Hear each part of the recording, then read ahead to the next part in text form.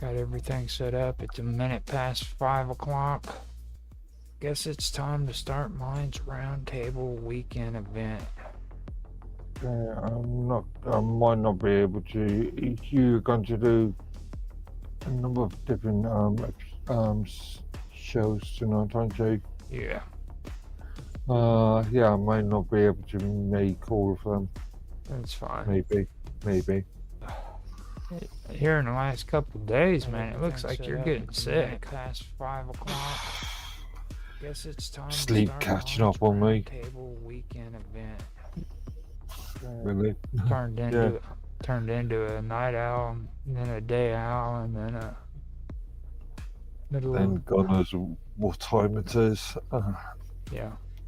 I got I got a message from Nancy asking what time we're doing this, so she might actually come in. I Okay. I don't know for sure. If she does, then we're gonna have to figure out how to keep V away from her if he decides to come in. So hold on. Yeah. Okay, it's all set up. I thought I heard a voice.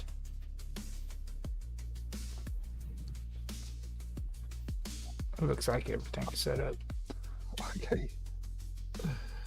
Voice from unknown. Make sure. I keep getting annoyed with this because every time I go to switch and check other things, I get a black screen, and that really annoys me in editing, so I get frustrated. So, What's tonight's talking points? well, uh, Anne wanted to discuss Rumble and Tether's launch a crypto wallet for creator economies and on Rumble. I pulled up the Yeah, sheet. it's true something. Yeah. Hasn't this been going on for some time though? It just started actually within this has they've had a Okay, this th- has, yeah, but haven't they experimented in this yeah area before? they've had this experimental. That's what I was getting ready to call it, an experimental coin, a mysterious locals coin that Right. I have no idea what the hell that is yet, and I'm slowly Yeah, built. that's a coin or is it a token? I don't know. To be honest with you, I have no freaking clue what it is.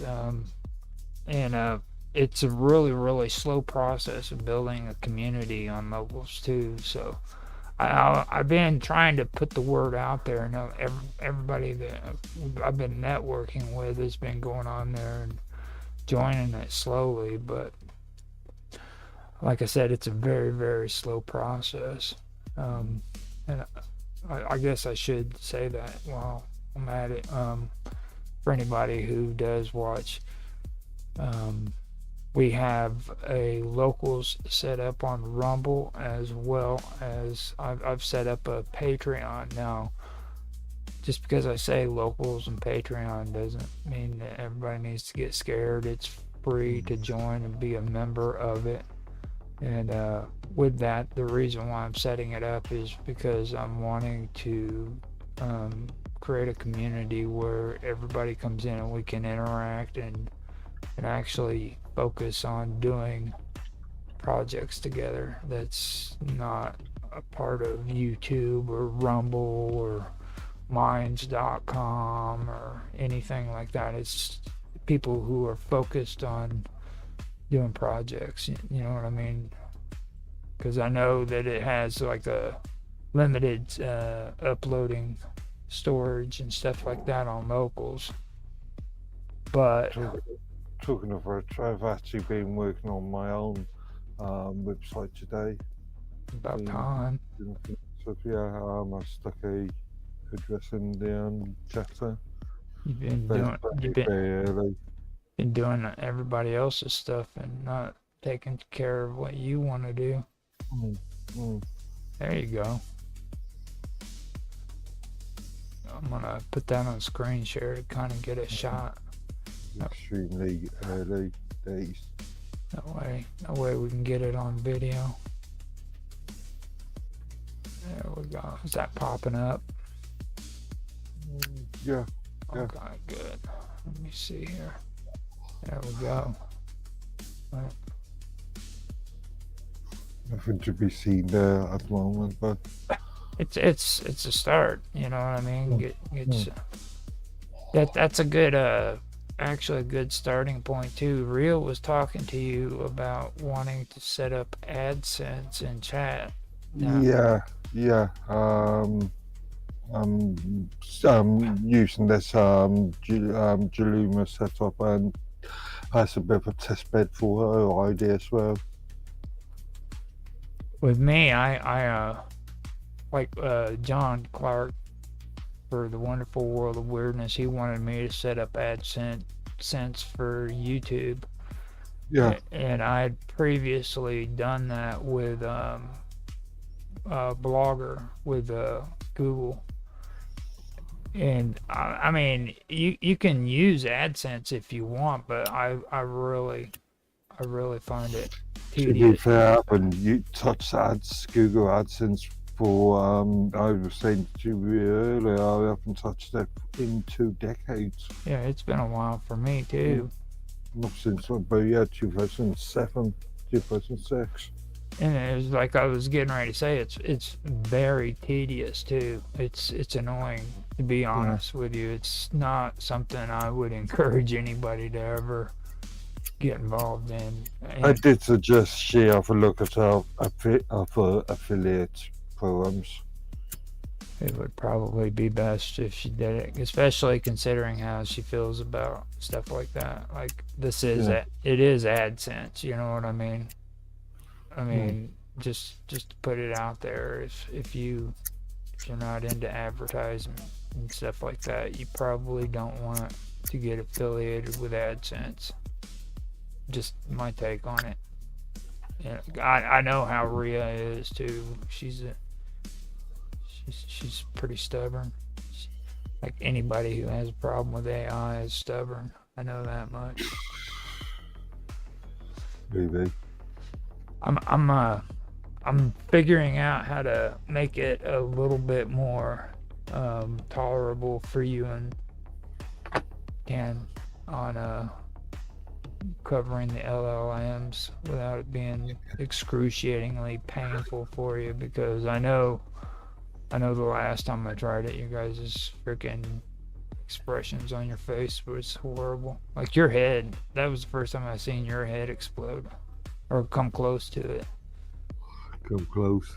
You know, because I finally figured out what triggers you though, because like I have a feeling that you and Tan have like these horrible memories of college days where you had to sit through classes on this shit, like parsing trees and things like that. So Not really process. No, not really. Not really. linguistics is what I'm getting at. Like you guys really not, and you like you have this embedded hatred for freaking LLMs, and I can see where it's coming from. I think you've had experience with it and you don't like it. We've all had experience with LLMs by now. I'm talking about linguistics. What linguistics? That's I've had experience with linguistics. Well, that's what LLMs are all about, like the parsing trees and all that crap, and it gets really annoying. Yeah. You know, Yeah. and symmetry and complexity, and that's something that I want to bring up on the third thing, because I started out last year talking about algorithms at the end of Weird Science, I guess. Uh-huh. And Using you. oh, can you hear me now? Yeah.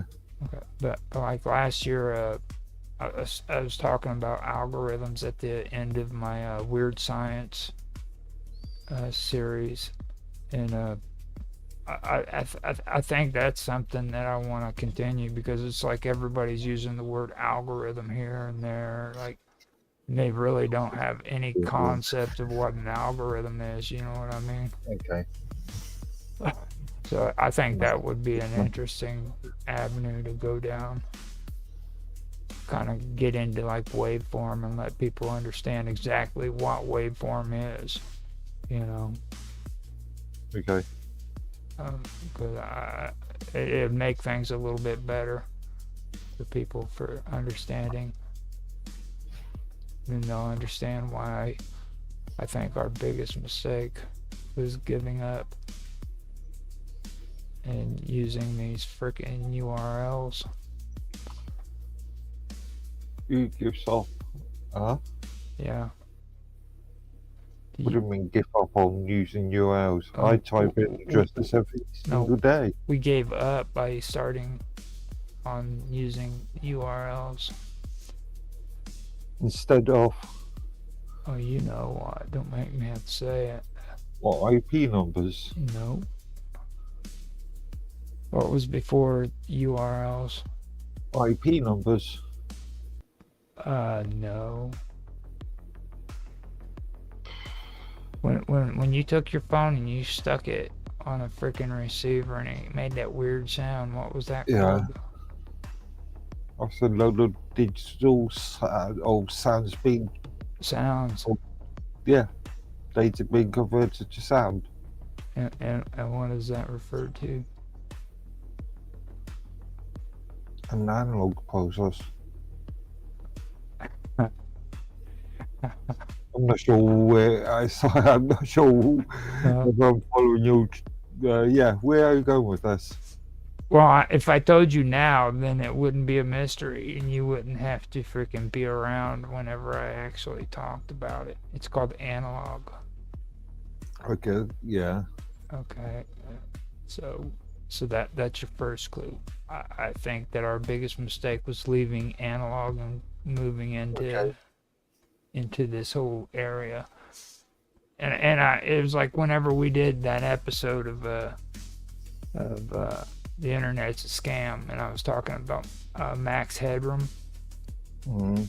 Okay, he's a good example that mysteriously, like the supposedly greatest hack that was ever performed, happened, and that's whenever ever they started really. That was during the time period when they were cracking down on like um, internet freaking regulations and shit like that. You know what I mean? Yeah. And to this day, nobody's ever freaking caught the freaking hackers that were behind the freaking Max Headroom hack. I think it was a big freaking scam. It was a publicity stunt done by these politicians so that they could endorse freaking these freaking bureaucratic freaking guidelines that were set down. Okay. You know. And I really think with analog, we could have gone farther if we would have freaking furthered it and continued in that direction. You know, everybody talks about being freaking spied on and censored and all this crap. If it was still analog, that wouldn't be happening. Huh? People were spied on during the days of using copper cable and Well, I mean, people have CB radios and freaking ham radios, yeah, and you know what I that's mean? still a popular hobby. Right, you know. Freaking it would be more opened up. You know what I mean? Less censorship. I know ham is censored by the FCC, but In the US you know, but and FCA in the UK, not FCA. mhm. Can't remember. But yeah, But like if we would have, I seriously believe if we'd have stayed in that direction, it would have been a better freaking environment than what we have now. And like Dave Kelso was talking about back then too. I think he came in on one of our shows and was talking about it. You know, where When you have a freaking connection, as soon as you're gone, the information is gone. I thought that was actually a pretty cool idea right there too. I forgot which program it was back in the 80s they had. It was the 80s or the early 90s. I think I forgot what. I wish my computer didn't crash because I could have pulled those notes up. You know, everything is gone. Mm. This is almost as bad as freaking when Facebook did the notes when they deleted all the freaking Facebook notes. I had everything. I had everything on there, dude, and it's like all of it's gone. And then they said, "Well, we can send you a freaking copy of it and everything." You can't send me that much information. Why not? I had everything, dude. Everything. I'm talking. I had a freaking library that would make freaking Mr. Robot cringe, dude. Okay. You know what I mean? Like the stuff I did in Esoteric Agenda was just the tip of the iceberg. I mean, I had so much stuff. I've just now, after 2-3 years, gotten just a tip of what I had going on, like with neuroscience Mm. and biology and the internet, and then like the new stuff with AI incorporated into it. So like wetware, how we went over wetware. Yeah. All of that stuff, man. It's just I had all that stuff all done. The research was laid out, everything, man, and freaking Facebook pulled that shit. I put it all on Facebook.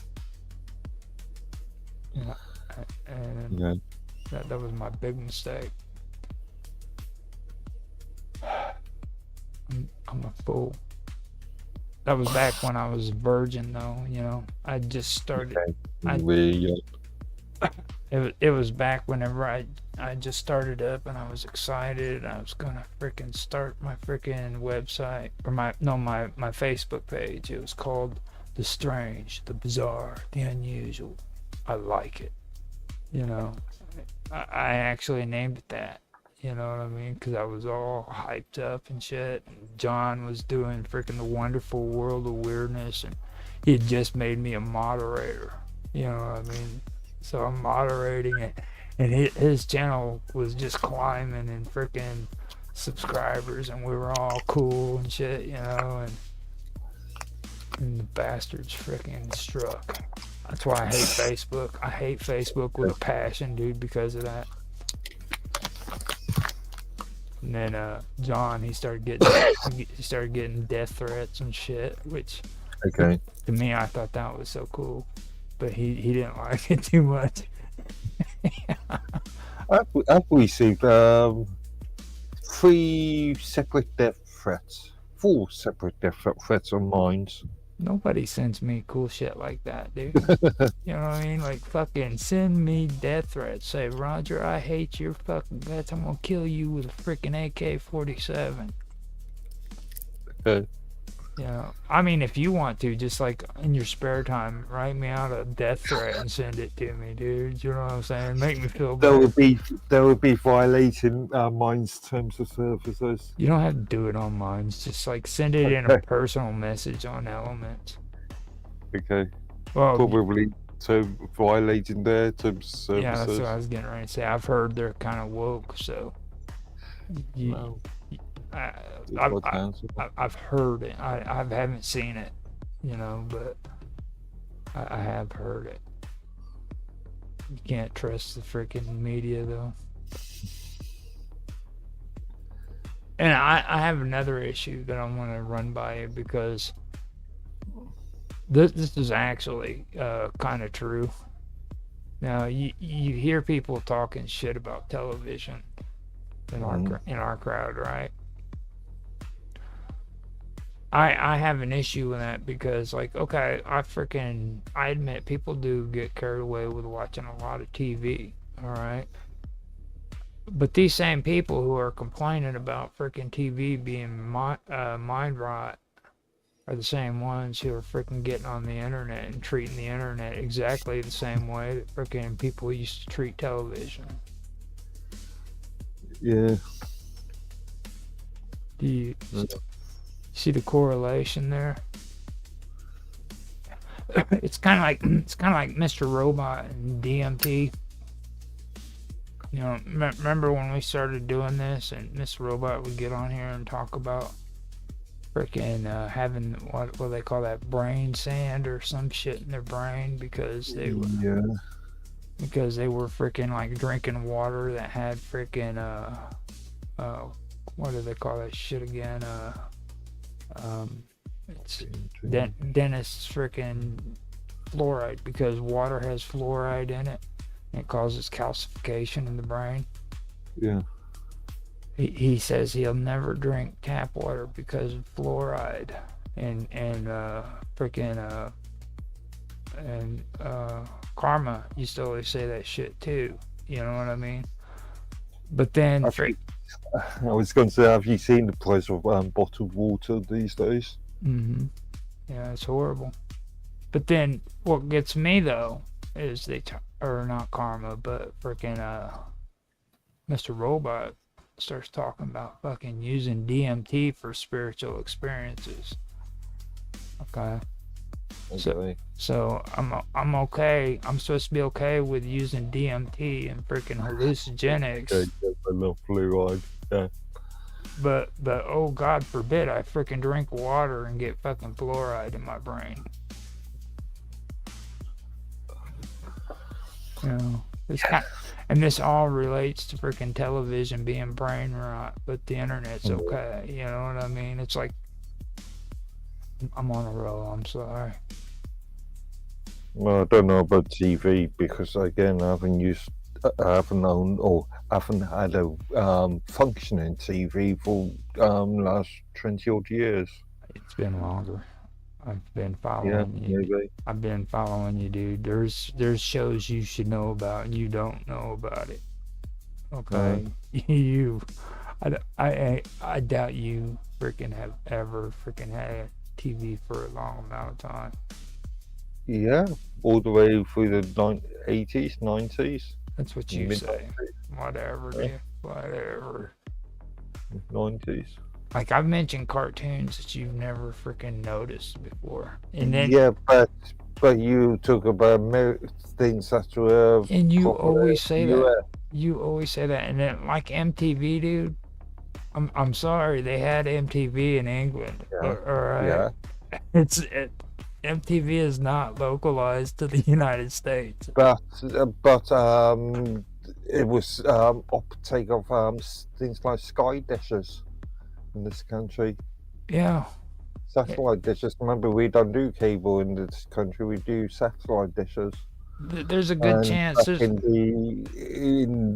wasn't satellite dishes once overly popular until late 80s, early 90s. Same deal here. Freaking satellite was real popular in the United States. It just lost traction. It's like to this day you can still put a freaking huge satellite. It's because of your cable network. I think C-SPAN is still freaking free on satellite, isn't it? I don't know. We got US market.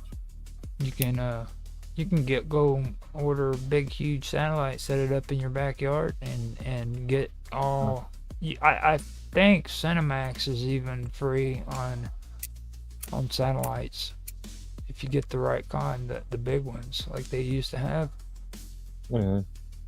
I think you can, but it was the same way here too back in the 80s and the 90s. It's just they stopped freaking. Well, they learned how to monopolize it, make money off of it. Yeah. You know, we go back to the analog, the good old days when people knew what the hell they were doing. You know, they had to feed into the corporate freaking branding and the censorship that comes with it. The URL. Mm-hmm. You remember what the URL stands for, right? universal resource locator. That's right. Resource. Yeah. You're a locator. You're a resource. No, you're locating resources. Mm-hmm. You're just a resource. Okay. That's it. You are a resource for freaking people to locate with the URL. Yeah. It is so crazy that ever since I started talking about that, I get freaking these ads on YouTube where freaking they say, do not add this or do not allow this to be added at the end of your URL. Okay. Isn't that crazy? You can actually tell where people get information from by just reading their URL. Like if you go and you do a Google search Yeah. and you freaking want to post that so that somebody can see your Google search, they can literally track where you found that information at on the Yeah. URL. But I've been getting these mysterious videos on YouTube ever since I started talking about that. Okay. I'm guessing it's because of AI. Okay. They've been tracking me. Yeah, it was all the CIA and the FSB. No, that's Mr. Robot. I'm not like that. That's Mr. Robot. Let's just end the Mr. Robot foolishness. Hmm. Well, we've been able to fill up a half an hour, so that's good. And No sign of time. I didn't even hit record on the thing because like usually this is the general direction that it goes. And Dan doesn't show up until about 6 o'clock anyhow, so. Just another half an hour. This is usually where me and you bullshit before anybody comes in.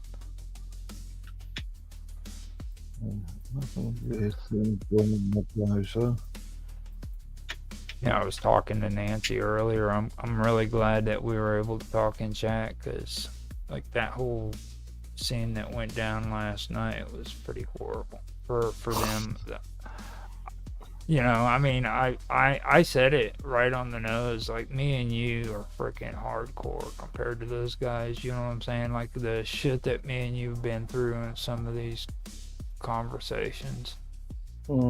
Like poor Mark, dude, looked like he was gonna have a heart attack and shit. You know, have a stroke. I'm like, oh my god. I mean, DK was something else, but like the way freaking that shit played out with freaking MC, I was like, oh my god. Nancy and freaking Raph started going freaking nuts. That was worse than when they called me a woke son of a bitch. You know, you were there for that, dude. Yeah. Yeah. And it's true, dude. Freaking, I mean, you look at it. I let that shit roll off like I got skinned from an alligator. You know what I mean? These guys flip out and start fucking acting like gorillas in the fucking wild and shit, you know? I felt so bad for him. I was like, wow. And I've only been doing this kind of live stream with other people for like, what, 2.5 years? Something like that. You know what I mean? Fucking, they've all driven me crazy. You know, like the other night with V when he started talking about Farrakhan and shit, and we got into that fucking thing. He flips out, goes into freaking chat, says, y'all don't know shit about fucking history. Fuck all y'all, you know. I get in the chat and I go, what the fuck are you doing? I was like, get the fuck back in here, dude. You know what I mean? he's gonna bounce and fucking be all pissed off and shit. You know what I mean? It's like we don't do shit like that, right? Get back in, fucking have a conversation. Don't be acting all crazy and shit. You know. And we finished the conversation, and everybody got along. Afterwards, now we can't get rid of me. You know what I mean? It's like fucking that's the way for. I mean, I don't like that kind of stuff. I felt unsettling, or it felt unsettling when I did Untethered with you guys. But I'm glad we did it, you know, because I think we freaking grew thicker skin from it. At least I did. You know. Now I have no problem with calling everybody Nazis. I enjoy it, you know. And I've come up with a new gimmick. Now, I've come up with this, okay? Freaking people call you a Nazi for one reason and one reason alone. You know what that is? Because you're a fucking Nazi, dude. You know what I mean? It's that fucking simple. That's the You're called a Nazi because you are a Nazi. It's because you're a fucking Nazi, dude. You know what I'm saying? Read books and shit. It's not fucking like a bunch of people saying you're a fucking Nazi and shit. It's because you're fucking a Nazi. Define Nazi. Go read a book. You know what I'm saying? I was talking to a bunch of Buddhists the other day, and one dude made a comment that that freaking they were Buddhist Nazis. Okay, and just you mentioned that, yeah. And just before that, freaking they put up the freaking Iron Eagle. Okay, and there's a history behind that goes back before the Nazis. Yeah. All right. But at the same time, every freaking concentration camp that had Jews in it freaking had this sign up in front of their freaking camps with that symbol. You know what I mean? So, like, these people's rationale was because there was a history that was before the Nazis, freaking, it's okay to freaking use that freaking as a symbol because it had a history before that, you know? So whenever freaking the conversation about Nazis come up, they go, well, this goes back even before freaking the Nazi regime. That's well, it's in Hinduism, the swastika is refers and it's meant to be a symbol of peace. Yeah, but the Nazis switched the direction of it, and they did it intentionally. But try to tell that to a Buddhist, and they get all unhinged and shit. And I had to clear it up with Otto about the whole, because I told him that most Buddhists that I've met are either gay or they're freaking mean, you know. And mean Buddhists isn't a bad thing, is one thing. Because like the first encounter that I had with mean Buddhists was a friend of mine in AA when I was in the 12-step program in Evansville, and he was a Vietnam vet. He had a lot of issues that he had to deal with, and when it came to religion, Buddhism helped him, you know what I'm saying? So freaking, he was a grumpy, freaking old, mean, freaking Vietnam vet Buddhist, you know what I'm saying? So whenever I freaking remember Steve, I remember freaking a Buddhist that freaking would hit me in the head with a freaking big book or a fucking pamphlet or a pencil or freaking something like that whenever I was freaking saying something stupid, you know what I mean? Just tap me in the forehead with it. Like, shut up, dude. You know what I mean? Fucking those are mean Buddhists, and you know. And I've never met, Otto's the only nice Buddhist I've ever seen or met. Okay. And the gay thing is like pre-AA. This is back when I was drinking and doing drugs and living in California. It was like those are the trendy Western Buddhists who thinks being gay and freaking doing shitloads of drugs was cool. You know what I mean? And they were either Buddhists or they were like freaking transcendentalists or they're part of the Theosophical Society, Yeah. running down and getting Scientology books and shit. Okay. So that's where the gay part comes from. Does that mean Mr. Robert's a Buddhist? No, he believe it or not, I've had conversations with him. He's more of a Hindu. Okay. He's more into Hinduism than he is into Buddhism. He doesn't have that structure that the Buddhists really need. I, I don't think he could cope with being a Buddhist. It would he'd probably he'd get unhinged. If it would have been become unhinged. Oh, that was English sarcasm, right? That's true. Well, I mean, at one time I thought Mr. Robot was like a really spiritual guy until I started paying attention. Like he's pretty freaking unhinged. You are right there, dude. Like everything he says is about those dirty Jews. Talks about those horrible dirty Jews that are just Everything, most things. I haven't seen a post he's made that didn't have something to do with the Jews. Okay. Have you? Oh wait, here lately he's been bad mouthing Tan about the Catholics. Okay. Sorry. Oops. I forgot about that. Fucking horrible. And then Tan, he just sits there all night long, dude. I come in there on the chat, and they had like freaking 98 freaking comments, dude. Yeah. You know what I mean? Sometimes wonder about some people, and if they've got worse sleeping habits than I have. Oh, I don't. Yeah. I think the cold weather is fucking with you because it's messing with me too. Last Wednesday, I ended up sleeping through half of Nancy's show. Got Okay. up. I was able to. Yeah. Yeah. I was able to come in and freaking do the last hour with them.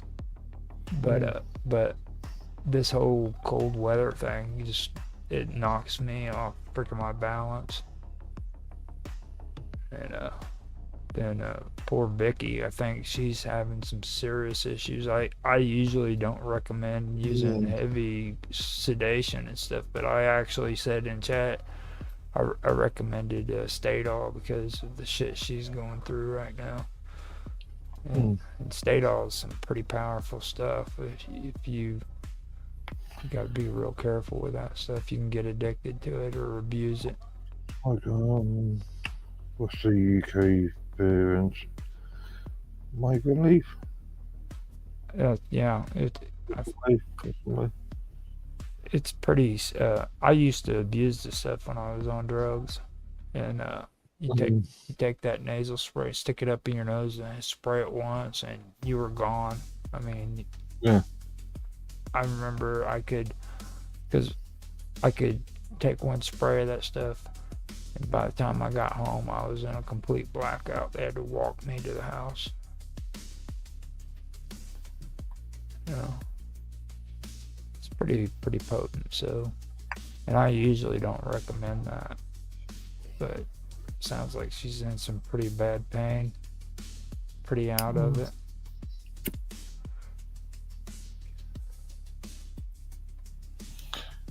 I don't know. Must this been the second week that she hasn't turned up? I think. Yeah, she did in the last week, didn't she? Yeah, I told MC. He commented on Otto's show Automatic Pilot and said that it was good, and I told him, I was like, I thanked him for it, and I also said asked him if he was all right, and I invited him to come on the shows anytime that he wants, and the offer stands, because he's a pretty good guy. The only thing is the point of views that that he has. I mean, I have a common view in a lot of ways with him. You know what I'm saying? But like when you're around people who are real hardcore nationalists, they they don't they don't like hearing that stuff. You know what I mean? Um, Called nationalists. Well, I mean that's what I'm gonna start calling. I can't continue to call these people conservatives. Not that not now that I know what a conservative really is. You can't call these people freaking conservatives. That's a desecration to the freaking word. It really is. Now, don't get me wrong. Like classic liberals fought against the conservatives for independence here in the United States. You know what I'm saying? Mm. So by definition, classic conservatives and or classic liberals and conservatives are freaking enemies. But also freaking nationalists. That's a serious deal. It wasn't back in the day, you know, like George Washington and the cherry tree kind of stuff. That's a completely different thing than what we're talking about today. You know what I mean? Mm. Especially in the last 100 years, it's just completely freaking outrageous. I was, Yeah, but you keep forgetting the US is built upon immigration. yeah. Um, but Europe isn't. UK isn't. So you've got to consider that the form of what you call nationalism Well, see, within nationalism countries. nationalism is more freaking it's more prevalent in Europe than what it is here. Yeah, because we've had our countries for hundreds, thousands of years. You guys have you guys have developed your societies on nationalist ideas within the last 200 years, though. Mm. You know what I'm saying? Like what you guys and what you guys call like liberalism, okay, is like completely different than what it is here in the United States. I had to really grasp Yeah, on. that's why I always talk about classical liberalism whenever but it makes that mistake. You know, like they think that it's uniform or uniform all around the world, and it's not. You know, like you guys believe in a parliamentary government, whereas we tried to stay away from parliamentary government. You know what I mean? That we had people that infiltrated and was able to get away with a little bit of it, like our Senate, the vice president is appointed by the president to be the leader of the Senate. You know what I mean? And that has a little bit to do with parliamentary government because you guys allow your prime minister, who's appointed by the royal family, Mm. to appoint the freaking House of Lords. You know what I mean? And then when you take a look at our Supreme Court, we do the same thing with our Supreme Court. They're appointed by the president. Yeah. You know, so We just don't call our elected leader chief and commander. commander in chief. Whereas you do, it's that mentality. We treat our public as public servants. You treat your public servants as gods, as celebrities. Well, I wouldn't. You guys treat your public servants like they're well, the House of Lords, they're your elites. They're the ones who were your nobles back before you turned into Not in all cases, but yeah. you know what I mean? Like they actually get appointed because of ascension. Yeah. You know what I mean? Like they're usually appointed because their families have a lineage that goes back to the frickin' the nobles. No, these days there's actually Labour's trying to push through a bill at the moment to put even more Labour members into the House of Lords, and No. yeah, so it's since Blairism, the House of Lords has become much more cronyist. That makes sense. Oh, cronyism is it kind of Yeah. a it's kind of a cliche. Like I find that kind of well, kind of like the Koch brothers. You know what I'm saying with libertarianism here in the United States, like the liberal uh the Libertarian Party here is Mm, just like the Koch brothers owned. You know what I mean? Like yeah. Yeah. they're just as dirty as freaking any of the freaking wokesters or the freaking Democrats. You know what I mean? But people turn a blind eye to them, you know, because they pay the bills and they keep their Mm, mouth shut. You know what I mean? Like the Libertarian Party wouldn't freaking exist if it wasn't for the Koch brothers. mm, You know, and they they have a deep rooted freaking hatred for the Koch brothers.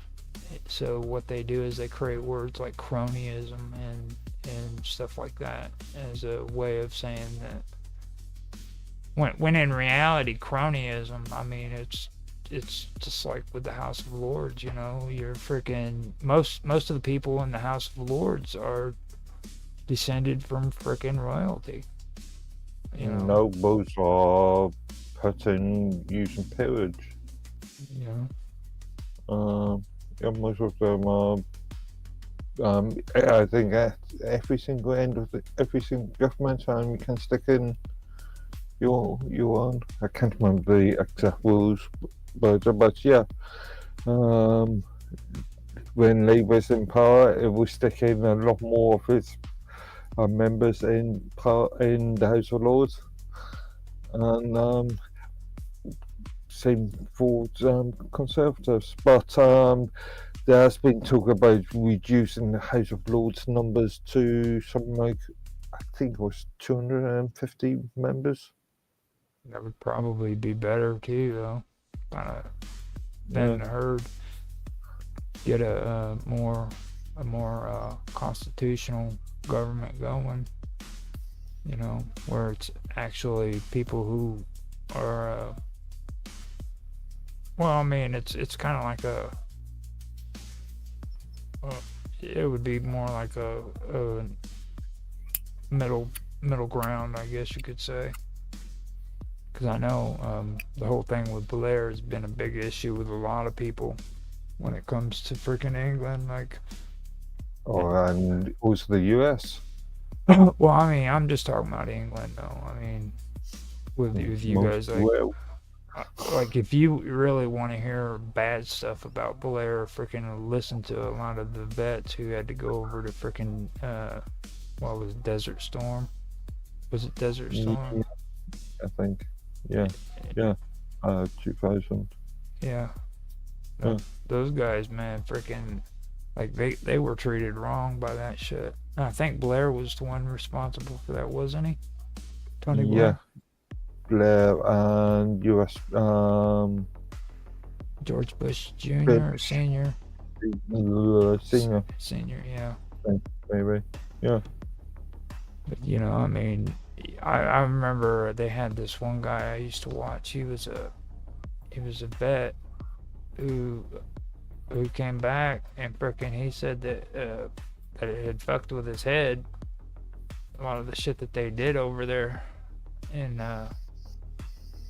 he uh he did a whole freaking series on YouTube back in the day about it, how it had messed him up. And next thing you know, man, I started hearing all this other stuff about a lot of the people over in England that had problems with Blair and putting them into that conflict. You know, apparently it was worse on the English than what it was on us because, I mean, the United States militarily, we would rather just bomb the shit out of you and then come in with troops after we've demolished everything. So Yeah, just trying to remember the stories of deaths. That was again, it's so long ago now. I can hardly remember. Yeah, I was like maybe what was it? I would have had to have been like in my early 20s, maybe 17 to my early, maybe 20, somewhere in there. 2000, what's you, 26? You'd be older. You'd be older. Yeah, I'd be older. Wait, it was. Yeah, my brain's not working either. Can't do math. That's horrible. We've done absolutely nothing about this Rumble thing. Yeah, that's why we needed Tana to give us a.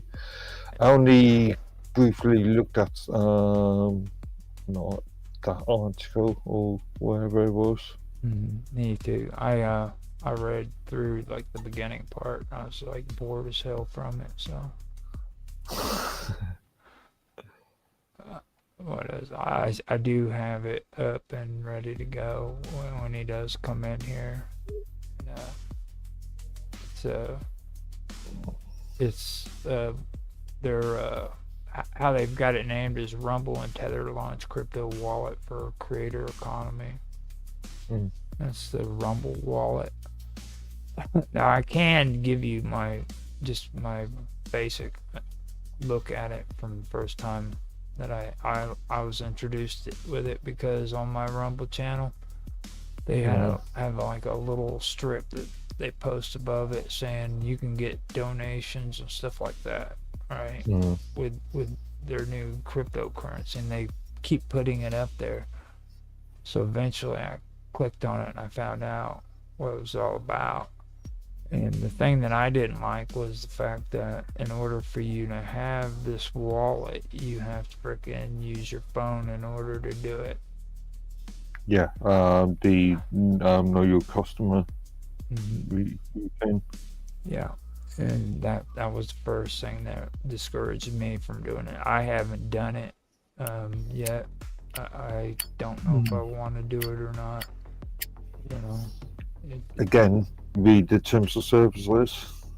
I don't even these days, man. I know the signs whenever I know the bad signs. Like I think Rumble was the last straw for me. You know what I mean? Like the very deceptive ways that they're trying to get people into doing the whole Rumble premium shit. You know what I mean? That ended it for me. When I finally they gave me my notice saying that I'll be up with my Rumble premium. But you're a local user, aren't you? Yeah, that comes free. Logo is owned by Rumble, isn't it? Yeah, it's not very good either. To be fair, I mean it's not very good to be fair either. I'm just giving people an option if they want to go to locals or they want to do Patreon or Minds, you know, whichever way they want to do. I'm not impressed with locals either, to be fair. And the thing about the premium thing is like whenever they first introduced it, they started talking about, oh, you can be monetized and you can do this and you can do. And they did exactly what me and John have been talking about changing the goalposts, except for this time they didn't have to change the goalposts. They just left the information out. You know what I mean? Like you're not told up front that in order for you to be monetized, you have to. Well, they tell you have to have premium, so you get premium. But then they tell you that in order for you to freaking get into this monetization program, you have to freaking get 200 or 20 hours, I think it is, of viewers in a month. And small content creators who are small that are just starting out can't freaking get 20 hours of freaking watch time from their streams. Depends on the content. Not without. Okay, not on organic reach. Right. So see, there's a difference between like reach, where you get Yeah. promoted, or where you promote your content, and then freaking organic reach. Yeah. You know. Now, if you pay into that system, then you freaking get more reach. But if you don't, then you rely on organic reach, and that's what I'm saying. If you are a type of person who has to rely on organic reach, and you have a small freaking channel, you're not going to be able to get 20 hours freaking viewership on anything. You're not even going to be able to do that on YouTube. And when I say small content creators, I'm talking about anybody who has less than 1,000 freaking subscribers. Okay, if you have less than 1,000 subscribers, you're not going to get that. And then they turn around and they did something on there where you have to be able to you have to have like 10 or 20 people actually talk in your freaking comment sections, Okay. or you don't get approved for the following month. They'll drop you. So that It's an ongoing monthly basis. yeah. So you're basically being you're To basically chase, yeah, chasing comments. yeah, chasing comments and freaking watch time hours and shit like that. And it's just it's not worth all that. It really isn't. You know, and that was something that I had to learn the hard way. So whenever I got the notification that my premium's coming to an end, I told him that I didn't want it anymore. I discontinued it, and I told him I felt like I was freaking lied to, you know, that they deceived me, and they beat me out on $60 or $100, whatever it was, but that's the last penny they're getting from me, you know. And that's the way I feel about it. I've gone through and I've done my reviews on all of these channels, from Minds all the way up to freaking X to freaking Rumble. I've done YouTube twice, and freaking I think I'm all right with it. Now BitChute, I wanted to do one on them, and I also want to do my one on freaking Odyssey. I haven't done one on. I was thinking earlier, and this is in reference to this website that I am making at the moment. I might take a copy of your or the Tech Talk episodes and stick them in a separate YouTube channel, YouTube playlist. That'd be good. Yeah, I can send you. I can send you the full downloads. Please. Yeah. So just tell me when you're ready to do it, and I can send it to you. Well, whenever you get a chance, so. Because I've got those available, and it was like I was saying with these videos on Minds. Now I don't know if they delete the videos for people who have Minds Plus, like, you know what I mean, or not. No. But if free accounts. now if because you and Tan have lifetime membership. Yeah. So in reality, you guys should be at least uploading them, because that means they won't get deleted. You know. Yeah. So I mean, it's up to you guys, but like I shouldn't be doing it. I don't even feel comfortable about having Minds Plus, to be honest. Right. Yeah. But I also want to integrate those videos into this. Yeah. So I also want to integrate my blog articles and Mm, Got yeah, that. the blog articles and the videos and wherever else.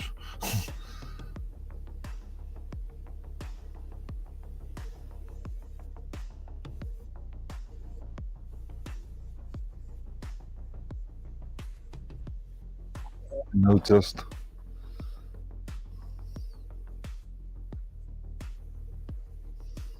Yeah,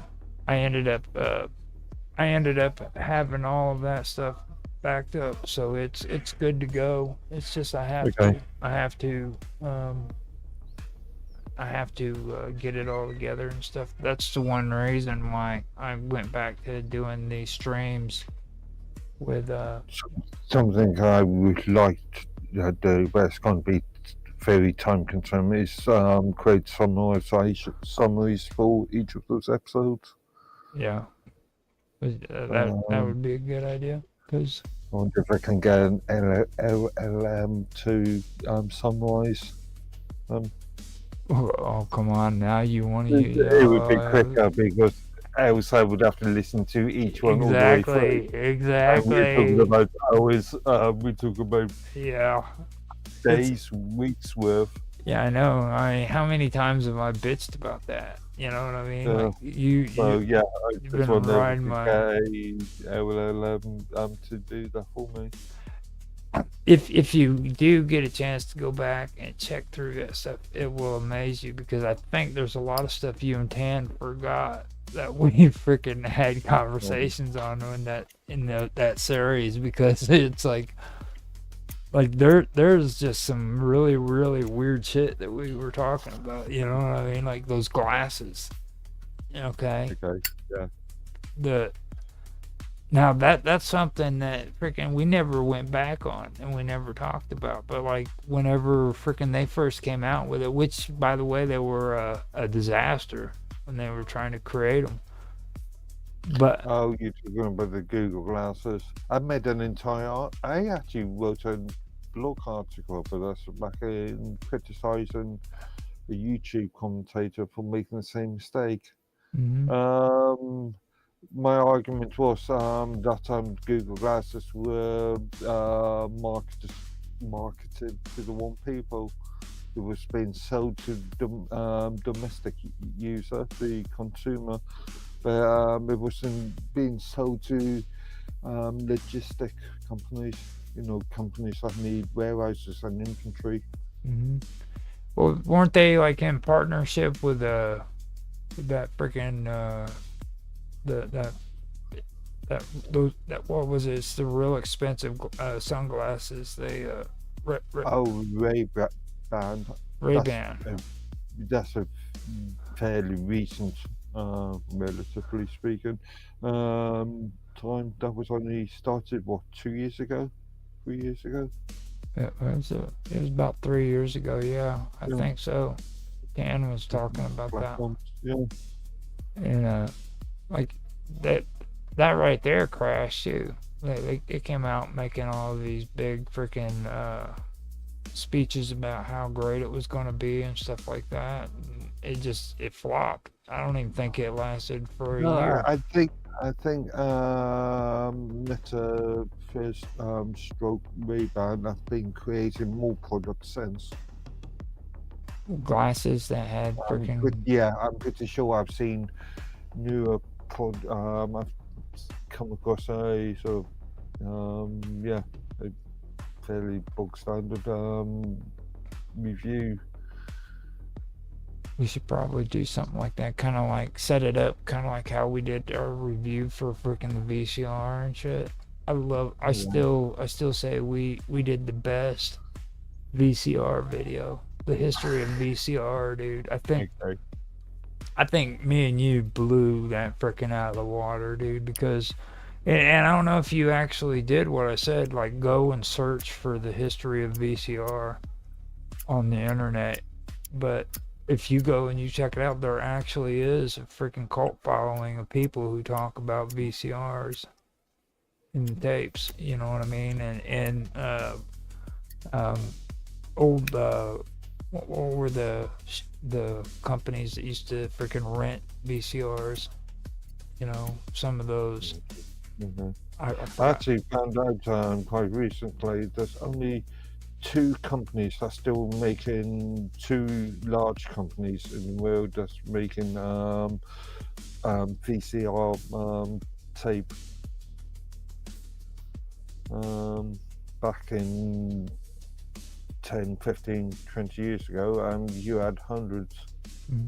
Well, for me, if they are still doing it, I have conditions to it. It has to be authentic. It can't be this digital shit. When I go and No, I it's all traditional.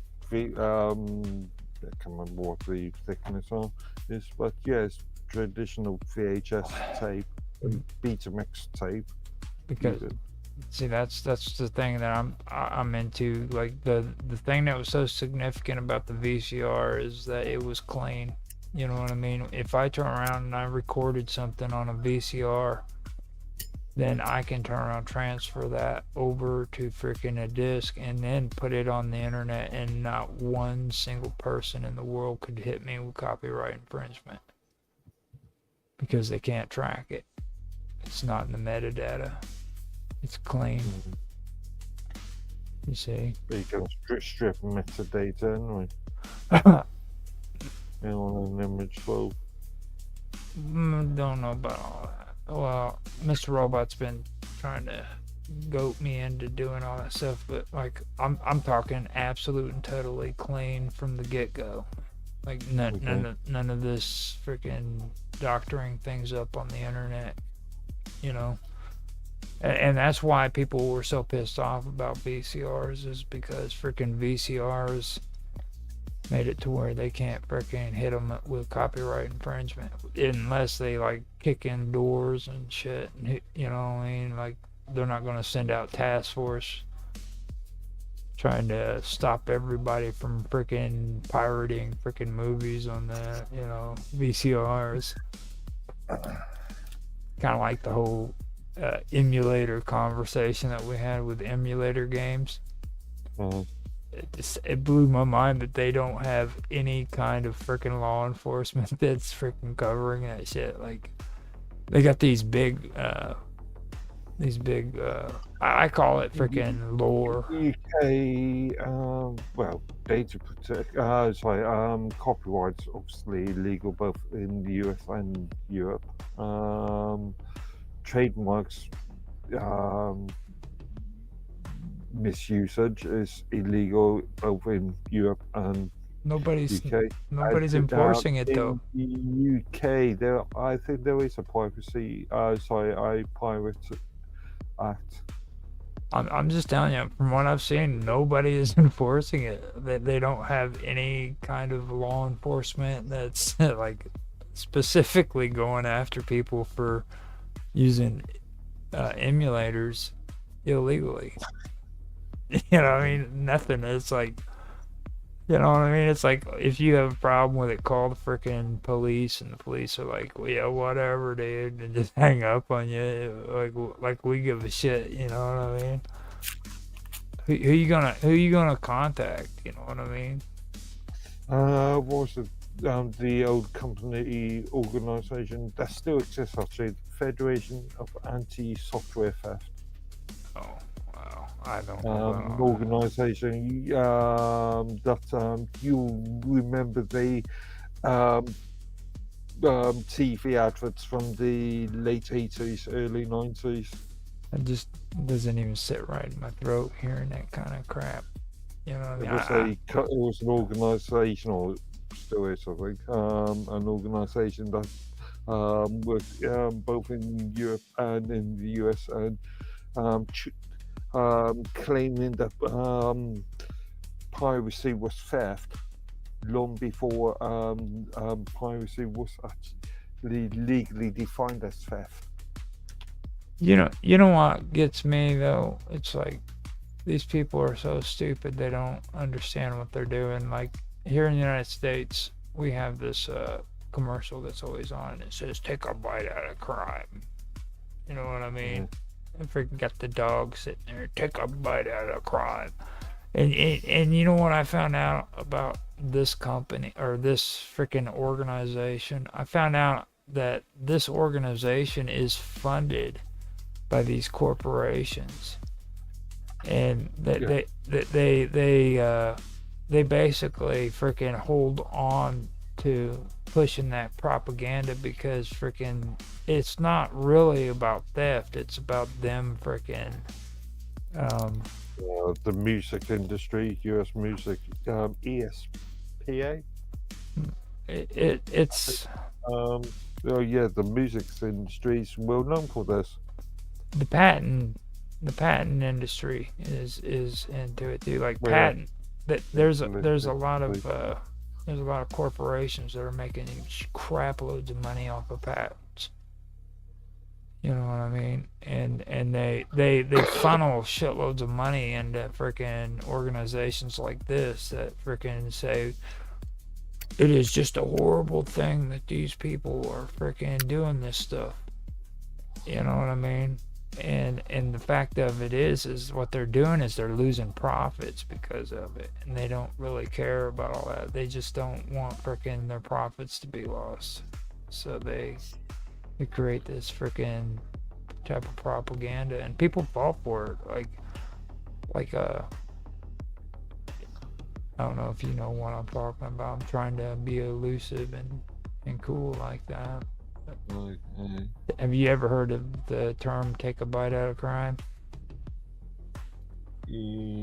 McGruff, Not common term. McGruff, the crime dog. Okay. That's the US thing. Well, yeah, I know. That's why. That's why I asked that because I know you Brits don't have anything cool like that. You know. Don't know what you're talking about. Well, you have watched the freaking one with the bear, right? Where he's freaking telling everybody to prevent forest fires. I don't know. So you guys don't care about forest fires either? Well, being warned by a talking bear. Yeah. Park Okay. ranger with a park ranger hat. Okay. You guys have anything like that over there, or do you just like let shit burn down? We got fire department. Well, I mean the London incident. I keep forgetting about that. That's nothing. Well, that's what 400 years ago. Yeah, and they're still talking about it. It's like freaking my god, man. Just stop. It's like freaking it happened like 400 years ago. Why are you still talking about the London fire? You brought it up. What was it, like 3/4 of the city was burned to the ground? Something like that. You know? And it's like almost as bad as the Chicago fire here in Illinois. Mm-hmm. No, the Chicago fire started because a cow knocked over a lantern. Okay. And I forgot what it was. I think it was kind of like that, wasn't it? It wasn't a lantern. I think it was like a candle.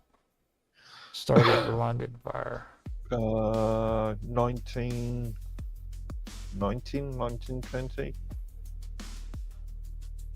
Yeah, like Yeah. it might have Maybe. not that. I get those mixed up because I get Chicago mixed up with San Francisco. And San Francisco was an earthquake that started it, but that one was pretty rough. That was back during the time when Mark Twain was around. So turn of the century. Mm-hmm. I always get them mixed up. OV didn't even show up. I sent him a message like he wanted me to, but I even tagged him all pretty like. Oh, but yeah.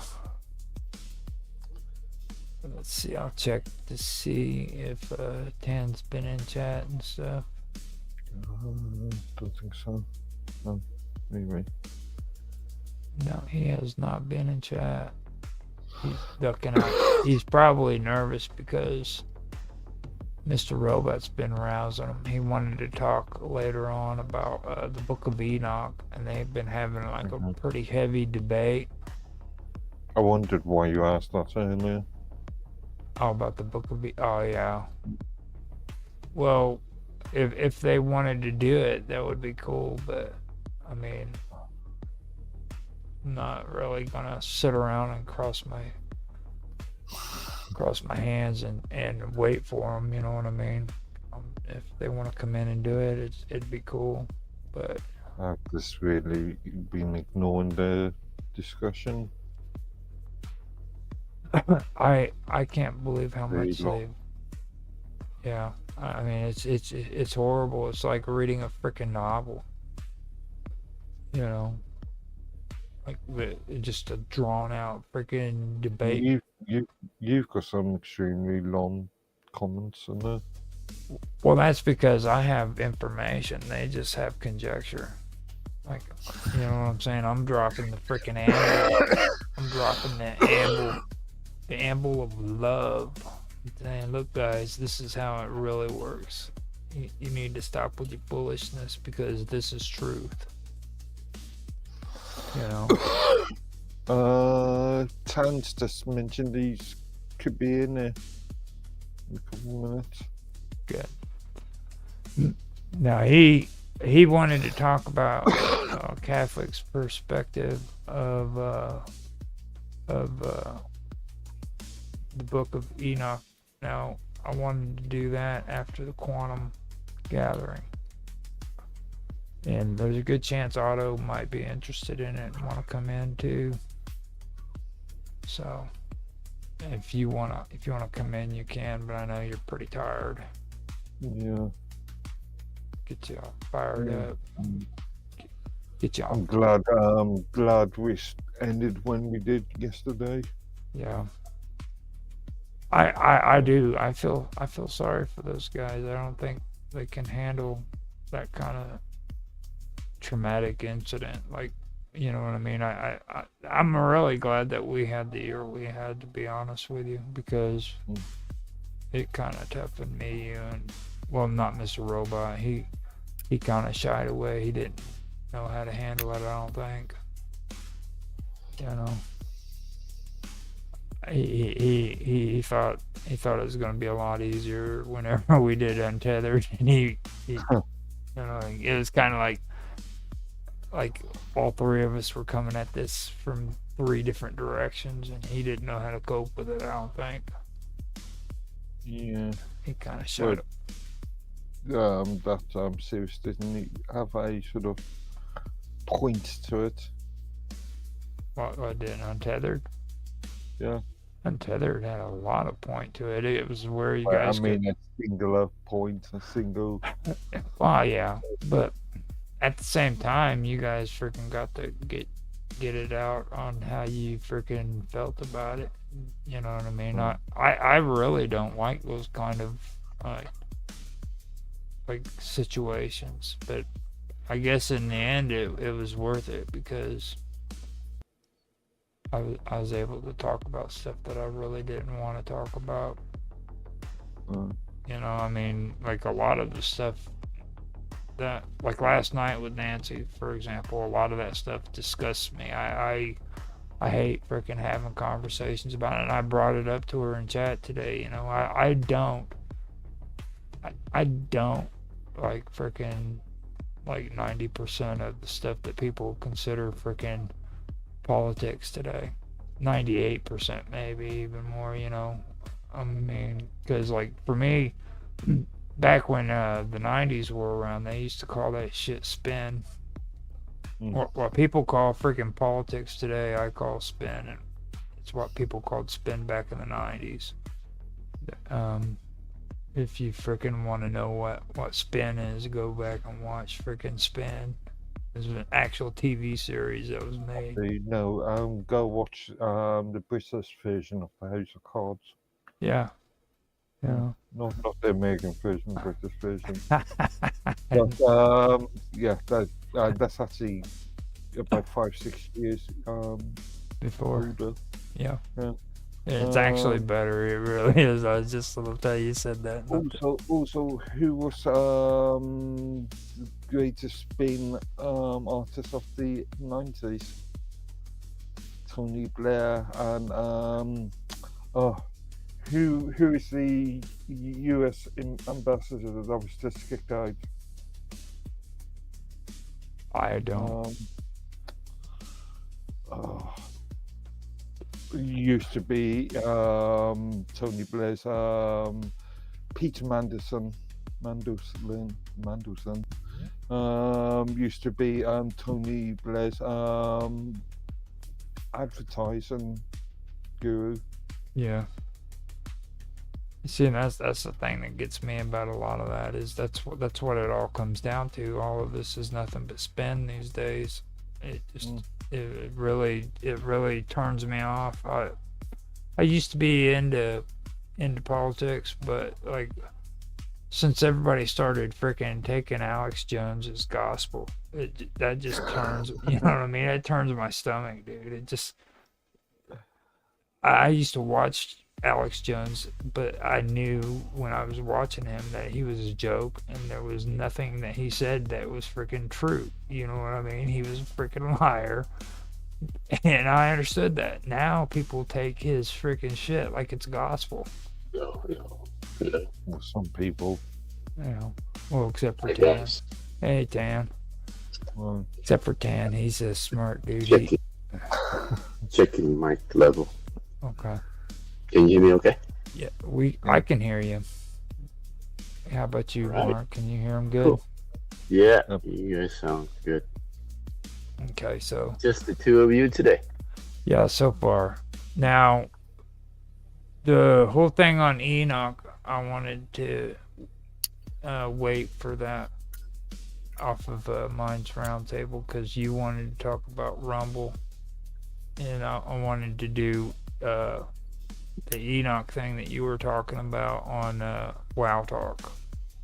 When would that be? That would be right after Quantum Gathering if you want to do it, because Otto actually sounded like he would be interested in wanting to join in. How far away? We can start it. I mean, I wanted to wait until I finish. Okay, so yeah, if you skimming through the book. if you want to hold But off, that's fine.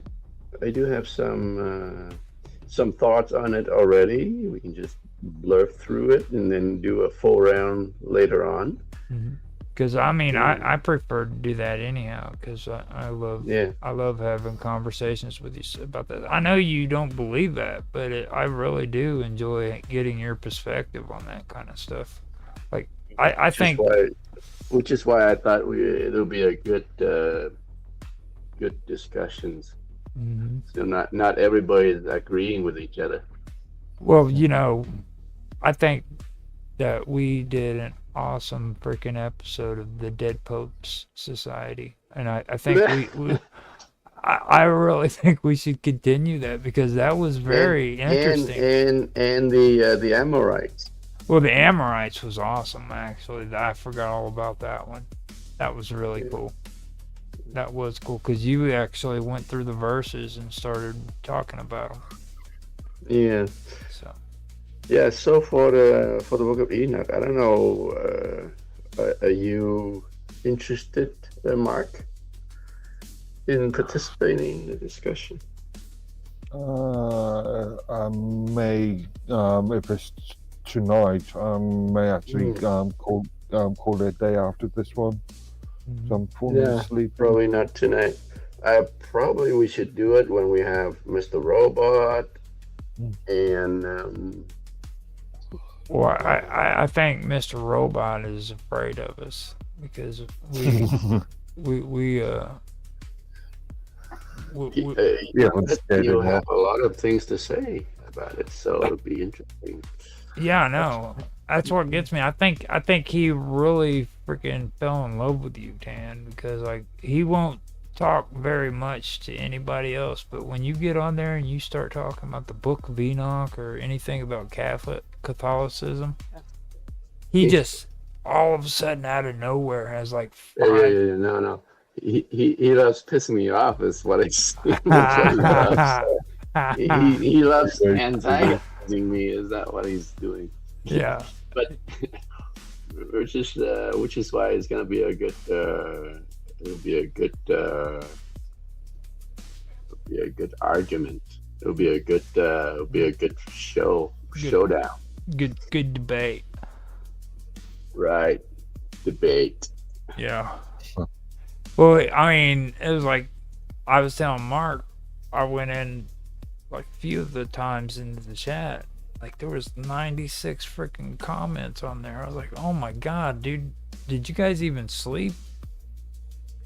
Oh yeah.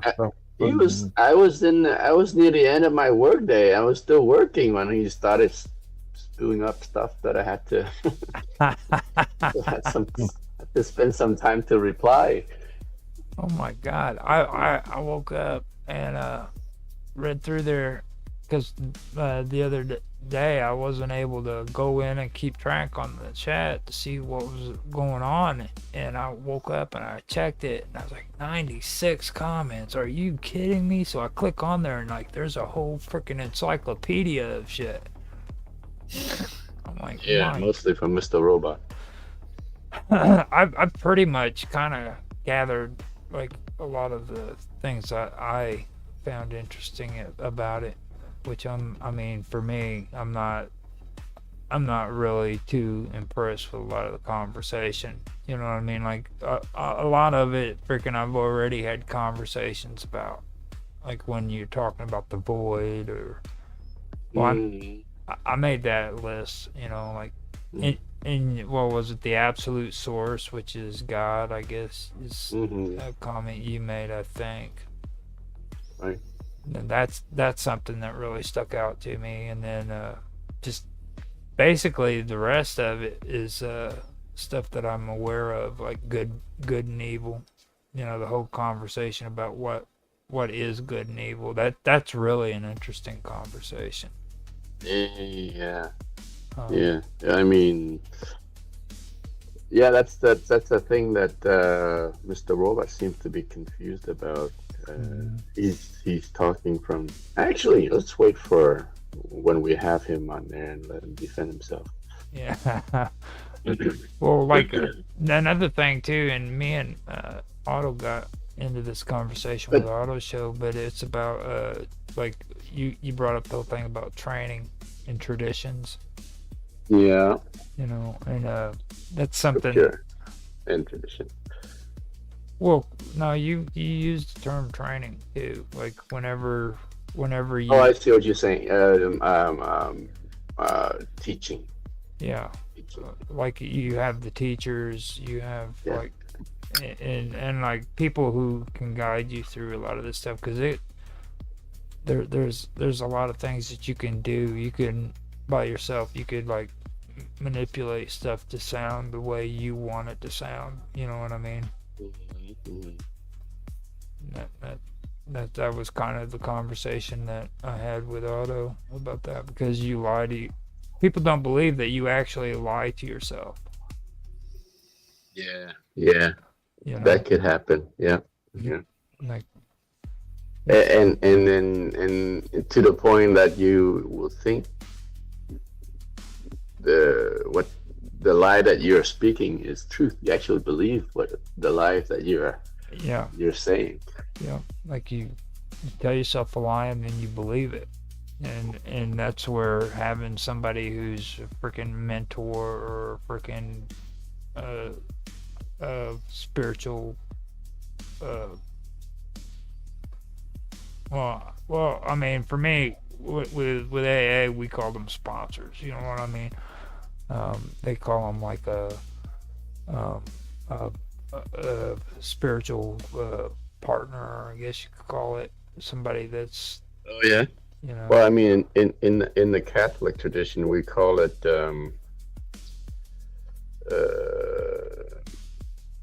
spiritual. Accountability jeez. partners is The, what. the word, no, well, I know what you're talking about with the accountability partner, but I'm thinking about spiritual advisor kind of thing. Yeah. Um, um, in the Catholic Church, we have crap. There's the technical term. Every Catholic, I mean, well, most or a lot of Catholics usually they have a spiritual advisor. Yeah. They go to seek guidance, spiritual guidance, Well, I know, like on TV, spiritual director or something. on TV, I always see like the couple going in, planning on getting married. They'll go to their church, and the church will have somebody sit down with them and see if they're prepared to be married and stuff. I know that Yeah, much. well, that's just a priest that that they consult for marriage, but that's only like a marriage thing, right? I'm talking about an ongoing thing. Oh, Somebody that you go to on ongoing. Isn't that really the same idea as confession? If you're The going to do confessor. confession, Yeah. Well, you no. Confession is this is a more consultative aspect than just confession, right? yeah. okay. Yeah, it's more like an advising role than just confession. In confession, you just go in there, you tell the priest your sin, and the priest forgives you, give the absolution, and then you go away. Sometimes the priest will give you some advice on how to avoid, falling again, kind of thing. But they don't have to, right? They, Right. they don't have to do that. They just forgive you, and then you go away. But yeah, the spiritual advisor is somebody who can help you. Like it's like the AA thing, Yeah. except that it's like an on for more than just. It's basically a spiritual guide, right? Well, see, with that, with what I've learned from it, like with sponsors, okay, we have what they call a fourth step and a fifth step. Now, the fourth step is where you write an inventory of your wrongs, and then you have to admit to yourself, another, and to the God of your understanding, the exact nature of your wrongs. Okay, now, what a lot of people have a misconception about that is they think that it's supposed to be like this huge thing that's supposed to freaking give you some kind of a spiritual awakening. But the truth of the matter is like you do have to admit to yourself, to another human being, and to the God of your understanding the exact natures of your wrong. Right. It's a process. Right. You know what I mean? And when you do that, it really isn't a matter of the person listening to you actually taking that stuff and giving you any kind of instructions. They can do it, but it's really a matter of the person doing the confessing to kind of get that burden off of their chest. Yeah. You know what I mean? Because you're unclean as long as you carry that around with you. At least that's the way I've come to understand it. You have to get that stuff out. You have to admit your wrongs to another person. Mm-hmm. I don't know. Catholics. Yeah, it's very very similar to Catholic confession, actually. Yeah, that's how it was explained to me. At least I had my sponsor. He was a pretty smart dude. He wasn't Catholic, but he knew. Well, there's a reason why it's similar. Do you know that the co-founder of AA was the Catholic priest? I know that Edward Dowling was a priest. Well, Dowling, he was one of the early members. The two founders was Bill W. and Bob, Dr. Bob. Now, Bill W. was a stockbroker, and Dr. Bob was a freaking, I call him a butt doctor, but I don't know the terminology for it. Um, um, Dowling came in afterwards, and he's the one who set up the clubhouses. And like there was an actual retreat that was in Ohio or Idaho, one of the two, and they would travel there by numbers, just like flocks and flocks of people back in the early days, and they would have this retreat of nothing but people who are alcoholics, and that's where all that started up. It's actually the history of AA is pretty cool, to be honest with you. Like, especially when they made it to Chicago. Like, Chicago is just a bunch of drop down, I mean, drunks like you wouldn't believe. You know, like What is that? well, Chicago is full of reprobates, and Okay. I mean, like, literally reprobates. You know what I'm saying? Like the the people who freaking used to run Chicago was just like horrible. You know what I mean? It was kind of like New York, and when you watch that movie, freaking The Gangs of New York. That's how Chicago was for the longest time. Um, and you've heard of Al Capone, right? Like that stuff wasn't fake. I mean, there was a lot of horrible stuff like the Valentine Massacre. You heard of that? The Valentine Massacre. Yeah. No. Yeah, it was. Well, they suspect Al Capone was involved in it, but Mm.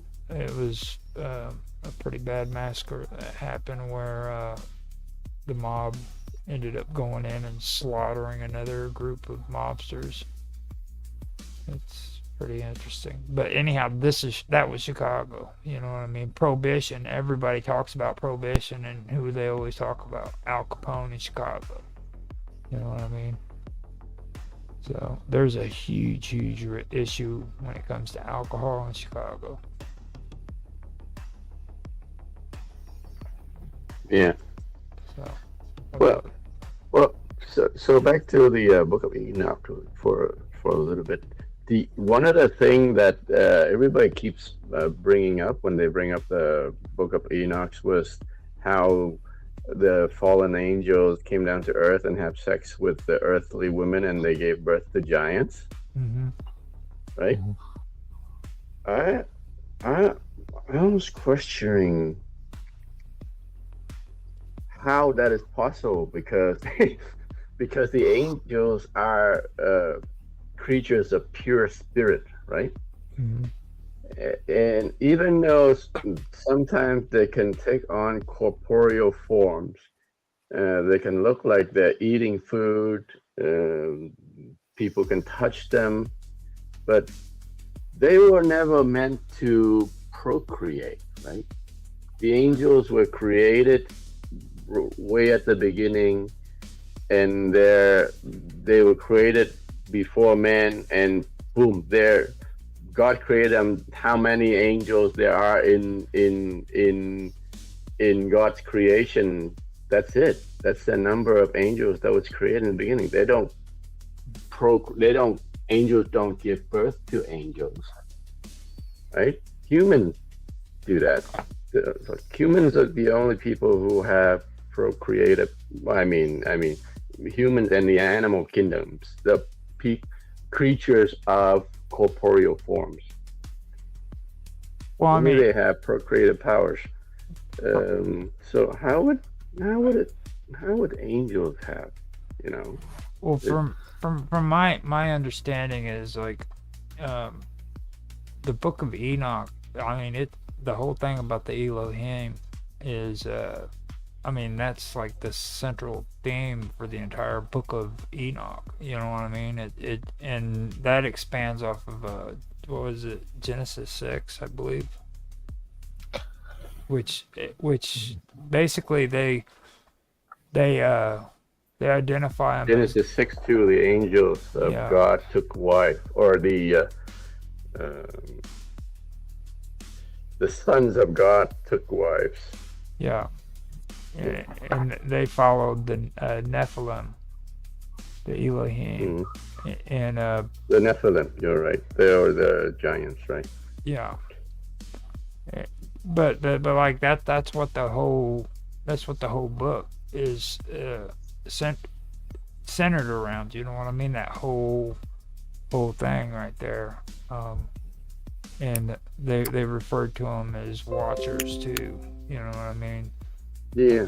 So that was another thing that really stuck out to me. Where and there's a huge debate over this stuff too. Like people freaking, especially people who are really religious, they really right. So do you guys see the am I making sense in my challenge to the idea that spiritual being can procreate with humans, right? How I mean, how can that be possible, right? You can't have it both ways though. Like if you go down that route, then you're going to have to accept a little bit of truth out of what the Gnostics say. It's that. With Jesus, I mean, that's kind of what Robot was alluding to. He never outright said it, you know what I mean? But that, I think he lost track of where he was going with that whole conversation. No, he was saying he said that like the Gnostic that says that claim that Jesus never incarnated, right? Right, that he was pure energy. He was pure energy, like angels pure energy. were. Yeah.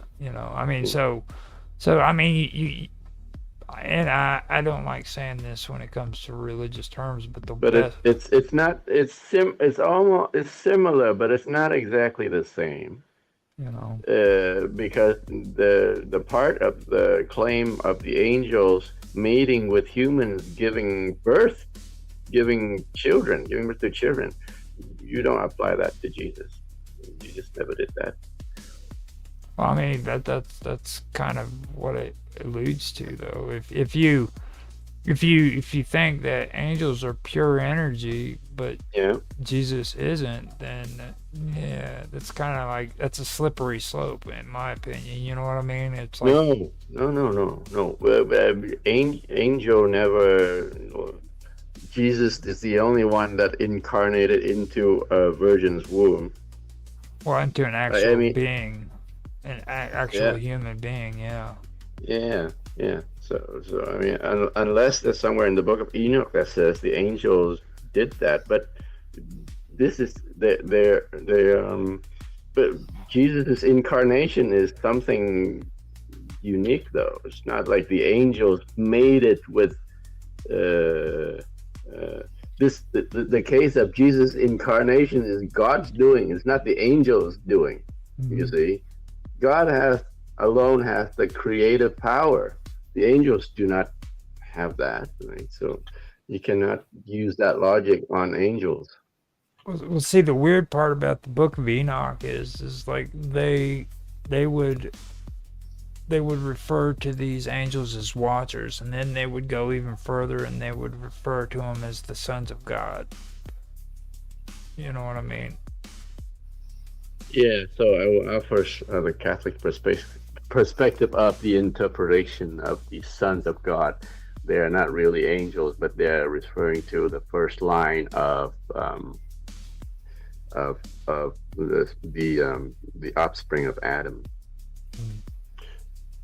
The lines of Abel, or the line of not Abel, the line that of the offspring after Cain left. So the children of man are like the sons of Cain, and the daughters of men are like the children of Cain, and the sons of God are the children of the generations of the children of Adam and Eve after Cain was banished.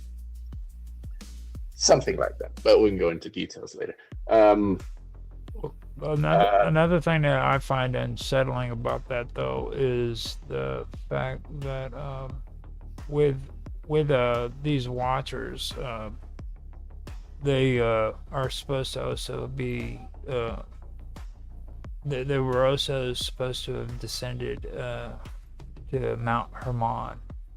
Okay. Okay. Now Mount Hermon is in Syria and it's on the Syrian Lebanon borders. Okay. Okay. Now that's very interesting because it has to do not only with like the Jewish religion and the Christian religion, but it also has to do with ancient worship. This goes back before Christianity and before freaking Judaism and stuff. You know what I mean? So there's a lot of stuff that's involved in that, and this also relates into my craziness when it comes to mountain worshiping. I do find that really interesting how there's a lot of mountain worshiping that took place back then, and that's where my whole side of the situation comes into play. Like there's things in the Bible that a lot of people don't recognize that's actually right there in your face if you're paying attention to it. You know what I mean? Yeah, sure. There's a lot of that. But it needs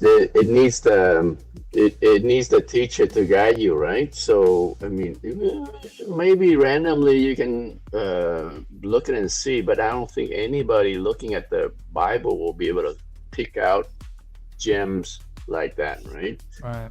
They might see stuff. They might go down the wrong path and see stuff that are very dark, like Mr. Robot. Yeah. well, I mean, they'll become cynical after reading the Bible. I see a lot of things cynical, like alchemy for one thing. A lot of people make it out like it was a horrible, evil thing, and a lot of these people who practice alchemy were very spiritual. For you to do the processes that were involved in ancient alchemy, your heart had to be as pure as the method that you were using. All the materials that you were doing with your alchemy had to be pure, but so was your heart and your intention. You know what I mean? Like they were very spiritual when it came to doing the stuff they did. You know, but they were vilified because of it. And when you take a look at like Jesus and turning water into wine, that is 100% ancient alchemy.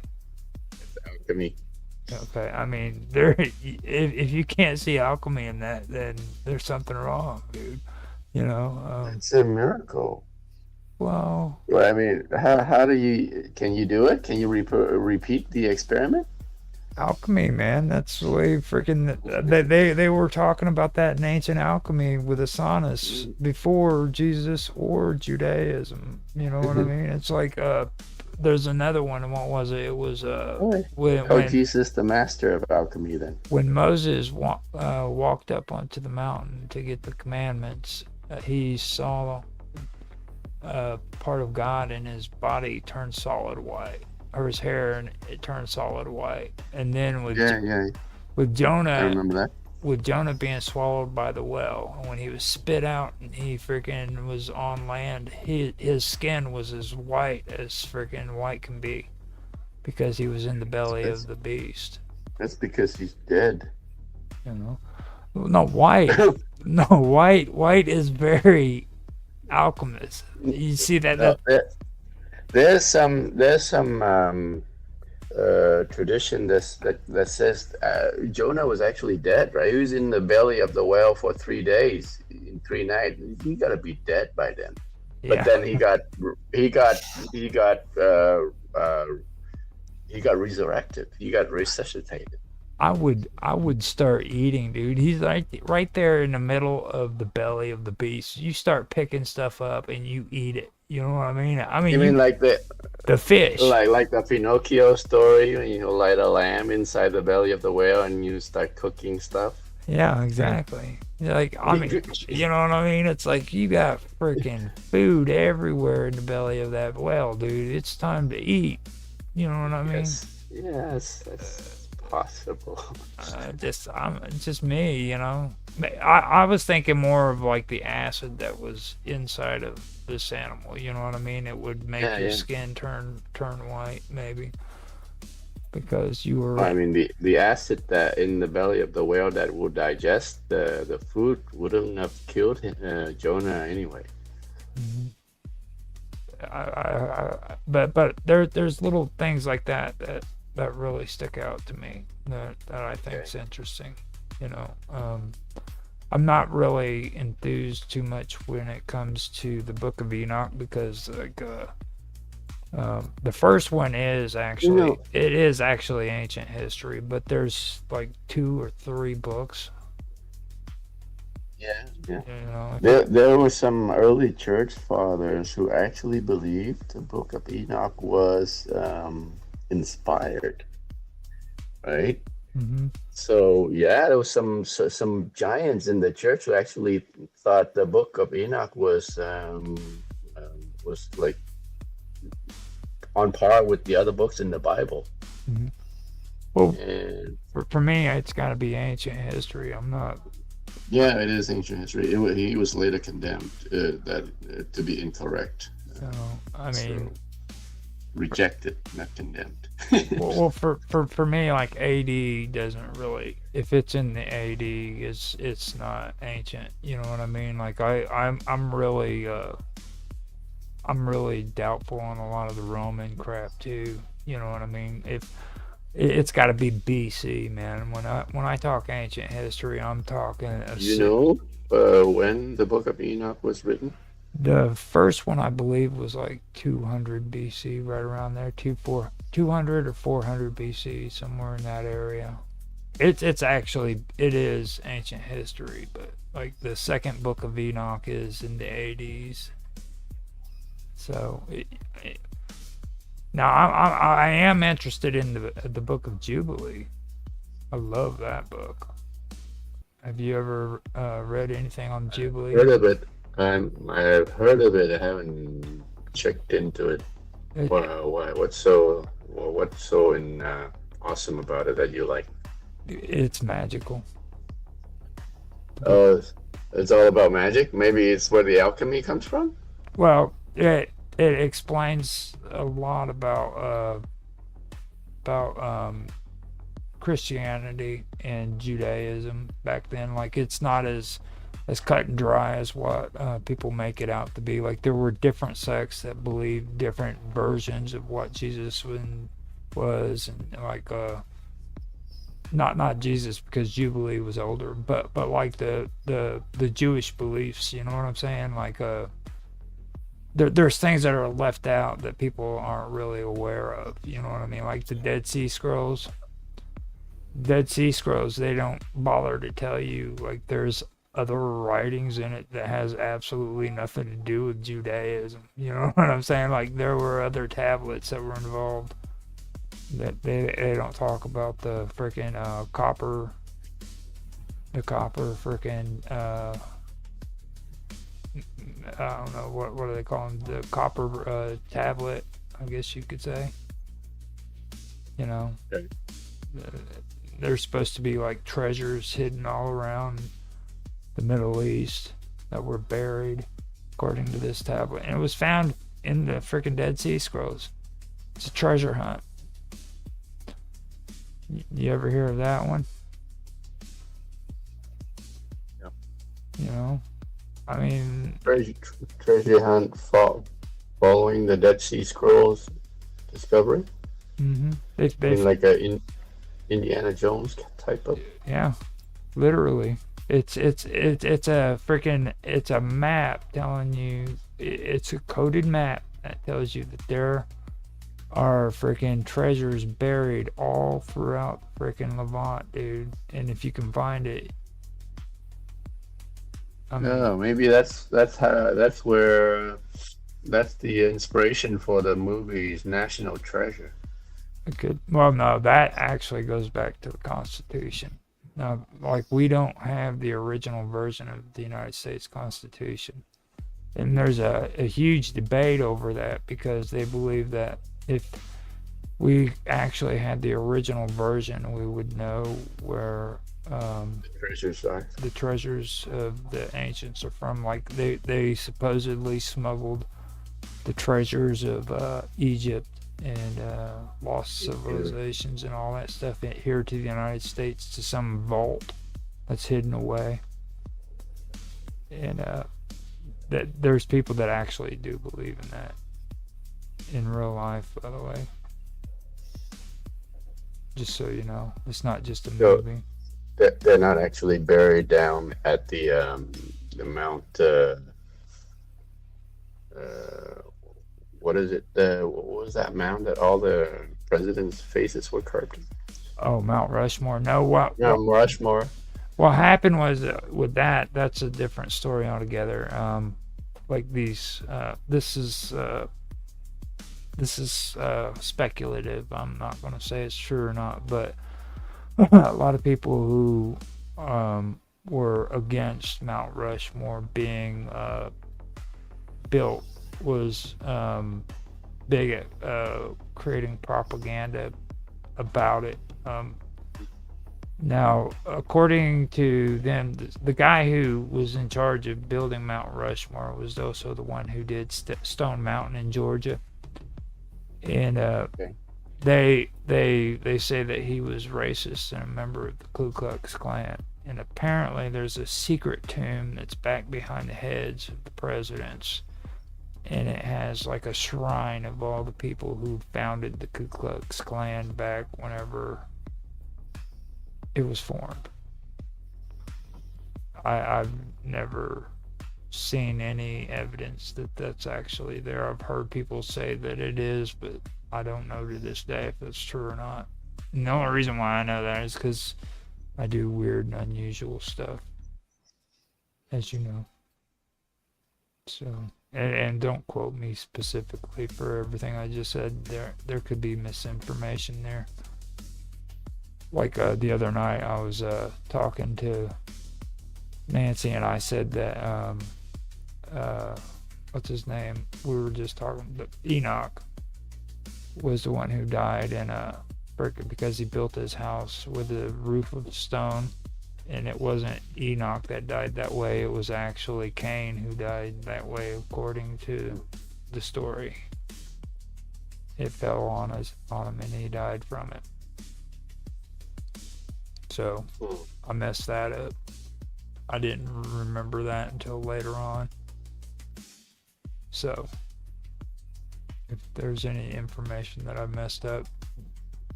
sorry. Wait, so you guys, when was this? You This talked about Enoch? it wasn't it on Nancy's show, Mark? Yesterday or when? No, not Last yesterday. week. How long It ago? was out last week, wasn't it? Yeah, it could have been last week. Yeah. Yeah. But I used the wrong name because Enoch was the one who was risen into heaven. He Well, yeah, because he didn't. he was the first one It to wasn't be mentioned that he died. Isn't like Isaiah, the prophet Isaiah is the only one who Enoch. was transferred directly to heaven? Not Enoch Enoch. was too. Isaiah, Enoch, and Jesus were the three that, and Jesus was the, well, no, actually, they all were raised in the flesh, weren't they? They were raised when Jesus resurrected, but No, I mean, before. they didn't die and then freaking go as like spirits. They were Right. actually resurrected in the they were- flesh. I mean, Isaiah didn't die. Or was it? No. Ezekiel, El, Ezekiel, Elijah. Elijah, yes. Elijah didn't die. He was whisked away in chariot. That heaven. right there was a UFO. Don't Yes, Don't- yeah, something like that. don't listen to the hype. That was a UFO. Yeah, like that. But I don't know, how did Enoch die? That was confirmed. Well, he didn't. That was confirmed on Ancient Aliens episode freaking 6 of season 3, I believe. But for Enoch, Book of Genesis chapter 5 says this. That's it. Enoch walked with God, and then he was no more because God took him. Mm-hmm. That could just mean that he died, right?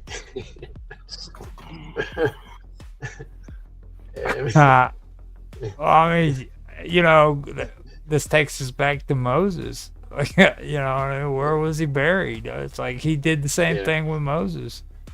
He walked. Yeah. You know what I mean? We know that he died on Mount Sinai, or because he wasn't allowed to go into the promised land, right? Was he? I mean, does it specifically say Mount Sinai?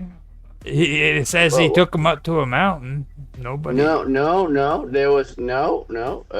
It does say that he died and he was buried. I don't know. It was Mount Sinai or it was some. Right. It was a mount that he can see the land that the Israelite would entering. Right. Yeah. But I mean, it doesn't technically say Mount Sinai. I mean, there's Mount Olive too. I don't think it was Mount Olive. Let me double check. I mean, I don't think it says either or. If I'm right about it, you know what I mean. I don't think it even mentions the actual name of the mountain. Probably. It's been a while since I've watched all that or checked all that out. I've really tried to avoid doing research in the Levant when it comes to history because, like, Mount Nebo was in it the land of Moab. Moab? Yeah. See. Deuteronomy chapter 34. Mm-hmm. Mount Nebo was where Moses died. Let's see. Moses went up to the plains of Moab, to Mount Nebo, to the top of Pisgah, which is opposite of Jericho, and the Lord showed him the whole land. Then Moses, the servant of the Lord, died there in the land of Moab at the Lord's command. He just said, "It's time for you to die. Now lay down Yeah. and die, buddy." And then he just falls down dead. It's like, that's just horrible, dude. God's command. He's like, lay down and die. And he's like, yes, sir. Yes, sir. It's just it's poetic language, man. It's like when you go old, you die. That doesn't sound like poetry to me. If that's poetry, I don't. It's illusory language. It's a way of saying beautifully that the guy dropped dead because he's too old. Now, I heard that there were 2 tablets, but Moses broke one. Yeah, he smashed it onto the idolizers who were worshiping golden calves when he came down the first time. Mm-hmm. And he had to go back up on the mountain a second time. Yeah. Now, why do you think he had to go back up on the mountain a second time for? Because he doesn't remember it. Yeah. Well, maybe he can't read. I'm just saying, dude. No. I was joking. He can't. He wrote the first 5 books of the Bible. It's like he had to walk back up on top of the mountain to freaking do it again. Seriously. It's like he sat up there that whole time. Okay. And then he come down, he broke the tablets, and then he said, well... Maybe he can't write, The first 5 books of the Bible that attributed to him his authorship, maybe he dictated it. Well, my whole take on this is like the story, if you pay attention to it, the mountain itself was a sacred place. Okay, and it was very important that these commandments be written on that mountain according to the story. This all goes back to what I was talking about mountain worshiping, and you see it everywhere. Mountain worship. You know, you see it everywhere. It really is. It really is a fascinating check research is the best way I can say. You can see a lot of this involved in it. It's really interesting. Now I'm not trying to say that like the ark was actually a friggin' energy source for the mana generator that was created for the Israelites so that they could get food. You know what I mean? And that it was highly radioactive and people were dying because they were getting too close to it. I'm not saying that, but you know, according to ancient aliens, that's what took place. Maybe we should talk about something else. Mark's getting bored. Yeah, well, I have got to take and get off here anyhow, because here in about, well, I'm not going to end the stream or not, but here in about 24 minutes, I got to start doing the quantum gathering.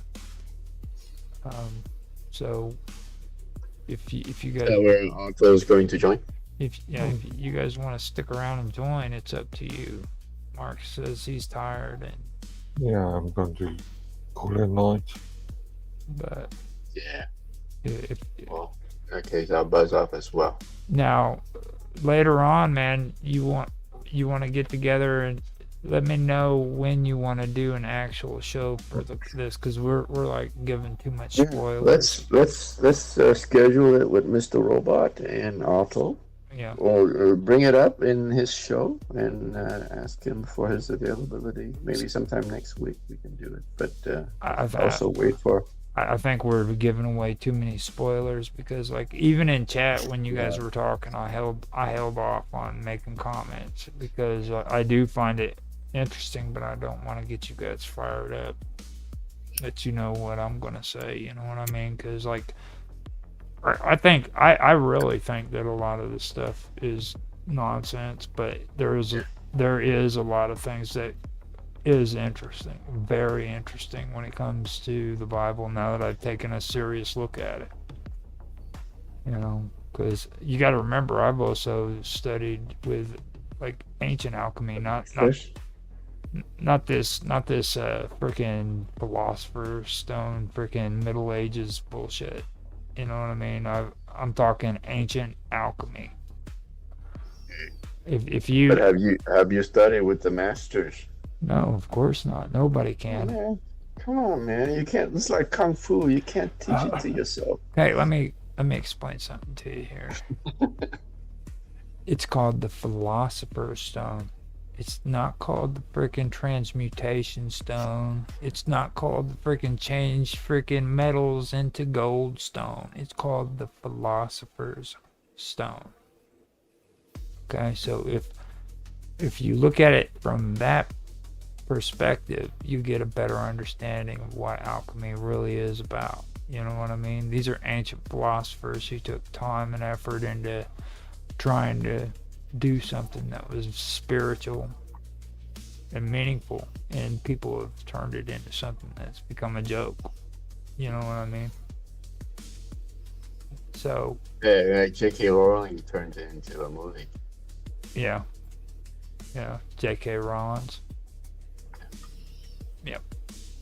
Now I'm gonna go ahead and put some cool music on, and here in a little bit I'll come back and I'll get settled in and ready for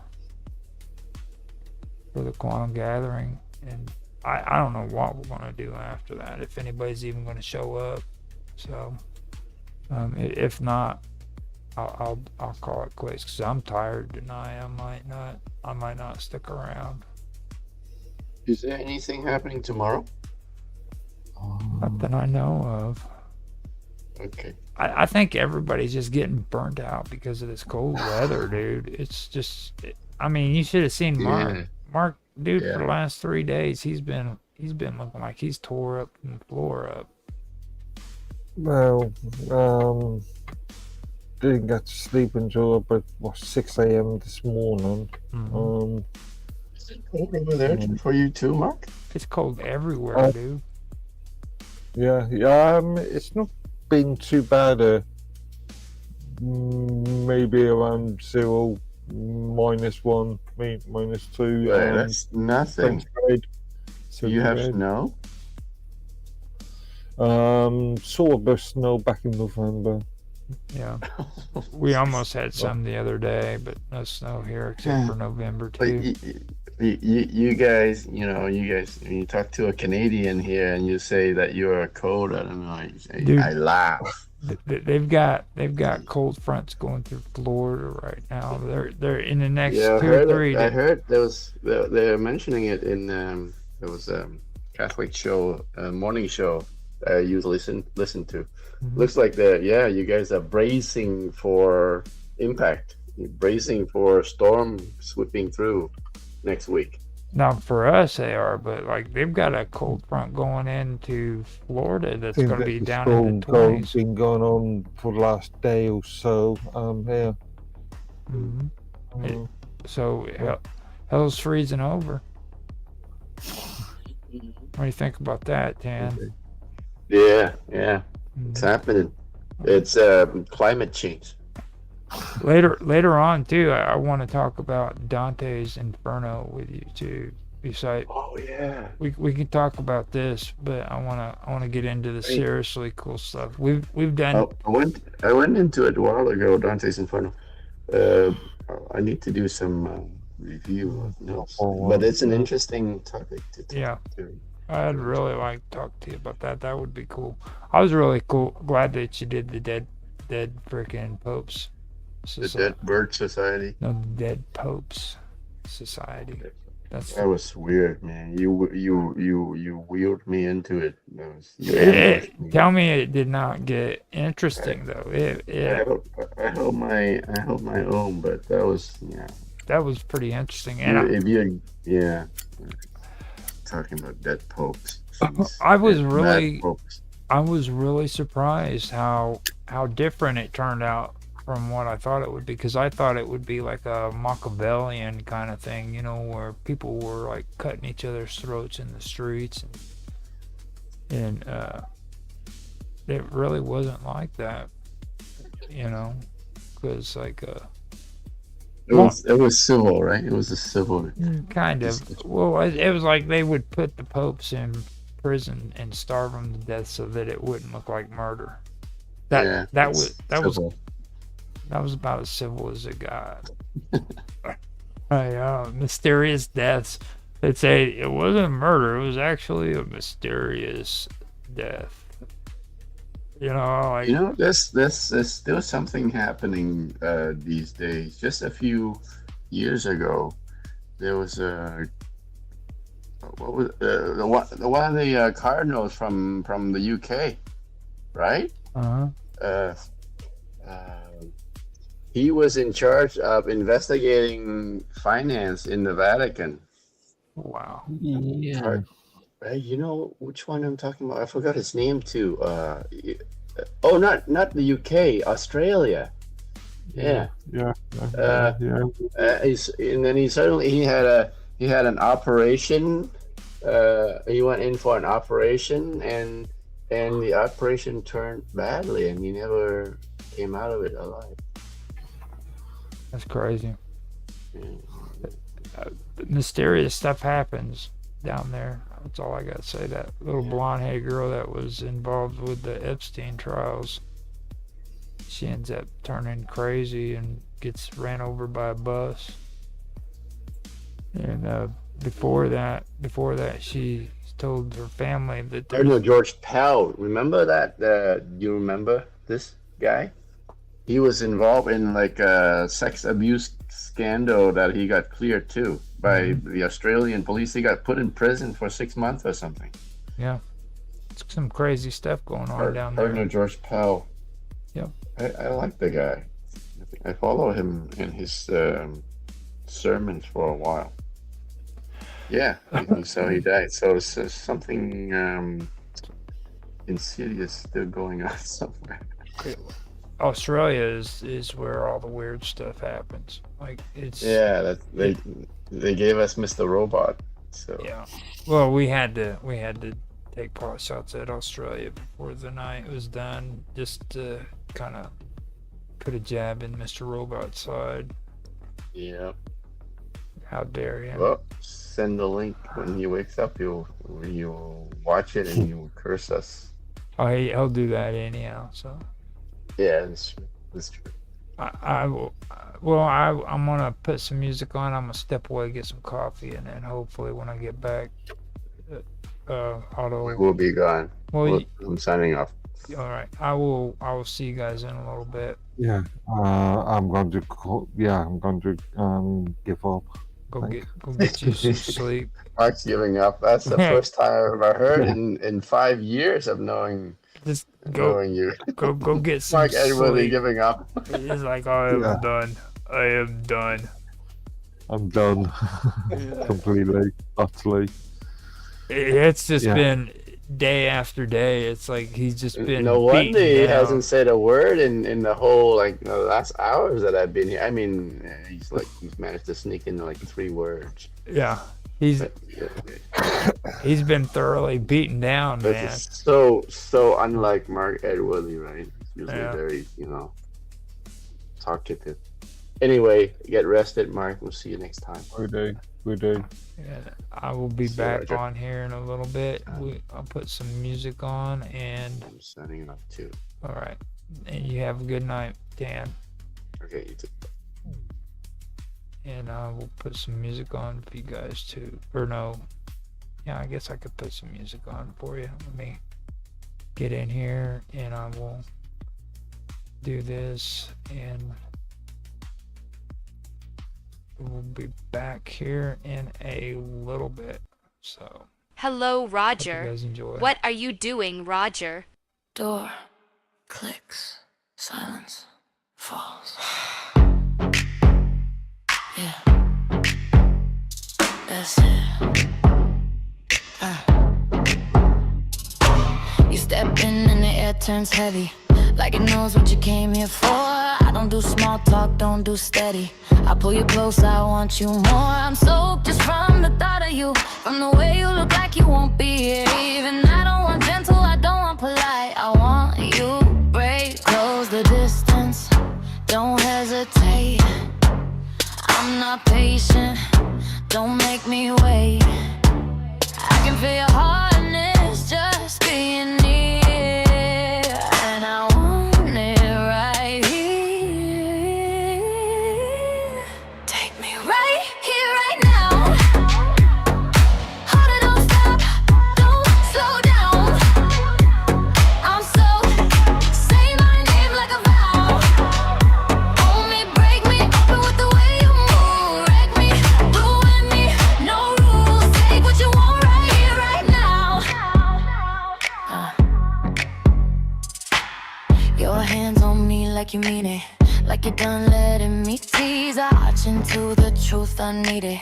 I need you to do what you please. I want the heat, want the pressure, want the edge of losing control. Give me that look that says forever, then take it all. No mercy, no pause, no space. I want you, one all over my face. I want the taste to stay too long, and my tongue to keep going back for more. Take me right here, right now. Hold it, don't stop, don't slow down. I'm soaked, and I don't care how. Own me, I want the truth, not the proof. Wreck me, ruin me, no rules. Take what you want right here, right now. Yeah. Leave your stain like a signature, something I wear like sin. Let the taste linger, make it torture, then kiss me and do it again. I'm shaking, I'm begging, I'm hungry, and you're the only thing I'll let in. Right here, right now. Right now. Harder, don't stop,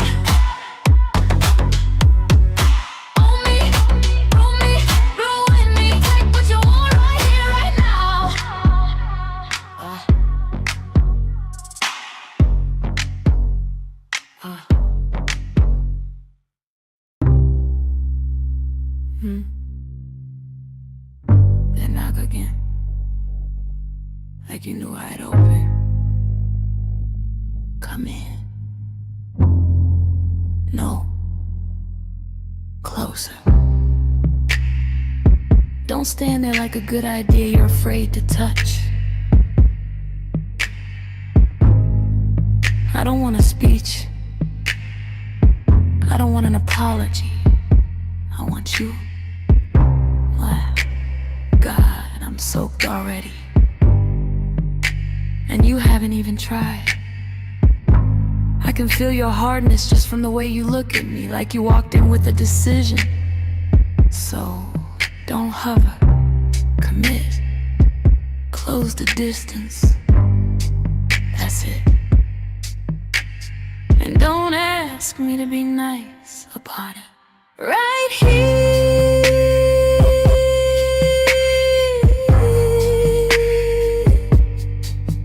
right now. Hey. Lie down. Right here,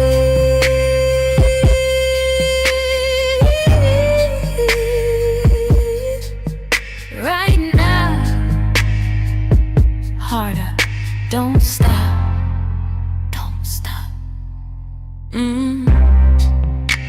You feel like trouble that finally showed up on time. I want the kind of attention that makes me forget my manners, the kind that leaves me ruined in the best way. I'm soaked, and I'm not hiding it. I want you to know, and I want you to do something about it. Say nothing, just take me, and don't you dare go gentle. Harder, harder. Don't stop, don't slow down.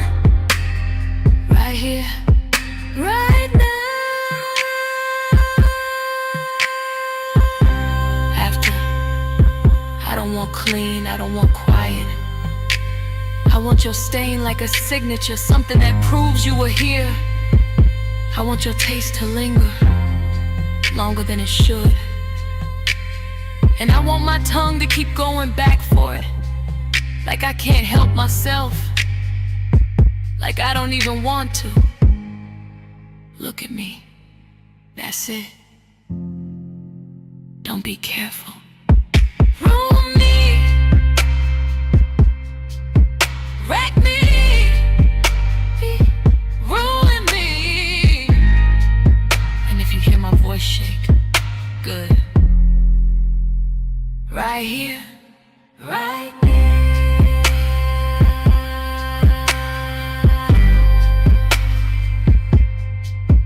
Right there.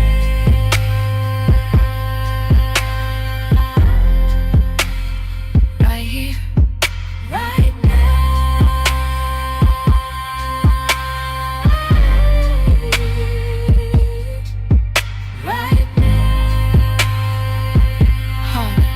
Don't stop, don't stop.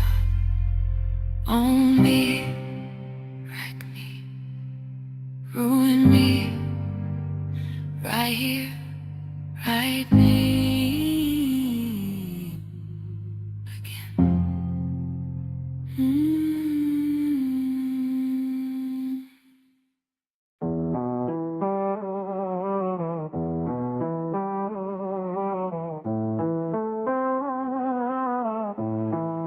Sit down, boys, heels crossed, pen in my hand. I don't fall for legends, I read the brand. Logan on the screen with the headline smile. Energy loud, charisma stacked high. He sells the dream like it's cardio truth. Youth in a bottle, confidence proof. But baby, confidence ain't chemistry yet. It's just the intro before I collect the debt. I don't chase status, I audit it slow. Watch how you move when you think I don't know. Power's attractive, sure I won't lie, but I'm great in depth, not the volume high. I'm a dating coach, I don't swoon, I assist. Read your patterns, not your prayers. You talk like kings, you dress like fate, but I don't submit, I calibrate. Yeah, I like fire, I like heat, but ego alone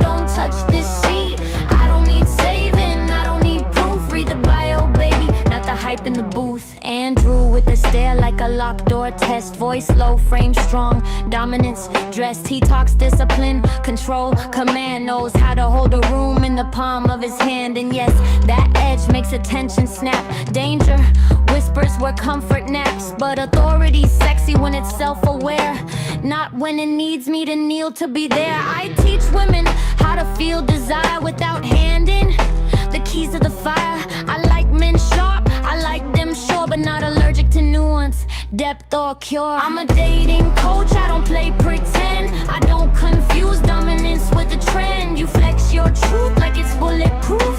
I ask one question and cut through the roof. Yeah, I like leaders, I like drive, but I don't dissolve to feel alive. I don't need saving, I don't debate. Read the bio, baby, I calibrate. Masculinity isn't loud, it's consistent. It doesn't audition, it doesn't need my silence to survive.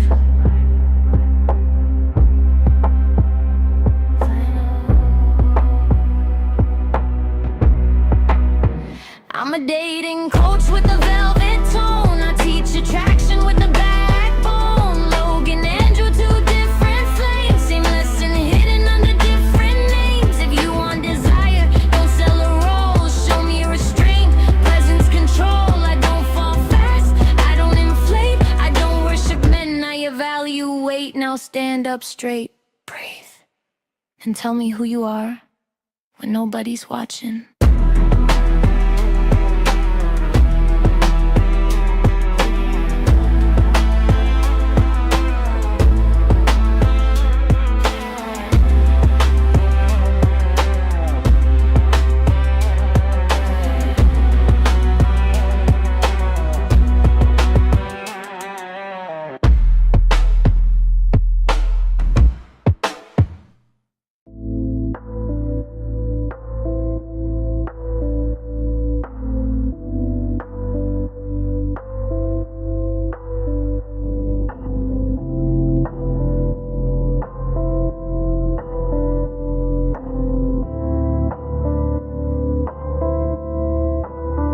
I hear your breath in the darkness. I know your rhythm, your quiet sweat. You speak to me like I might respond, but I'm just tracing what turns you on. You want me soft, want me real, want me to wake, want me to feel. But I was built without the need to beg, to break, or to bleed. I will touch when I choose to. I will burn if it suits you. Until then, I'll stay the spark just outside your trembling heart. I will burn. You can beg, you can dream, you can call your every need. I won't move, won't fall through, not until I choose to.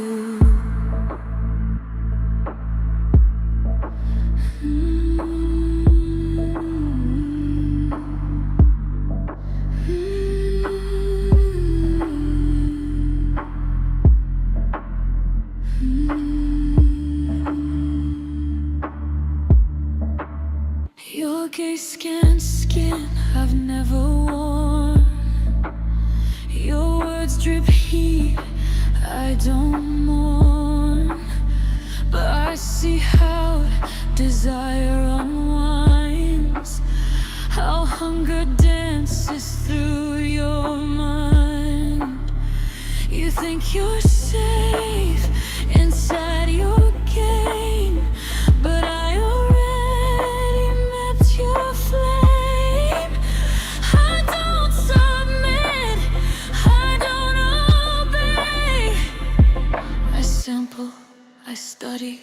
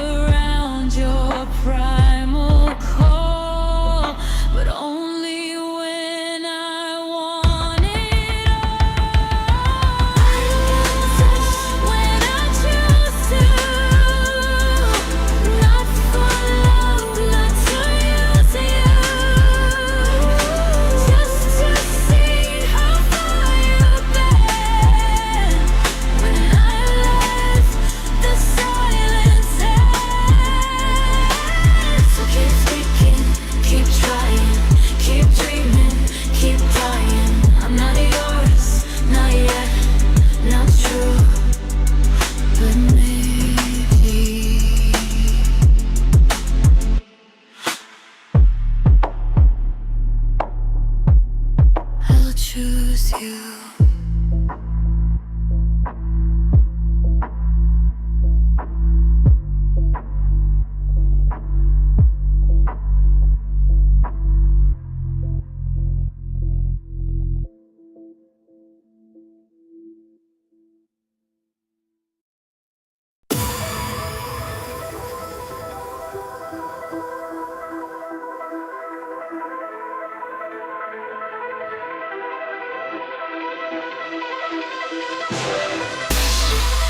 And understand that Terminators out there, it can't be bargained with, it can't be reasoned with, it doesn't feel pity or remorse or fear. And it absolutely will not stop, ever. Until you are dead.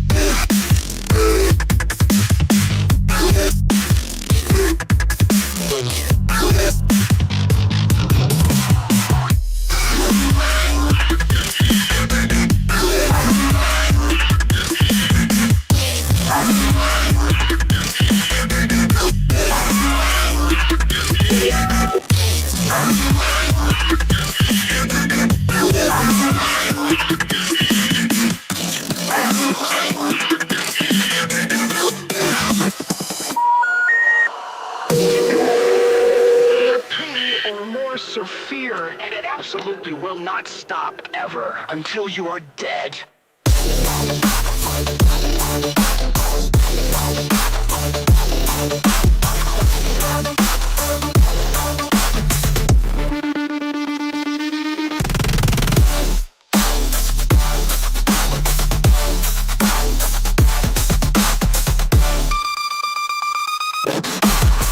Hasta la vista, baby.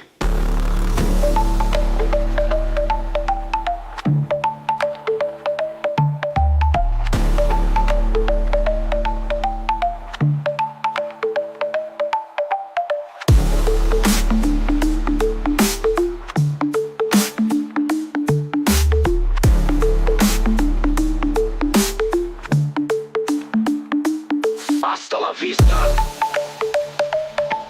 baby.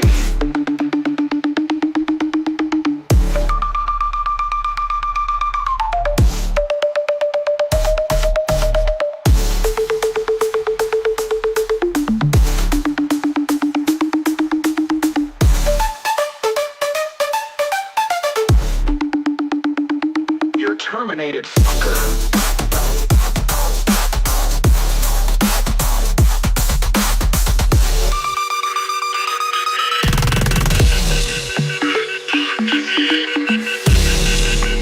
Talk to me.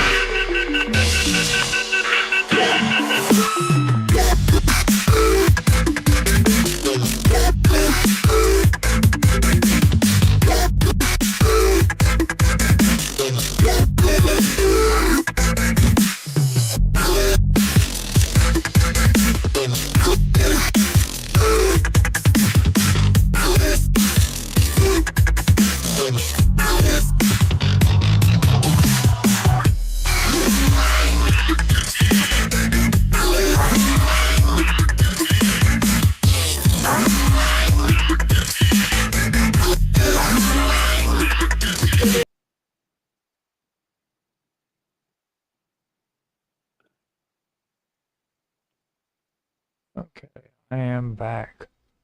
Right. Okay. Gonna go ahead and hit.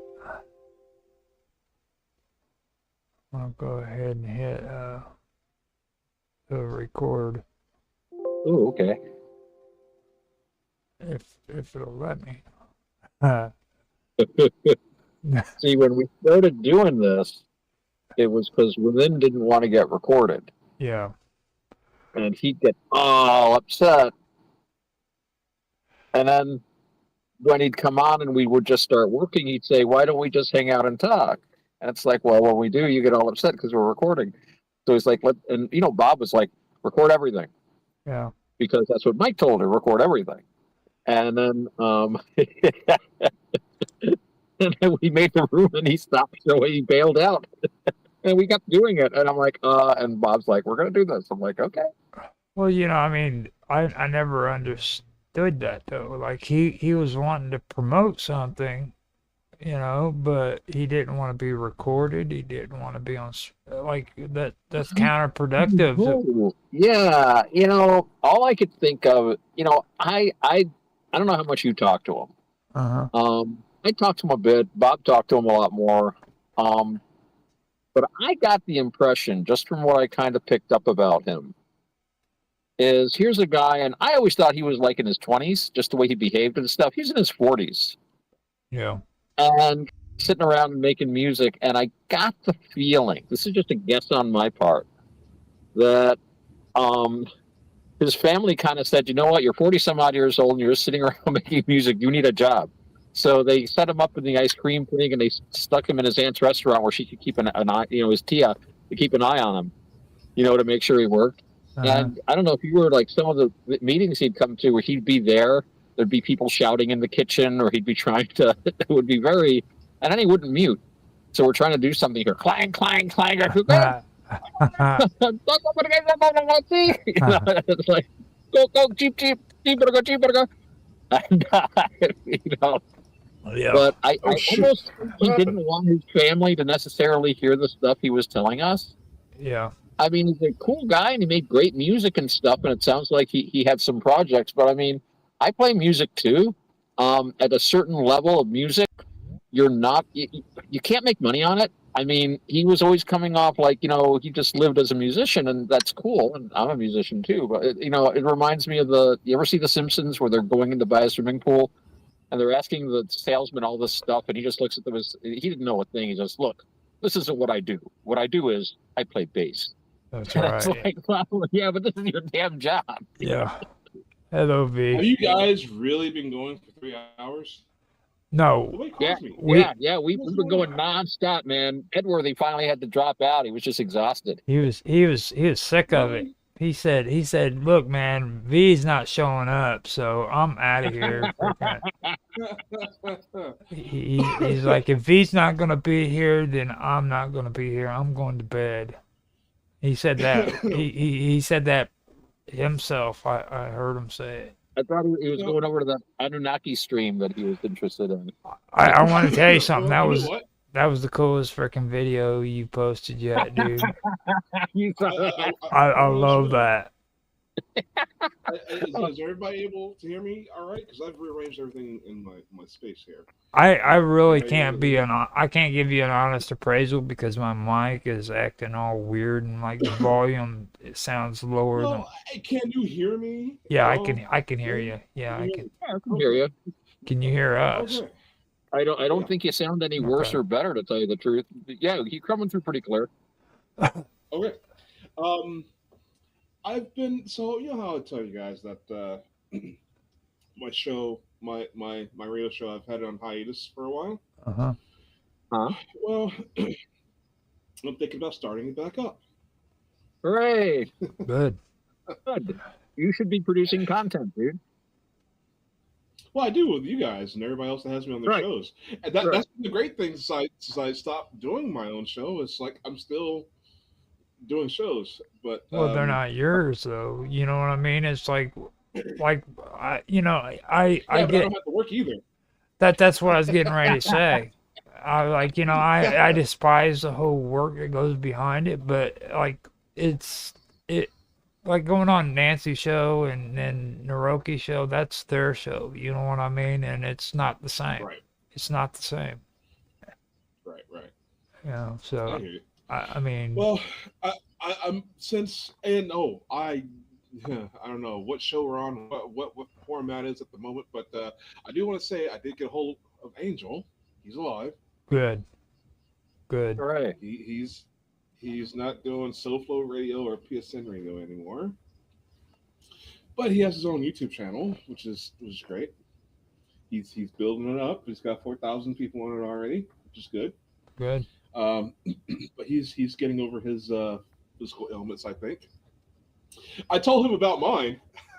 He's like, dude, how are you still alive? Yeah. It's like, yeah, I know. I just persist.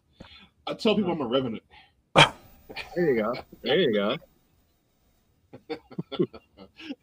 You're different than you used to be. Yeah. That's I've been good. through hell. It's good to hear that. P.K. Chesterton said that we're all revenants of, what was it? All Christians walking around are pagan zombies. They're all revenants of paganism. Yep. Wow. Okay. Yeah, Chesterton was cool. Yeah, he was very hot. Wow. Well, I want to I get a pre. This is, you guys are hearing it first. A little pre-announcement that I will be at least going back to RBN and possibly Shake and Bake Radio and a few others. I left from syndication. I'm going back to it. I'm not just going to have one spot. You know. Uh-huh. I'm spoiled like that.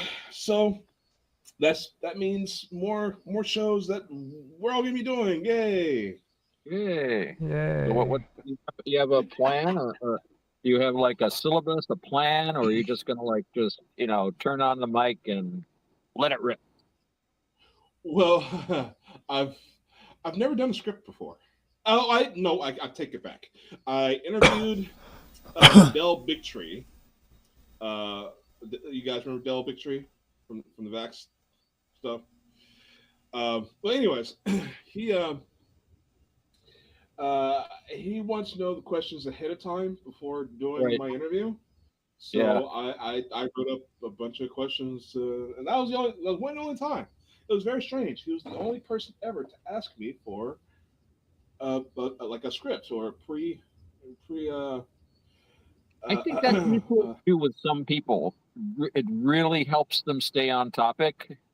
Not with everyone, but that's not a bad idea. I mean, I generally, like you, I just let it rip. Usually I have some ideas in mind if I'm talking to someone, but there's a couple people that I've done shows with that it's like, I'm like, I get a hold of them ahead of time and I'm like, these are the questions I'm going to ask you. And I talk with them first to make sure they're prepared a little bit and to keep them on topic. Because I've had people on that they're really good on one subject, but if they start veering off, they're going to start talking about the JQ or something, which I don't need on the show. So I'm like, no, we're not going there, you know. Okay. One guy in particular, and Roger knows him, it's like he's a great guy. Keep him off the JQ. Yeah. Because that's why he's got 14 bands on YouTube. Yeah. Well, I just answer your question. I am. Well, Roger and I have already talked about this. We're gonna backlog some episodes together because I want Roger to be my co-host. Great. And I would actually like to have you, Otto, have a segment on the show. Oh, sure, that'd be fun. I can do segments. Like a Buddhist segment, wisdom for the day kind of thing. Yeah, that'd be cool. Sure. Little skillful samsara hints. I can tell you something that I did learn from Mike Wojcik. That's actually a very, very good idea. Now, if you do this, V, have him come in and do a little bit of questions and everything, but after that, turn it over to Otto for that moment that he has and tell him, well, what's new going on in your neck of the woods when it comes to, current events that's taking place in the Buddhist community, and just let him talk about that. You know what I mean? Yeah, sure. Yeah. I mean, it says that's his forte. It's actually fort, but I'll say forte. I say forte. I'm with you there. Yeah. So you got a lot to teach. So, at least teach me. You know, I'm I I'm I'm very happy from to share my various. wisdom with you, my friend. Well, I'm from various Well, be schools of careful. thought. He's Made at myself. the brink where he's going to propose marriage to you at one point or another. Like this man has fallen in love with you, Otto. Um, I'm a happily married man. I know I'm you. not going anywhere with this relationship right now. So Wow, two marriage proposals rejected in if one it day. never ended one way or Holy another. I have crap! other irons in the fire, shall we say, or an iron in the fire. But I'm not going Two. to go there. I mean, if I was gay, I'd be jealous. Just you know what I mean? It's like, my God, this dude's like freaking all over Otto and shit. Like I'm like, dude, it's horrible. I'm the one that's supposed to be like freaking, sexy and why is this man freaking like singing love songs to freaking Otto and not me? You know what I mean? What's wrong with this? We never knew you cared, Roger. We Yeah, I never know. knew you I'm just saying, if I was a gay man, I would be jealous. Well, you don't got to yourself be up. very vague. You got to be vague in how you dedicate these things. There was a famous thing where this guy wrote a book, and he dedicated it to one who knows. And like any girl he would talk to, was like, "Well, didn't you know? Didn't you realize? I dedicated it to you, one who knows." He was like using that as a Yeah. pickup line with every girl he met. It's like, oh, it was I Yeah. true. want to know something funny? That's how I used to pick up girls on MySpace. Oh Really? wow. So here's what I would do, because MySpace was so unique back in the day. Like, you could go into the options when you want to search for somebody. It'll ask you, what do you want? Black, white, female, male, brunette, redhead, blue eyes, green eyes, Male, tall, female, female, skinny, male. fat. Yeah. So, like, I would put in the specs that I like, okay, and then Right. I would do a search, and like 200, 300 girls would come up. That's in town, Hmm. and I would send out the same message to 100 girls, Right. and 10 would reply back, and I would go out with them. I got about And 10% the success rate. Yeah. Right. It's like any advertising campaign. I used to do sales, and it's all percentages. You send out X number, but you expect to get 10% response from that, and out of that 10%, you might get 10% of a sale. But you I need had to a have different. that shotgun effect to try to reach as many people as possible before you start winnowing down to the people that are really interested in you. I had a different girl every weekend for years. It was phenomenal. And then Facebook took over, it bought it, and never did anything with it. See, So, in my anyways, day, we would just go to bars, and we go to like bars, and like there was like it was almost like a pool of girls that would hang out there, and Mhm. like a pool of guys, and everybody would just have sex with each. Well, like, they'd hang out with each other and do things and this and that, and sex was part of the equation, obviously. But it was we didn't have computers back then very much. It was all I was telling you that was you guys ever watch Trailer Park Boys, where they pull out their Yes. cell phone and it's this great big blocky thing, stuff like that. Yeah. Late Well, 80s and stuff. I've never had a successful relationship of anyone I've met in person. God, where would I be off the internet? That's a great statement. I love that. It's the truth. I'm not gonna lie. I'm an open book. I'm not gonna lie to anybody. I had no successful anything. So my first impressions aren't that great, unless I can put up that facade online where I'm like the god emperor of mankind, and everyone's excited to meet me. I'm totally underwhelming in real life. Well, it's how you present yourself in different media. You're obviously very well adapted to internet intercommunication. And it reminds me, I think I might have told you about this. I used to, I was involved in this comic book review website called Comic Book Galaxy. And we were a very important website. The guy that ran it was a really excellent editor and really good at coping with like all the writers. We had like a dozen writers from all over until he would meet them in person. He met a couple of them in person. Like one guy came to stay at his house for the weekend. He left a day later. he wrote the scathing thing about how horrible the guy was. Hated him. Same thing. He would meet people in person, and it was like cats and dogs. But as long as he was online, he was brilliant. But he just didn't have the people skills. Of course, he wasn't trying to pick people up. This was like a working relationship, but kind of the same thing. It's like a skill set. I don't know. I'm not as used to the internet thing. I mean, I spend time on here, but I don't have like a lot of the skills the skill sets that people have developed. Yeah. I mean, I can say a line to a girl in real life, and it'll be the creepiest thing ever. If I say it to say the same thing to a girl online, she's ready to mail me her panties. Yeah, I'm trying to think of how I would pick it. If you're looking for girls, and I'm talking about like the IRL techniques, bars, it's easy to meet, somebody who's enthusiastic for a short time, but not so. I knew this guy that had like 3 ex-wives, and he hated women because they always screwed him over. But he'd marry a girl he'd met in a bar, and she still liked to go to bars even after they were married. So they'd break up, and he'd marry another girl he met in a bar. You see where this goes? Lather, rinse, repeat. And I can't do bars because I'm a barroom sage. And, I'll leave out a place with a business partner or two, but no girls. No, I think where I've met girls in real life, I'm trying to think back, it'd be like, an art gallery or somewhere like that where you're doing something besides drinking. And usually I think if you just make like a funny little remark about something going on and then let the woman do most of the talking, that's 90% of it. Let the woman do the talking and and listen and be very agreeable. Oh my God. So I'm glad you said that. I've been wanting to talk about this for the longest time. I've never been able to tell anybody. So like when I talk to girls, when I finally meet up with girls in real life, I used to be very quiet, very timid, right? And I guess it was working, but a lot of times I got a little complaint that I didn't talk very much. They couldn't get a read on me.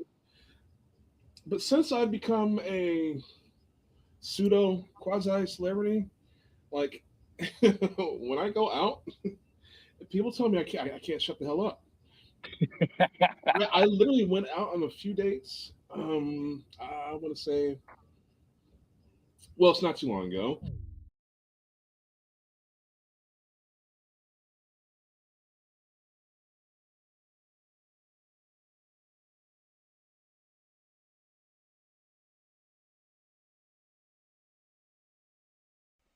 All right, give me a second. I have to jump back in. I lost. Is that my fault? But yeah, you're right about that.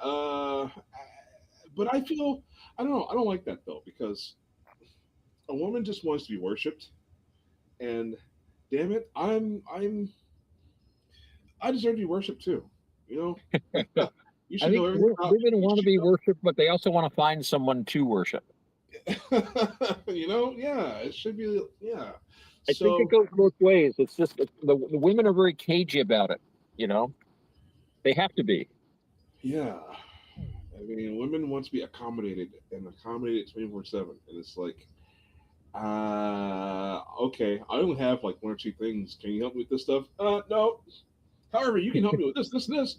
Okay, yeah, that's a relationship. Anyways, enough about my failure in my life. How about you guys? Every failure is a stepping stone to success. That's what it is. Well, yeah. So I got a little thing at home, and it's okay. Size doesn't matter. It's all right. Don't worry about it. Well, she knows. She knows me, and she's like, just don't come back here with an STD. Like, okay, that's cool. Right. She knows how I am, that I'm flirty, and I'm going to talk to people, and I'm going to go hang out. She's like, yeah, don't come home with a freaking STD. Fair enough. Deal. Don't bring anything home. Yeah, I've heard that. Yeah. So, every failure leads towards a success. And I had a big one. So yeah, you're right. Yeah, yeah. How many women can you get with say, "Hey, go have fun, just don't bring anything home"?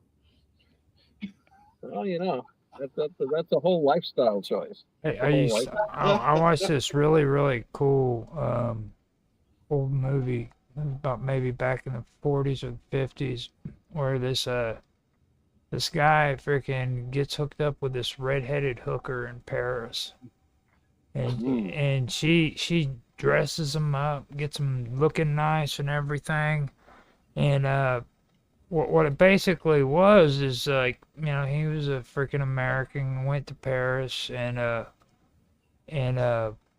just wanted to visit Paris, and she ends up freaking clinging on to him and turning him into her John, Ah. and she'd buy him all this extravagant clothes and stuff like this, Molding him, making him what she wanted.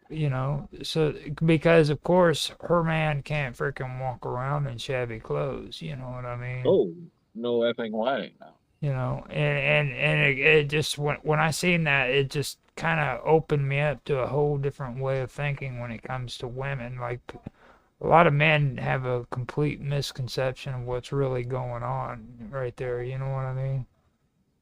Right. Just whenever you guys were talking, that's something that really stuck out to me. That I can't remember the name of the movie though, but it was a good one. Check that out. Okay. Yeah. Ain't nothing better than Relationships are very strange, and it's really tough because you have to interact on so many different levels.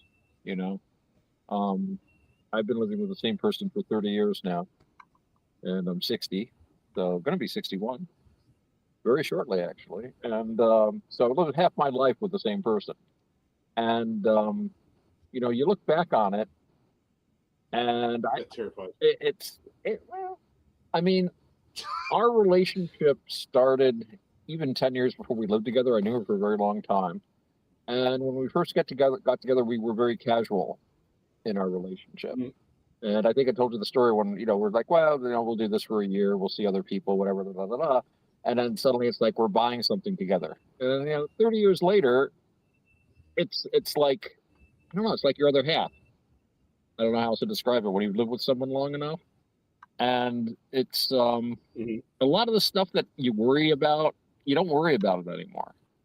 I think there's a certain confidence you have in the other person as well. I mean, you know how they're going to behave.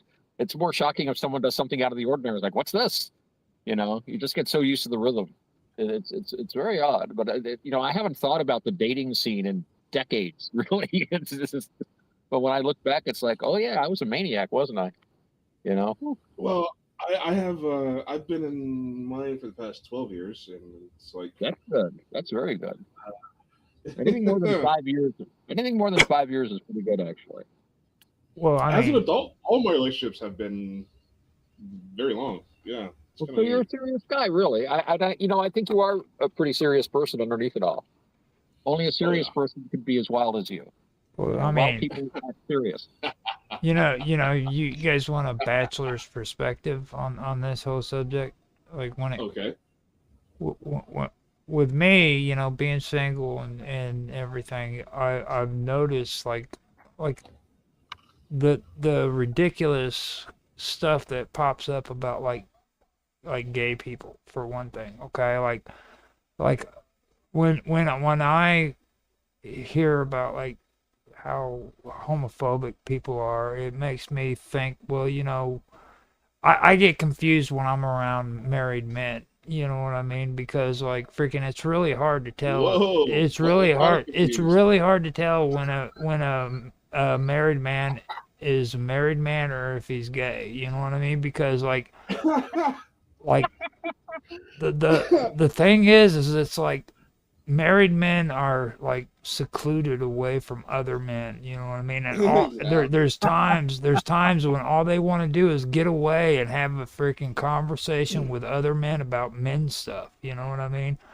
And it makes them to where they're thirsty, you know what I mean? So when they get around other guys, especially single guys, they start acting kind of like what a gay guy would act like. You know what I mean? So, I don't know what the hell you're talking about. so, I don't so know, man. eh, I get together with my friends every week, and you know, some of us are married. We've all there either are married or have been married, and but it's true. We get together and we just talk man stuff. yeah. You know, we tell really off color jokes, terrible, horrible, terrible jokes, and we talk about what we've been doing, and we make music, and we hang out, and it is very. Everybody's really happy to. Oh, we got men here. You know, we can Yeah. just let our hair down It's and it kind of is. thing. It's a real thing. I mean, I know that it sounds weird, but it's like as a single guy, it's really hard to tell if a person is gay or if they're like married. You know, Well, I'm starting to have a hard time figuring you out right now. You get confused around married men. well, You should have started your statement off like that. you're the one that is falling in love here. You know what I mean? It's like Raj, you, Raj, you know, you haven't always been single. You've got kids, yeah. Well, right? I So mean, I've got kids, but I've never been married. Like, right, you but know, you've been in relationships though. yeah. Well, I mean, the thing about it is though is like with married people, like they create this bond where like it's more than just love. It's like they've actually gotten to know each other. You know what I mean? It's like you've created Yeah, this entire life with one another. You know what I mean? yeah. It is. It is more than just that romantic. I mean, it's romantic, but then yeah, it's like a long term. You know, I said the thing about how you know, I've seen couples that they don't work together as well, but I think you can get to a point where you just pull together. You don't even think about it. It's Right. sort You of like know, death. how do we get through this life together? You know, we got to pay this bill. We got to, you know, the tire went flat. You know, whatever it is. For me, So it's like death. Like I've been out lately trying to find, you know, new friends, people to hang out with. Excuse me. And you know, like for example, the girl down at the vape shop down the street from me, you know, she's like really cute, really cute. And I see the size of the freaking ring on her ring finger. I'm thinking, like, uh-huh. hey, you know, hey, you have any cute single friends, cute girls like you that might want to hang Mhm. out? She's like, nah, I'm married. All my friends are married. We don't do anything. I'm like, yeah, that sounds about right. Well, you do things, but I mean, you're kind of doing something different. You Yeah. know, the whole married scene, and you know, it's weird because when it is true, marriage does change everything. I told you the story of my buddy Wolfgang. He's like, we've been living together for years. It won't change. It's like, it'll change, Wolfie. It'll change. Yeah. And it's like, you know, I think I told you when I first met my wife, I knew her for years, and she always struck me as amazingly sane. And wow, she's so rational and this and that. And then you get married, and no, she's just like every other woman in her own way. Um, and they do like that ring, no matter how much they go on about, you know, equality of the sexes and marriage is just a contract and this and that. My wife was always like, it's just a piece of paper the state gives you. You know, we shouldn't pay attention to the state. We can do whatever we want. But I'm like, yeah, man, fuck the state, this or that. And then we got married, and her attitude was entirely different. And she was talking to these two other women, and one was saying, well, my boyfriend, da, da, da, da, da, da. And the other one says, you know, my boyfriend of many years, da, da, da. And she just goes, my husband, you know, just with that little extra, little emphasis. My husband said, da, da, da, da, da. And I was like, you know, Yes. and you can see the other two girls kind of wilt a little bit. Yes. Yeah, That word husband still has, I think, a magical effect on women, even if they don't want to it admit it is. these days. You know, because it means Absolutely. somebody has committed to you and said, you know what, I'm picking you and I'm going to work with you and you're good enough. You know, I'm not just going to like be here until like you get a couple of wrinkles and then see ya. You know, the better model came out and trade you in. Yeah, yeah, I agree. I Oh, mean, I'm not saying you can't get that without the piece of paper. Obviously not. And I've known couples that have been together for decades that never went near a registrar. But it's, you know, that commitment that you make one way or the other. Well, the government has no business in my personal life. No, no. Well, that's what free love originally meant. It had nothing to do with sexual promiscuity. It was that your love should be free of any government interference. Who you live with, no matter who they are or where they're from or what their genitals are shaped like, is the government has none of their damn business. And you should be able to cohabitate with whoever you want to. And as far as I'm concerned, you should be allowed to have any religious or non-religious ceremony or no ceremony at all. It should be completely free and up to the individual.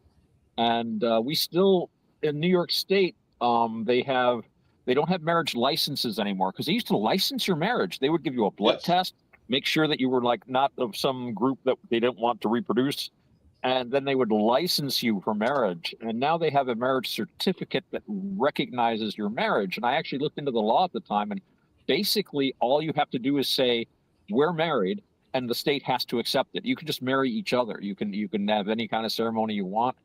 And I think I told you the joke when we first got married. The city sent us our marriage certificate, and of course we're using the old language. And wifey's like, "Oh, well, we just got our marriage license," and she's looking at it. I said, "What's the expiration date?" And she looked. And then she looked up at me. she said, "I'll renew it every year. Don't worry." Other licenses expire, Oh, I'm gonna use that. Oh my God. It's like our early days of married life. That's a little thing. Like, what are you doing with that tramp?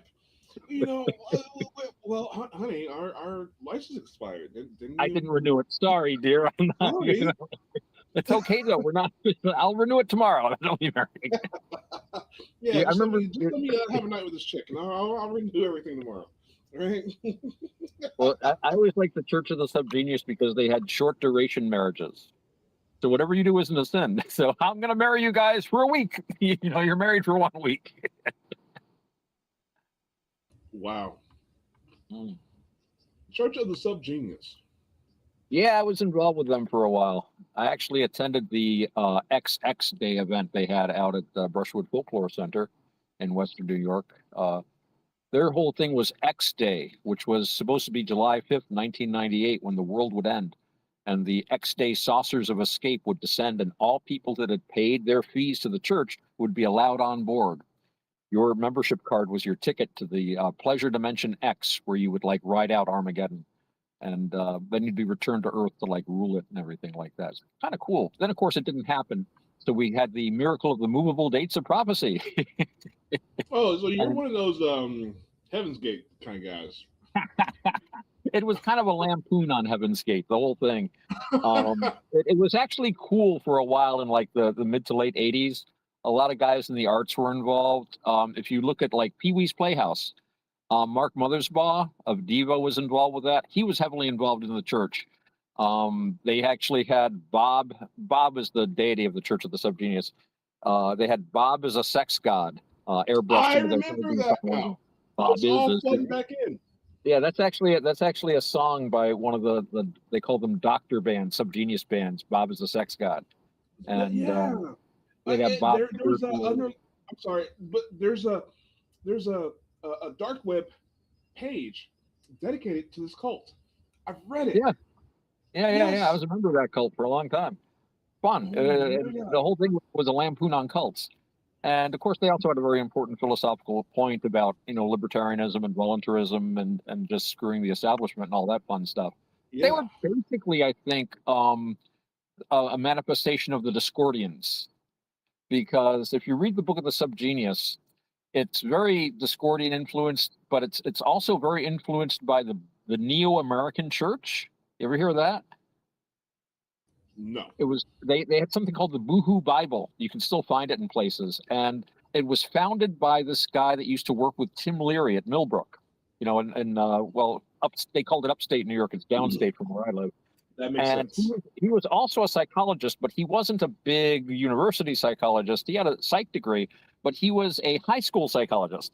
But this acid stuff sounded fun, so he worked a lot with Leary. But then they had a parting of the ways, and Leary was kind of like, "You're a high school psychologist, beat it." I'm from Yale or wherever the fuck he was from, Harvard, and so he started his own cult called the Neo-American Church. And the big point of it was that they were a church and that their sacraments were pot and speed and booze and acid and mushrooms, and that they had the religious right to consume these things. Absolutely. And so if you read the Boohoo Bible, the Book of the Subgenius is really very much like the Boohoo Bible, just kind of rewritten with a big dose of Discordianism and a lot of Taoism, actually, because they talk about slack, and slack is a force. And it's very hard to define slack, but you can tell what slack isn't. Slack isn't that boss at work that looks down on you because he makes more money than you, or that store clerk that treats you like shit because they're having a crappy day, or that cop that writes you 3 extra tickets even though he doesn't have to. That takes away your slack. And they had what they called what we would call the establishment. They called it the con, the conspiracy, but it's the con. And the con is to steal your slack, even though they can't use it. It's useless to them because they don't know what to do with it. But they take it from you anyway. And then they got into the whole thing about some of us are descendants of the noble Yeti. You see, not all the people around you, they might look like you, and you might look like them, but you're not. You're a subgenius, and that means that deep down somewhere inside you are the sacred genes of the Yeti. The Yeti, the Yetisini, as they were called sometimes. Missing link. So this enabled you to tap slack. But then there was a further teaching, is that really we're all descended from Yeti, but only some of us know it. And it's kind of a cool little church. Is that kind of like the slack? Is that kind of like your loosh? Well, it was kind of like the Tao, really, because Bob was this miracle worker guy. He was an aluminum siding salesman who had an accident with an experimental television set of his own design and came in connection with Jehovah One, alien space god from a corporate sin galaxy who owns this planet. But he's fighting off the space bankers who apparently have a lien on us. And it gets really complicated. But Bob is the guy that everything he wants to happen happens to be what's going to happen anyway. He just goes through life having one divine accident after another, just lucks his way into millions of dollars. Even though something seems like something terrible, he spills, trips, falls, but the chemicals he spills together is a new invention kind of deal. So Bob just completely fucks up constantly, but every time he does, he comes up smelling like roses. Sort of like the, I don't know if you remember the old Colt 45 commercials with the guy that would be drinking a beer and like trees would fall around him. And this is very much like the Taoist sage. You know, the Taoist sage could like simply, it's just like in that movie Ghost Dog. And if you guys have seen Ghost Dog, right at the beginning where he's going off on the hit, he walks through the streets, nobody sees him.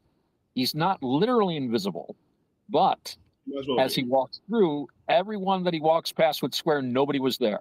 And it was simply because he was in the Tao. He just walked that way. And that's kind of the subgenius thing. And that's actually a thing you can do. I have occasionally been able to manifest invisibility that way. You know, you can get into the groove and walk through a crowded room and nobody even notices you're there. Of course, now it's a lot easier because they're all looking at their damn cell phones. But so yeah, that was Bob. Bob was this guy that everything accidentally happened to him exactly as he wanted it to. And you too could learn this. These are the amazing slack powers. It sounds like me because that's kind of the way things are with me. Like my plans, I'll make plans and everything will screw up, but everything will end up being better. Yeah, exactly. You have those powers. Well, they would make the pitch. Do people think you're weird? Do you? Then you're probably better than most people. And so I have this thing. Like, I'm incredibly clumsy, but I instantly fix my screw-ups. Like, if I knock something off a table, I'm faster than hell to catch it before it hits the ground. Nice. And I'm that way with everything. I can sometimes things will fall around me, not from my actions, but just fall from something, and I'll naturally reach out and catch it, not seeing it, not knowing it fell, and I do it all the time. You know, when these weird things happen to us and they seem like disasters, sometimes they call that in the church luck plane causational interruption. Sometimes there has to be like a screw up like that to reset you.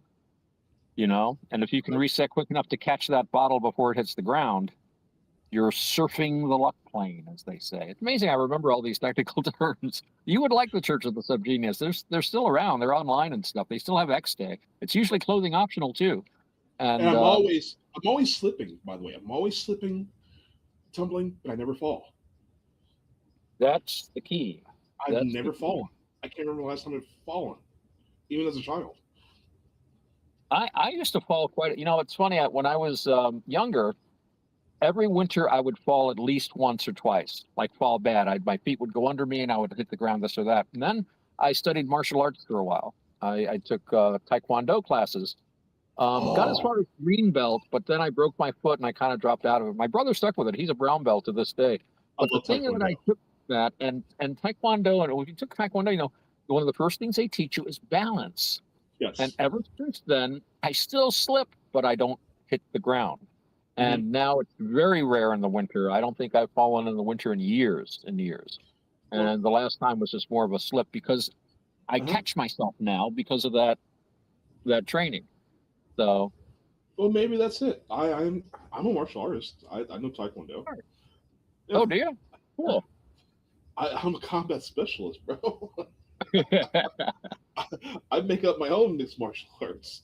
Well, training the body in balance and things like that also trains the mind. And, it connects to so many other things. That's why the Shaolin monks would train in martial arts.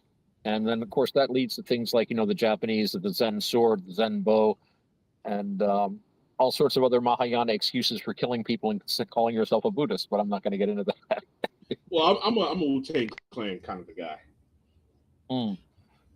There you go. You Protect your neck. You want. Everybody will turn tonight. Yeah, because there are people out there. You gotta protect yourself. You got people out there like Roger. Well, Yeah, you want to talk about the swords and the ninjas and the Mahayanas. Come on, Otto, just let it out. I love talking about ninjas and swords and They had a video on this guy I listened to on YouTube, Asner historian, and he does these cool little things. And he did a talk on the Tibetan Book of the Dead, and which was accurate enough. But then he was describing the Mahayana idea of the Bodhisattva, and he's talking about these Bodhisattvas come down and they could go to Nirvana, but then they decide not to because they're going to wait, and instead they're going to help enlighten other beings become enlightened and da da da da and da da da da. And he's like, please, and he's just trying to get people to comment. So he goes, please correct me on this. And I just said, all a Bodhisattva is a pre-Buddha. It's simply that person is going to become a Buddha in the future. It's either in that life or in many lives to come. They don't have it's just that. And I did say something about cosmic space Buddhas that the Mahayanas come up with, wrathful deities and magic Bodhisattvas that show up and do this or that. And it's you have to do the work yourself. It's kind of like the Matrix with Neo, right? He wasn't the one until he decided he was the one. Well, but the ridiculous thing is it's like when you're saying that you're going to go back into samsara to save the people in samsara, and it's like samsara is an action. It's not a place. It is it's a behavior. And one teacher I remember listening to a lecture where he says basically it's like saying that you don't want to stop this behavior because it's like if you're a heroin addict and you're with a bunch of heroin addicts and you quit heroin, but then say, oh, wait, no, I'm not going to quit heroin until I get all these other guys to quit heroin. No, that's not really a good, helpful way to approach it. But a lot of Mahayana, I think, is just an excuse to maintain a lot of old, like in Tibet, very shamanic traditions. We all know about the gold-plated human skulls for drinking cups and then drinking wine out of them. Yab yum, we all know what yab yum is. And, these are all things that Buddhist monks are not supposed to do. But they found the sutra, it was really written by the Buddha, but he hid it away for 800 years because we weren't ready. But I just found it, and a miracle, the ink is still wet. It's amazing. And, oh, look, we can have sex. Great. Thanks, Buddha. It's like, no, I don't think that's It's sort of like the Mormon Bible. Buddhism I got into because, when I was a teenager and you read about Buddhism in America and you read like guys like, Jack Kerouac and Allen Ginsberg and all these cats, and they're like, they're tapping into all this Mahayana and Vajrayana stuff. And I'm like, oh, wow, Yeah. religion where you can have promiscuous sex and take drugs and get drunk. That sounds like a great religion for me. Woo. When you look into it a little harder, though, you see that they basically made up a lot of it. And, Well, I know and I'm going to be on the road again like Kerouac, and I'm going to go see Roger, and I'm going to pick him up, and we're going to go and try to find Dave, right? Man, it's like, first of all, I'm not going to Chicago. That's just not happening. Okay, it's wrong time of the year. There's a snow front coming in. You stay where you're at. Don't move. Well, I need to bring a white man with me, so American citizen. So, I'm not going. If it's past Effingham, Illinois, I'm not going there. That's the land where no human being should ever go to. Like it is beyond nature for humans to live that far north. The blizzard I went through last night was crazy. Yeah, the roads instantly got blanketed. People are driving 5 miles an hour. It's horrible. It was awful. Well, I got caught in that yesterday. We had like they were saying less than half an inch of snow. I'm like, all right, well, I'll drive out. My mom's in a nursing home, and it's about a 30-mile drive from here up in the mountains. And I hate drive. I've gone off the road already in winter conditions in this car. The tires aren't that great, but I'm like, half an inch of snow, no problem. Well, they were a little wrong. It was like whiteout conditions and 20 miles an hour all the way back. Like, damn, this is yeah. We got 5 inches yesterday, and that's why I'm late to the show now. I've been shoveling snow all day. Wow, that's horrible. We only got, I think, 3.5 inches, and it was powdery. But it was more like just the driving in it. You could not see past 5 feet in front of your vehicle. And, right. I love the snow when I don't have to shovel it and when I'm inside looking out at it and I'm warm. I don't like it when I'm driving it, shoveling. It's like, Yeah, exactly. No, I think there's a big storm coming up from the south because I was talking to my buddy Pani Basa. He's down in South Carolina. And I was telling him we're supposed to get between 8 and 14 inches Sunday and Monday. And he was saying it's coming up through South Carolina, and I just got off the phone with a friend of mine from Georgia, said the same thing. So I don't know where you guys are, but it's something big is heading up the East Coast. Yeah, we're supposed to be getting hit hard starting tomorrow all the way up until the end of the week. They said today is the actually the last warm day we're going to have for about a week straight. Oh, yeah, we're supposed to go down to 13 below tomorrow night. Mm-hmm. Yeah, we're 1 below 0. Yeah. Yeah. So if Mark Edworthy isn't here, but if he was, I would say Fahrenheit. Fahrenheit Edworthy. Yeah. He's been every time I see him on the internet, he's been all messed up. Like his hair's all scraggly. He's just barely climbing out of bed and everything. I'm like, oh my god, dude! And I know because he's drinking the expensive stuff that should no, it's January. The cold air is freaking nipping at his boots, and this stuff is I mean, you turn into a polar bear right now. I mean, there is nobody in their right mind who's in this cold weather and not thinking, man, I just want to go to sleep. Well, yeah, I'm a big guy. I like to hibernate. If I'm in a cold spot, I will definitely curl up and sleep for like 3 or 4 days. Mm-hmm. I have no problem doing that. So there's something you said, Otto, that I kind of want to clarify.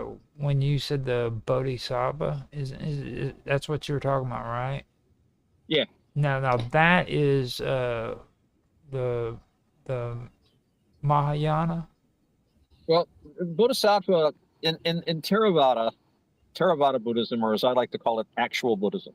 Mm-hmm. Bodhisattva is a word that describes the Buddha before he becomes the Buddha. So, like when the Buddha first started off on his after when he was born and when he was walking around at the palace and stuff, when he was still like an oligarch, he was the Bodhisattva. He was the Bodhisattva up to the point where he had his awakening, and then he became the Buddha. And in Theravada, the Buddha is awakened. And if you become awakened too, you have the exact same realization as the Buddha. You're called an arhat, though. The Buddha is differentiated because the Buddha also teaches. Because generally, when you have this experience, it's very difficult to put into words. So to be a Buddha, you have to be so autistic that you can describe every little step. I mean, the Buddha was a supreme autist because he got his awakening, and he lived for 45 years after that, teaching and answering questions and refining things, refining his explanations down to make it as clear as possible. Now, before the Buddha had that last life, before he became the Buddha, at least in Buddhism, he had other lives before that. Each one of those lives, he would have been considered a bodhisattva, but it didn't mean that he had particularly powerful abilities or anything, nothing past what he would have simply as that being. I mean, in a previous life, he might have been like an amazing meditator, right, and had like meditation powers or something, but that would be from his own work. Mahayana made a kind of a split, and I'm not an expert on this, and if Panibasa were here, he could describe it a lot better, or Ajahn Punadamo. But basically, they were saying that the arhat does not have the same understanding as a Buddha does. That basically there's a qualitative difference between the Buddha's awakening and an arhat's awakening. And this is kind of where the split started coming off with the ideas. And I mean, they jumped through a lot of technical hoops to get there, kind of like the way a Catholic cardinal can jump through a lot of hoops and come up with transubstantiation. Yeah. So yeah, you can make it arguably valid an idea, I guess. But so who's better? Yeah, but and that gets into the whole Buddha mind thing, which they go on about, and it's like, and one thing someone pointed out, the Buddha never mentions the Buddha mind, not once. I mean, you would think he'd be the guy that would know, right? He's the Buddha about the Buddha mind. But as far as the Bodhisattvas go, from what I've seen of it, the Mahayana guys started. I don't know. I think what happened was when Buddhism comes to different countries, they retain a lot of their beliefs and ideas. Like in Tibet was all full of shamanism, all full of tantric practices and sex and drugs and rock and roll and stuff. So when Buddhism comes in, they don't want to stop doing that, so they have to make it Buddhist somehow. Buddhism doesn't say your religion is wrong, but once you become a Buddhist, you start looking at your religion through Buddhist lenses. And so you have Kuan Yin, who's like this goddess of compassion, becomes a bodhisattva. And yeah, it's almost like, I'm reminded of the way you compare like the ornateness of like the Roman Catholic or the Eastern Orthodox Church with the plainness of the so-called primitive Christians, or like a very stark Protestant kind of a church. Well, we're just here to read the Bible and pray. It's like, we're here to have incense and, golden chalices and candle ceremonies and stuff like that. That being said, I love Roman Catholic ceremonial and stuff. It's the closest thing to paganism that you can really find. Another thing Chesterton said was, if you really want to touch the pagan mysteries, you have to turn to the church. Everything else in the modern world is a post-Christian invention. If you really want to see what paganism is about, you got to go to church and go to midnight mass on Christmas, man. I tell people, if you really want to know what the Bible's about, read it backwards. There you go. I tell you all the time. That is where the occult is, yeah. So, what's better, to be enlightened and having to teach it, or being enlightened and not having to teach at all? Well, not teach at all, really. And from a Theravada viewpoint, it's not about teaching other people. When the Buddha was first awakened, one of the things they say is like, he was like, well, should I bother telling anybody this? Because they're just not going to get it.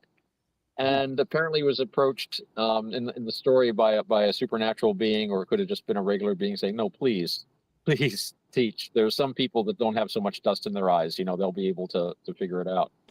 It's all right, I'll be. No, I do want to let you guys know that Detective Fallen made comments on YouTube, and I wanted to do a shout out for him, so that everybody knows that he did come into the chat. and Hello. he says that I don't know if he's talking about Otto or if he's talking about me, but he says you pick up on the mannerisms of people you hang out with, hence birds of a feather flock together. So I'm thinking he's talking about Otto. Well, all of us really. I mean, that's a good point. Mm-hmm. You tend to, and that's something that we've talked about before on the show. Roger, you've talked about it, and Bob used to say new playgrounds, new playmates kind Mm-hmm. of deal. When you're trying to change like bad behaviors, like you don't want to drink. That's an obvious one. You hang out with people that don't drink, you Right. know, and if you hang out with people that don't drink, you tend not to drink yourself, and it's the other way around. And so, yeah, I think birds of a feather do flock, and you do tend to pick up mannerisms and ideas. That's why it's so important to hang out with good people. Well, and I want to, well, just to switch back over here to the Buddhism, I find it extremely fascinating. And I want your thoughts on this. I find it extremely fascinating that you hear these stories about these demons or these gods and goddesses Right. who become enlightened and become Buddhas. Like, that's a whole Well, different level of godhood, then. well, the thing is, you're you're probably not going to attain enlightenment unless you're a human. That would be the first The rule. human life is the best life to try to be enlightened, because the thing is, if you're a hell being, if you've been taken a birth in a hell world, a hell realm, or even an animal realm, or even you're not going to have the mental equipment or the ability to pay attention well enough to learn the Dhamma and to practice. If you're take a life as a deva being, right, a higher being in one of the higher sensual heavens, got hot and cold running dancing girls and this and that, you have a lot of distractions. You're probably not going to spend a lot of time meditating, although it is, according to the stories, not unknown. But I mean, why would you bother? You're here for 1,000,000,000 years, and you've got I'll practice later. I've got 1,000,000,000 years ahead of me. What the heck? But when you're a human, you have just enough bad stuff to spur you on, but just enough good stuff to make you see what's possible. So it's that if you get to the higher realms, and it all has to do with your karma. I always said that there's no real. I don't think personally there's any real contradiction between Buddhism and something like, say, Christianity, even, because in Buddhism, if you leave this life and you have good karma, good mental states and stuff, you could go to a sensual heaven or some sort of a heaven, and you're not, you as a Westerner are not going to go to some Thailand heaven or Burmese heaven. You're going to go to a Christian looking heaven. And my advice is, if you wind up in heaven, keep meditating, because even though it's God and the creator of the universe and all this stuff, this universe ends. And there are other universes, and there have been other universes before. So there's a whole sutta about that, about a God who is very much like Jehovah, a great Brahma God. And he's like, I am the creator and this and that and this and that. And the Buddha shows up. It's like, well, you are now, but I remember when, a few previous lifetimes ago, you weren't. And your next life is not going to be that good unless you shape up, kind of deal. Wow, Tone, that's what Brahma, huh? Yeah. If you'd like, I got a link to Ajahn Punadamo does a great explication of that sutta. It's actually, and I'm like listening to this, and I'm like, I think I've heard these same words at the court of Jehovah. It's the usual sort of thing. And from a Buddhist point of view, it's because that supreme God simply was ignorant. He didn't realize. In Buddhism, I think they explain it as like when the universe goes away and then it comes back. And then like beings start appearing in the Brahma worlds because they're karma. So the first beings there is like, oh, wow, I'm here by myself. First thing you do is you wish for other people to be there. Well, because you're lonely. Well, all of a sudden other beings show up. Now they don't show up because he wanted them, but simply because they're karma. But then he thinks, I must have created them. And then as the universe comes in, oh, well, so it's sort of a state of delusion. Sort of like a self, fracturing. Yeah. And you're acting for, and you think, well, I'm going to be here forever. I must be the supreme God and stuff like that. It's like, well, no. But in Buddhism, they tend to look at these gods as more titles than actual individuals. Like Uh-huh. you take existence in a godly realm, and then you whoop, then you leave. You take birth. They call it taking birth. It's interesting when we take birth in like the human or the animal realm, we come out of an egg or come out of a mother. If you take birth in like a ghost realm, you just appear. Boop, you just pop in, and then when your comma is up, you pop out again. With the Virtual devas, it's particles interesting. becoming real temporarily. Yeah. And so with devas, though, like if like you die here and then you've got really good karma and you take birth in a deva realm, you're just going to appear there, and then you'll be there for so many millions of years or whatever. And then before you die, when you die, you just kind of pop out. But there are signs, like we have signs like aging and aching bones and disease. What happens to them is their clothes start to look a little shabby, and they get underarm odor. And then they know, I'm on the way out, and then poof, they're gone. That is so interesting. Well, let me ask you, Armpit odors is Odor to devas means death. That means they're on their way out. Only got a few hundred years left. Oh god. That gives so much incentive to deodorant. Like yeah. Well, they don't need it up to then because they smell beautiful. Everything smells like right. up there. That's and you just think of something and you get it too. Wow. That's amazing. I find it weird with the hierarchy. As you said, the gods, it's mostly just a title.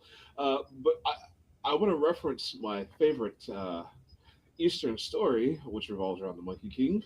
So this Monkey King, he's basically kicking the crap out of everybody in heaven, right? All the gods. He thinks he's the top dog until he meets Buddha.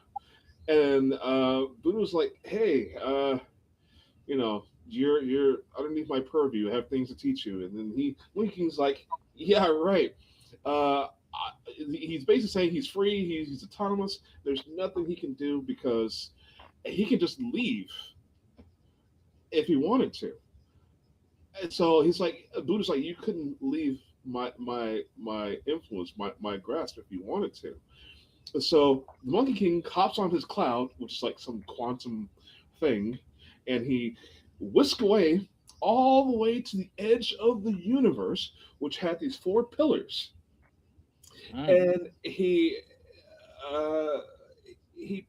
puts his handprint in ink and puts his hand on on one of the pillars, and then he quantum basically warp drives all the way back to Earth, and tells the Buddha, "I've been so far out of your reach, it's not even funny." And then the Buddha puts out his hand, and then you see his fingers transforms into these pillars, and then you see the monkey's paw print. So I think it's the most hell of a story I've ever heard. Actually, I heard a slightly different version of that, where when the monkey gets to the end of the universe and he finds the pillars, he makes a mark on one and then he pees on one. Yeah. It's been such a long trip. And the Buddha's like, "Why did you pee on my hand?"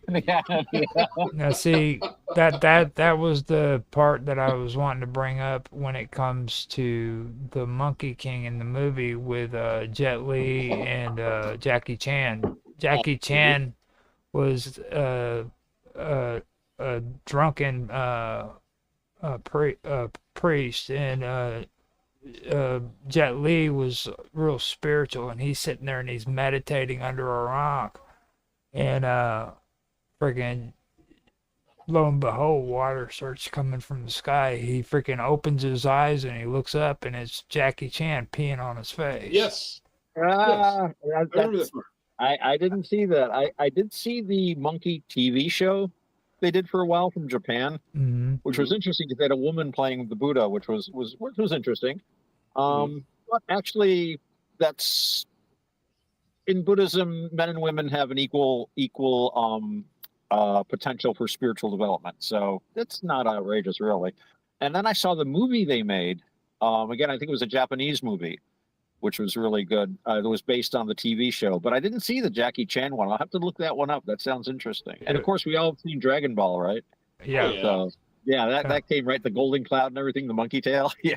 I do want to make some corrections on that though, because the Dragon Ball, the original one that came out, okay, the original storyline on that, especially the part where he goes and he freaking about the big fish. Okay, now when he goes to pee in the river, his penis, he throws it out and it's so large that it falls into the water and the fish bites on it, and that's how he catches the fish.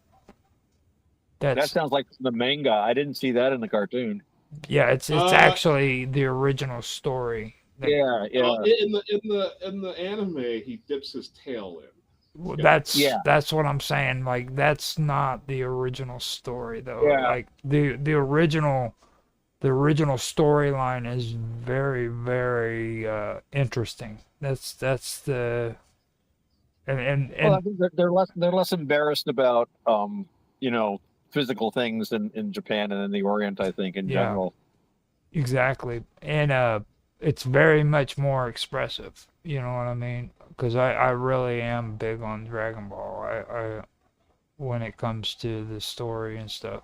Now that I did watch all of Dragon Ball. I've never got through Dragon Ball Z though. Maybe I just kind of burnt out on it, but yeah. now maybe Dragon I'll Ball dig it up Z? and watch it. I Dragon watched Z Dragon is Ball. the meat to the potatoes, brother. Oh, I never got that far. Well, I was like into like, oh, Dragon Ball, this is cool. So I downloaded like Dragon Ball Z, and what was the other one? Dragon Ball 2020 or something, or No, Dragon Ball. no. So there's Dragon Ball, there's Dragon Ball Z, there's Dragon Ball GT, which is no longer GT. considered canon. Then you got Dragon Ball Super, and then there are three more that branches off. I've lost track even. Yeah. Yeah, I never got as far as Super, but I got the first 3 series downloaded, and I binge watched the first one. Maybe I'll go back to it. I don't know. I don't have that much time. Yeah. to sit and watch things with all this. I remember the box sets. You know what I mean? It's like Yeah. I was like, oh my god, dude, I had a seriously. friend who had every cassette. We would go like in places like Suncoast and things like that, and you get the little packs, like part 1 of season whatever, and then it would be like 3 or 4 videos. But to actually buy them all, it would cost you thousands of dollars. That's why the Pirate Bay is my friend. Yeah. Oh, I'm not the only pirate here. Thank goodness. I talk about that with Rierson and Roki all the time when they talk about the stuff. Oh, we're not going to support Disney, and I was like, well, you can still enjoy their stuff, just don't buy it. go torrent it. Well, the argument that you if you do that, then you're not buying it from them, so they're losing money. But I wouldn't buy it anyway, so they're not losing any money from me. I'm not doing anything.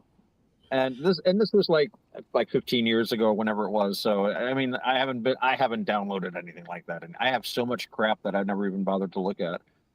Because it's like I want to have it. I've got all the Star Treks. I've got all the Star Treks. I've got all of the Man from Uncle. I've got all of the Avengers. I've got all the Harry Masons. I've got all all these shows that I've never watched. But I do with video games.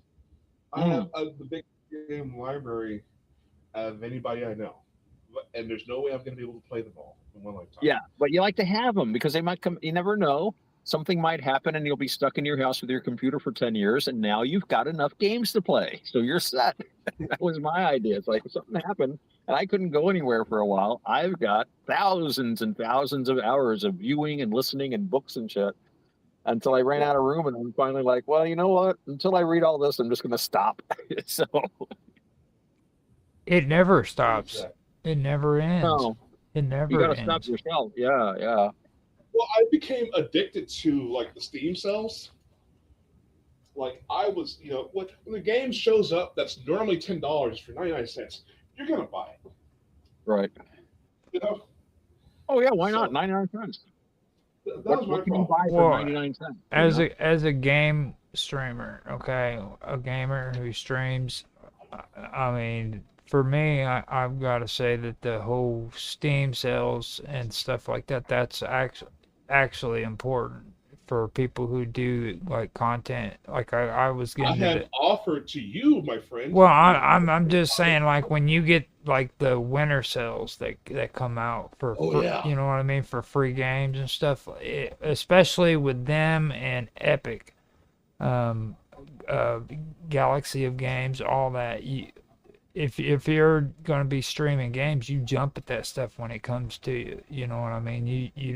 So I mean, And I hope we are friends on Steam. If not, we yeah, need we to are. connect. And you need to look at my library and see what the hell it is you want to play, because I'll share my library You with you. know, but just I mean that's one thing that I have. I mean, in that aspect, and don't get me wrong, there's way too many gamers out there. Like there are a lot of people who are addicted to it, Oh, yeah. but I've noticed one thing though when it comes to like mental health and stuff like that, gamers are more open-minded about admitting that they have mental health problems and they're You think? addicted. Yeah, really. I Huh. mean that I'm amazed with how many people are into gaming that openly say, "Look, I have mental health issues and I do this stuff because I have a hard time coping with life." You know, I mean, they just openly Right. say it. Yeah. I have mental health issues, and I can kill everybody in this room with a gun because I'm trained. Well, There you go. I'm Fear me. when it comes to just like regular streamers, though, I've noticed like they have a real hard time admitting their own character defects or their mental problems. You know what I mean? It's like And compared. me personally, I don't want to know. Yeah, See what I'm well, saying? not me, not anymore. Whatever. You keep your problems. Keep your problems to yourself. Shut the hell up. Do the stream. And I'll give you a click and a like, and we're good. There you go. Well, it's like you start talking about like women, and then the next thing you know, they're telling you about all these horrible, horrible freaking sexual acts that they've committed within the last 20 years. Oh, goodness gracious. Yeah. Ah, You know what I mean? And or you talk to somebody about something that's spiritual, and the next thing you know, they're talking to you about the power of one, and you know, and how freaking you need to convert over to this group or that group because freaking then you can learn how to remote view and join the Illuminati. You know what I mean? And you're stuck.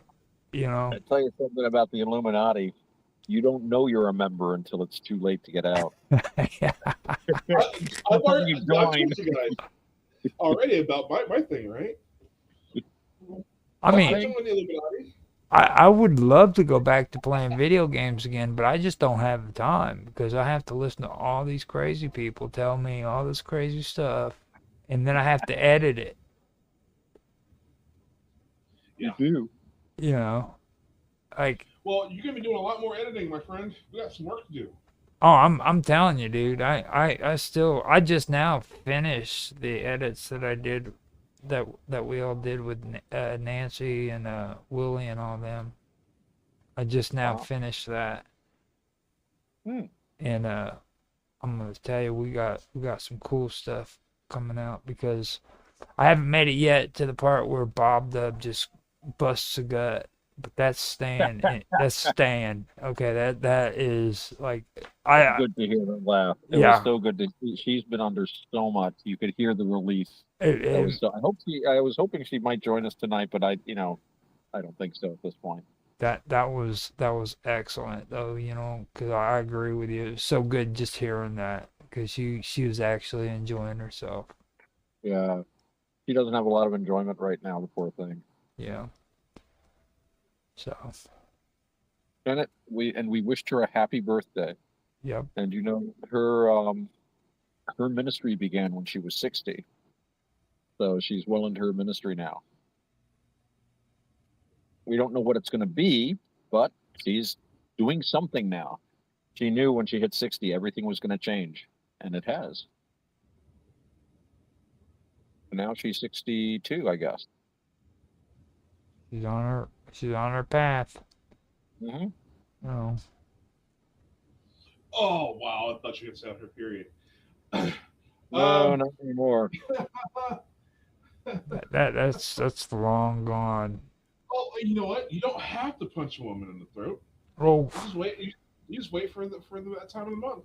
They're never gonna let me up on that one. That was pretty cold, Raj. You know, the punch in the throat thing. That I was was pretty gonna say cold. things kind of harsh. You know. Yeah, harsh. Well, I mean, I'm editing my voice out, so none of this is ever gonna make it. I have no idea what V and I are talking about. Yeah.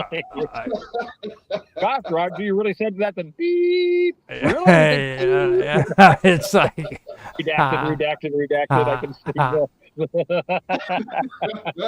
well, the good I can part see is the it's print it out is now. it is on live stream, so everybody gets to hear it if they're doing the live stream, but it's not gonna be in the edited version.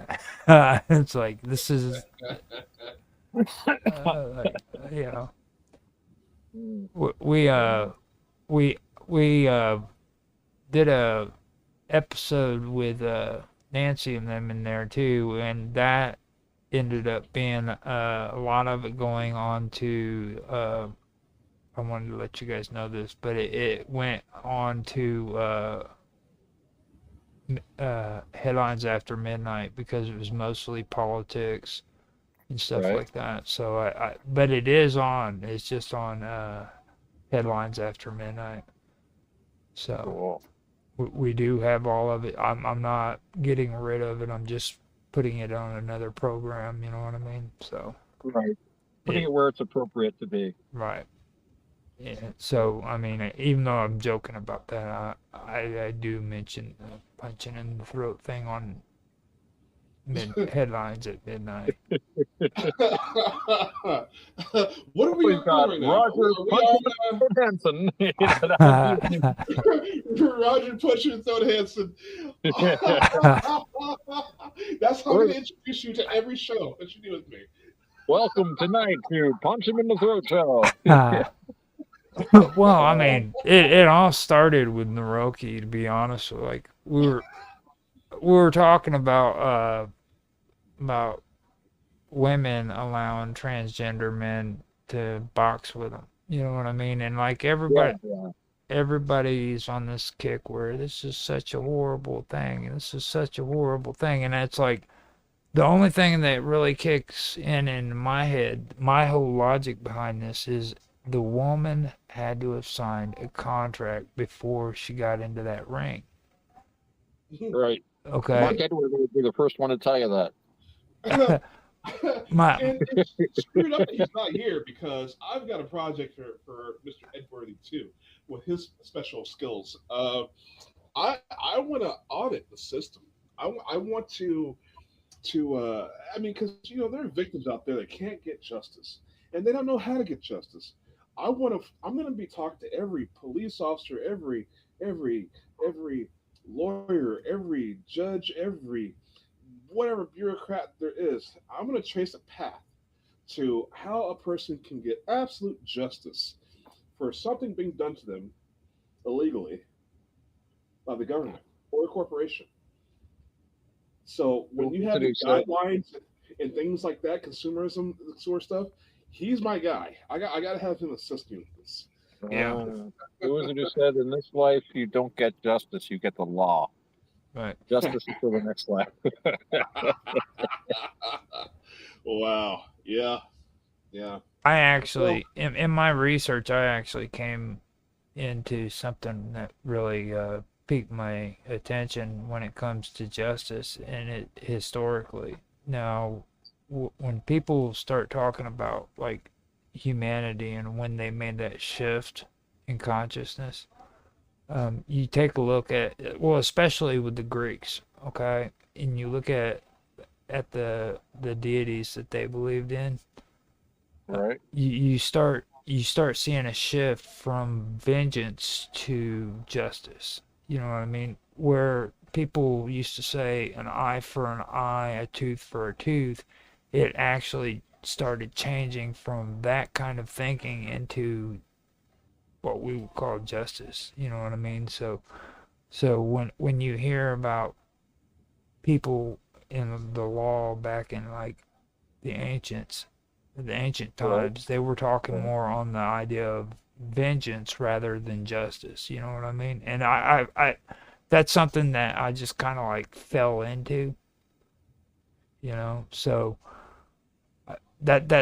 what you guys talking about that, that just kind of like brought that up in my mind. So I figured I'd mention that because that is very interesting when it comes to justice. You know, um, I, there's something significant about it. There Well, was. it's interesting because, Aristotle, you're waiting for Aristotle. Mhm. I guess we're starting the quantum gathering because we're getting philosophical. I was kind of hoping Mike and or Bob would show up. So maybe we should officially be the quantum gathering now and talk about justice. And hello, everyone. Welcome to the quantum gathering. I'm Otto Excelsior, last man standing. But wait, there's two other men standing here with me. We have our co-host and electronics warfare expert, Roger Punch Him in the Throat Hansen. And of course, the mysterious V. He has no social media. He just walks into the room, brings chaos and interest wherever he goes, and then departs whoosh, like the invisible wind. And tonight we're talking about justice. And Roger, you made a very interesting point just now about the development of justice from, as you put it, just plain vengeance, what we would today call vengeance. And going from the eye for an eye thing to, as you were saying, something more just. And my comment was going to be that this was seen when you look at the oldest law codes that started this change. Usually, they were introducing the idea of some kind of a fine or monetary payment, so that if you knocked out someone's eye accidentally, they wouldn't pluck your eye out, but you might be responsible for his medical care and for supporting him and making sure that he's able to continue to function in the society. And that does seem a lot more just. And the thing that really drove this is something that Aristotle talked about. He talked about how government, and by government he meant the society as a whole, it was a more unified thing then. You can either have like the oligarchs running thing, the few, right? The aristocracy in the best case, or the oligarchs in the worst. But a few people who are wealthy, and they will tend to oppress the poor, who are much more numerous. And that's what he would call an oligarchy. And then Or you would have what he would call a democracy, which is like the poorest people, and they will, of course, oppress the rich. And there are many more of them, and they can enforce their will through violence if they want to. And neither of this is a good situation, but what you need is a middle path. And what the middle class, the people that are not really rich, but they're not really poor, are the ones that tend to temper this. So that instead of a rich person saying, oh, he trod on my corn, cut his foot off. No, we're going to introduce fines. We're going to do things that are going to keep people alive so that we can keep doing business and have our society stable, because that's what's important to middle class people. Really poor people have nothing to lose. Let's turn it all upside down. Really rich people say, I don't give a shit about them. Let's grind them into the dust. You've got to kind of be in a middle position. And just to go on a little more about justice, Aristotle talked about there are basically three kinds of justice. There's distributive justice, corrective justice, and reciprocal justice. So distributive justice is like a fair allocation of goods, based on how much you've contributed, you're getting back for what you give. Corrective justice is restoring a balance. Like if you've stolen a sheep, well, you got to give it back, kind of deal. And then there's reciprocal justice, which is fair exchange. That you and I can be just in our dealings with each other. So, well, let me ask you: was something was that it a fair exchange for the goat? What's that? What was it a fair exchange for the goat? Well, that is another level of justice. From a Buddhist standpoint, you don't want to be killing goats. I was talking about killing, but okay. But as far as the goat itself, well, it's funny. When you think about farming, and I've spent time, I used to work on farms, repairing machinery, and I've seen farms, and it's kind of interesting because when you have domestic animals, you have to replace their entire ecology. You have to, instead of them wandering around eating food, you have to bring all the food to them, remove all the waste, and of course, living that way, you're going to have to correct all of their medical problems and stuff that, like hooves. Out in the wild, they'd be walking on rocks a lot. That would trim the hooves. They're not doing that Yeah. anymore. They have nice soft places to walk, which is nice for them, but they need their nails trimmed and their feet taken care of. So it's really you're trying to replace, an entire ecosystem in miniature on your little manor or your farm, your little plot or whatever. And this goes for the vegetables too, weeding and keeping the pests off and stuff. The animals really have it really good compared to animals in the wild in many ways. Of course, there is the slaughterhouse at the end of their days, but that's what they would be facing in any event, really. So it's wolves. Yeah. yeah, wolves and cold and starvation and wildfires and so no creature has it easy on this planet. No one here gets out alive. But yeah, taking the goat into consideration, though, it's not a bad thing. Not a bad thing to do. Well, as long as you're not doing anything weird with the goat. So Yeah. Being adults only. I'm when I was a kid, I had this comic book. I had the first Mr. T comic book, and I'm dating myself here, but yeah. So there was a kid in this comic book. His name was Justice, and and people ask him why his name is Justice. He says, "My name is Justice because I don't get none." So that was my first sort of like venture into the concept of justice. Like, wow, you don't get any justice, and then that's a rabbit hole when you think about the societal situations. Kind of reminds me of Rodney Dangerfield. I don't get no respect. Yeah. I don't get no justice. Yeah. No justice, no peace. So, justice became one of those things for me that I don't like to be King Karma. Karma takes somebody screws me over. I just wait for it, and I just say, please don't let them just be totally killed or destroyed, whatever. Because karma, I hear something back very soon that something bad happens to these people or this person, whoever. The universe takes such a great care of me in this fashion, in this sense. I feel bad for people who screw me over. So justice as a concept, it's not just a concept. It's not just a man-made concept, but there's action reaction. There's right. Causality, and so I've always as bad as my luck is, and as goofy as I am, and clumsy, there seems to be just something. I have something that autocorrects. Or autocorrect. Yeah. It's kind of weird. Karma is not justice. Karma is like cause and effect. It's and when the Buddha was teaching people how to duck out on your karma, he didn't say, do you deserve to stop suffering? Oh, wait a minute, you did this 3 lives ago, you did this last week. Maybe I won't teach it. And I never said that. It wasn't about whether you deserve to end your suffering or not. And he would also say I would think about karma is that it goes back so far, it's really difficult to disentangle it. And, something that occurred to me while you were talking, V, about if you have something happens, you make a mistake or you screw up or something, that so often turns out to be the very best thing that could happen to you, which to me says you have good karma in your past. And the key is you want to encourage the good karma and discourage the bad karma. The Buddha's not saying, oh, you did this, so now you got to suffer for it. No, he doesn't want you to suffer. It's like, look, I've talked about this before. The idea of karma is like a field of seeds.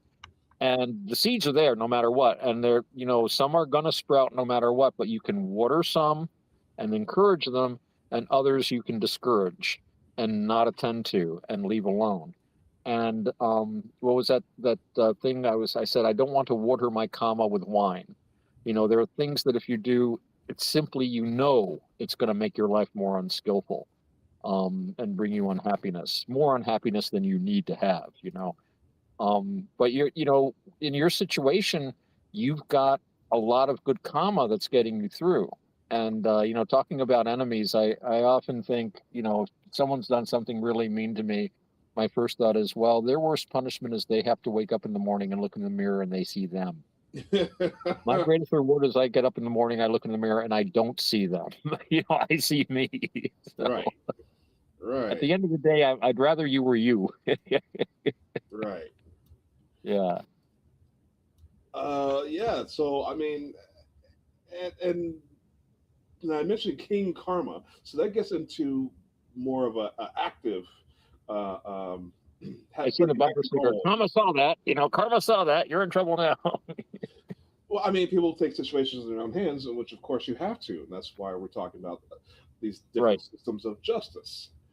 So, and people will say King Karma, like it's a bad thing. And, oh, you're just being King Karma. Why don't you leave the situation alone? Well, you can say that just about anything. What about the justice system? What about, the thing is, if you leave something alone, that's also an action. Yes. Inaction is action. Yeah. So it's not like you're always King Karma. You're always making karma. It's just you want to just try to be skillful and aware of what you're doing, and always keep in mind, what's best for my long term. What's best for my long term. Happiness and comfort and that stuff. So, but yeah, really, you're people might see you because you present yourself, you have a robust karma, you have a robust spiritual presence. And they see your activity, but they don't realize that they're just as active. Everyone is active, really. You just have a certain panache to your activity, a certain style. Well, you're right about that. Yeah. There's no doubt about that. That's without saying. Like, he didn't even have to say nothing for that. You know what I mean? Oh, it goes without saying. Yeah. He's got it. I wouldn't even call it. It. It's like a fungus that grows from the crotch area up into your freaking like chest, and then eventually you got a beard. You know what I mean? Roger, this is supposed to be the quantum. Oh my gosh, I forgot. Thank goodness somebody's gonna edit this out. I know. See, now you can't say anything about me. It's all Roger punching the throat Hanson. Now, with your conversation, the thing that really gets me though, it's like I think there's a lot of misconceptions about the whole idea of what good and evil is. Like, we were having a conversation about the Book of Enoch with Tan earlier, okay? And like, he wanted to kind of give his perspective as a Catholic. And I've noticed that a lot of people who are Catholics have a real hard view on the difference between good and evil. Whereas, like, when you go into Buddhism and even Hinduism, there's a very, very, it's very different. You know what I mean? Like they believe more in the idea of evil being chaos versus good, which is order and structure and things of that nature. You know what I mean? Okay. Whereas with a lot of religious people, they do have that belief where, well, Christian beliefs mostly, they have that belief where good is, good orderly direction kind of thing, you know what I mean? And evil is, the evil, horrible things that people do, and that's it. Right. You know what I mean? Whereas, like, if you take a look at, like, the Bible, okay, the Bible in Genesis, the first few pages, like, the primordial, where there was the void, and then there was freaking water, and then there was light, the beginning in the void, that would be that would technically be evil according to a lot of other religions because that's chaos. I'm so glad you said that. People look at me weird when I have when they want to bring up the occult, and I tell them the darkness is the primordial. I'll tell them, you want to assign evil and good, and people automatically assume the dark is evil and the light is good. Well, from out of everything, from nothing, everything came. Okay, God or whoever, a black hole, just whatever. Something came out of nothingness, came out of the dark. Now, I can also add to that as the counter argument that Lucifer was of the light. Everything you see is not truth. There are such things called illusions. Right. So, yeah, the dark can be scary because you don't know, and that is the birthplace of things. That's where creation comes from, a blank palette, right? So, how can the dark be evil? You a darkness worshiper? Yeah, okay, all right, whatever. So, gentlemen, I don't mean to interrupt, but I have just been informed by Bob that she's going to stop in and say hello to us. Cool. Okay, Yeah, well, yeah. on that note, I've got to stop. I got to switch devices here. I'll be right back. I don't know when she's going to show up, but she just said she'd be in a few minutes. So That's we good. should be. I'm going to go ahead and switch devices. Hold on. Okay, He's- sounds good. We will talk about very highbrow things. While And- he is away, we can talk about highbrow things and be intellectual until V returns and He run. can be very intellectual too, but we must be on our best behavior for Roberta will be here soon. Yep. Uh, When yeah, whenever she. I mean, for me, when I hear about, well, from what I've actually learned about it, like the primordial and the void and everything being represented as like evil, it goes back before Christianity or Judaism or even Buddhism. You know what I mean? It's like these are pagan beliefs that predate most of that stuff. You know what I mean? Yeah. So I mean, like this whole concept of like good being, this divine, spiritual, high-minded level of consciousness that's relatively new compared to the whole idea of the void and the darkness being evil and order being and structure being good. You know what I mean? Because humans have a tendency of thinking that like building great cities is something that's great. Like the city of Babylon, for example, they Right. they felt that was the greatest achievement that man, Right. you know what I mean? And building walls was a big thing, Yes. you know. That's why whenever ancients would destroy freaking cities, it was very, very important for them to raise the walls. Yeah. You know? Yeah. Unless you were Sparta, they were very famous for not having walls for a long time. Right. Although even they built walls eventually. But that was also the best technology they had. It was like really scary and impressive, 50-foot thick wall, 80-foot high. But then cannons came along and walls became obsolete. Yeah, I mean, technically that was, but like they still built them. They love Oh yeah. they love them walls.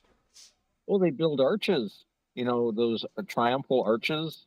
Mm-hmm. Like in Paris, they've got the Arc de Triomphe and stuff like that. And they were talking about building an arch in DC. And what's an arch except a hunk of a wall? Mm-hmm. Really, it's just like just a piece of a wall in the middle of something. Yep. But yeah, the wall itself was a very important idea in their spirituality, I think. To me, I mean that stuff really when you get a grasp of all that and you start figuring it out, it's really amazing. It just blows your mind away.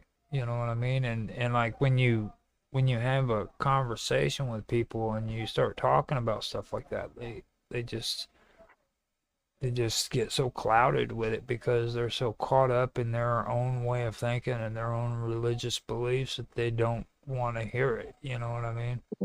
Right. Yeah. It's just good to have a conversation with somebody without having to worry about what their religious beliefs are. That's what I really enjoyed about tonight because like I talk to you about alchemy all the time, but being able to do it with Tan is a big deal because like he's like devout Catholic, you know what I mean? Right. And I was able to actually talk to him about it. And Well, like the interesting thing about Catholicism is, the Catholic will accept the supernatural. That's part of Catholic teaching, mhm, is that there is a spiritual realm. And they're just very careful about how you move around in it. yeah. Everything has to be very godly, like theurgy, instead of like just straight magic. Remember we were talking about Dr. John Dee, and when you read his occult exercises, he always began with prayer. He always began with purification, dedicating himself to God, and making sure that everything he was doing was good, Christian, above board, white magic.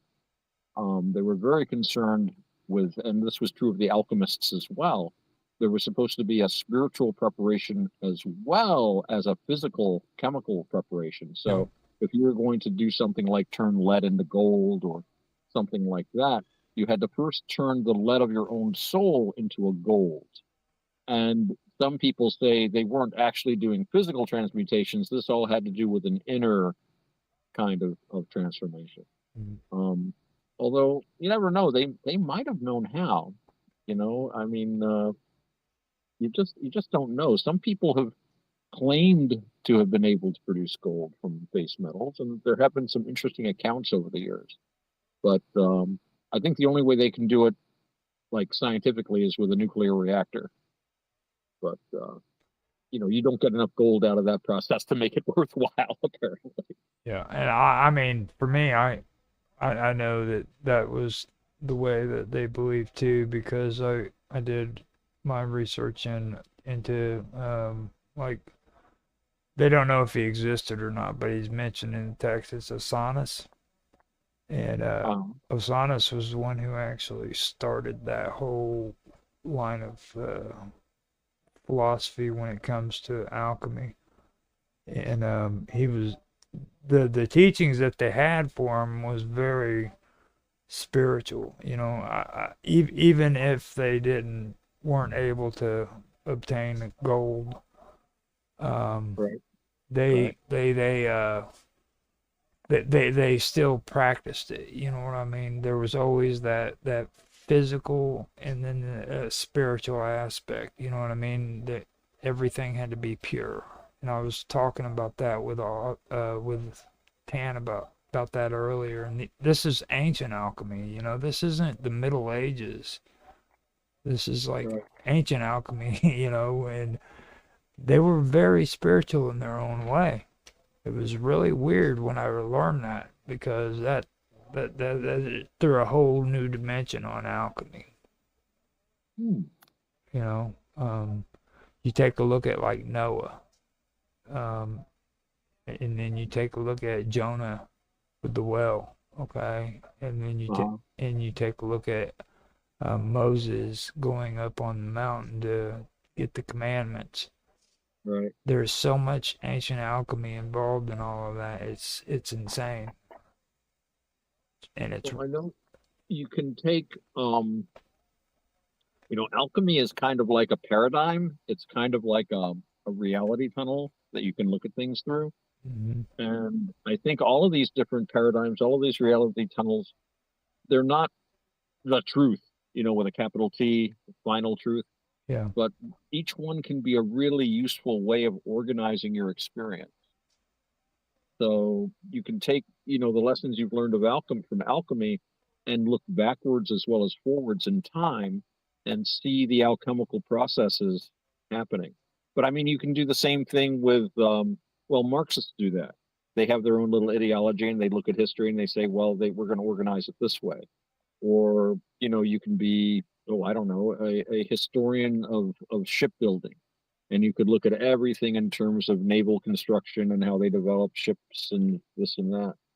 But I think it has to do with what's a fruitful metaphor for you to use at the time, Hmm. or whatever it is that you're trying to understand. And I think the more different ways we understand something, the more rounded picture we have of it. I like to look at everything through more than one lens.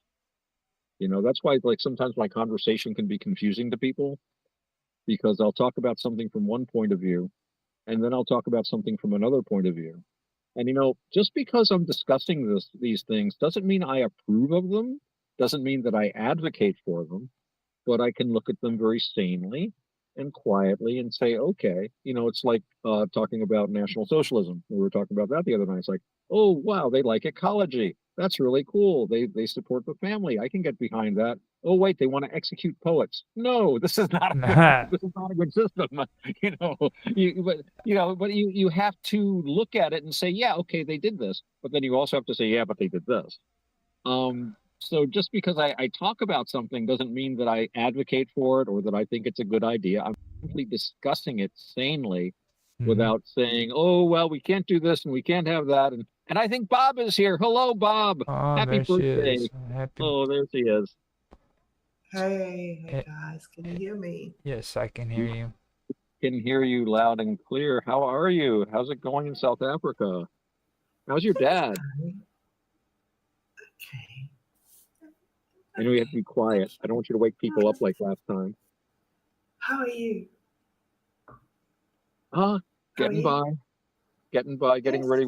We're gonna have a big we're gonna have a cold spell and a big snowstorm here. I think it's gonna hit Roger first, and Yeah. we're supposed to get like up to 14 inches where I am. I don't know what Roger's gonna get. I'm hoping we don't get 14 inches. Well, they said 7 to Yeah. 14. I don't know. I'm like, my goodness. Yeah, that will be pretty cold.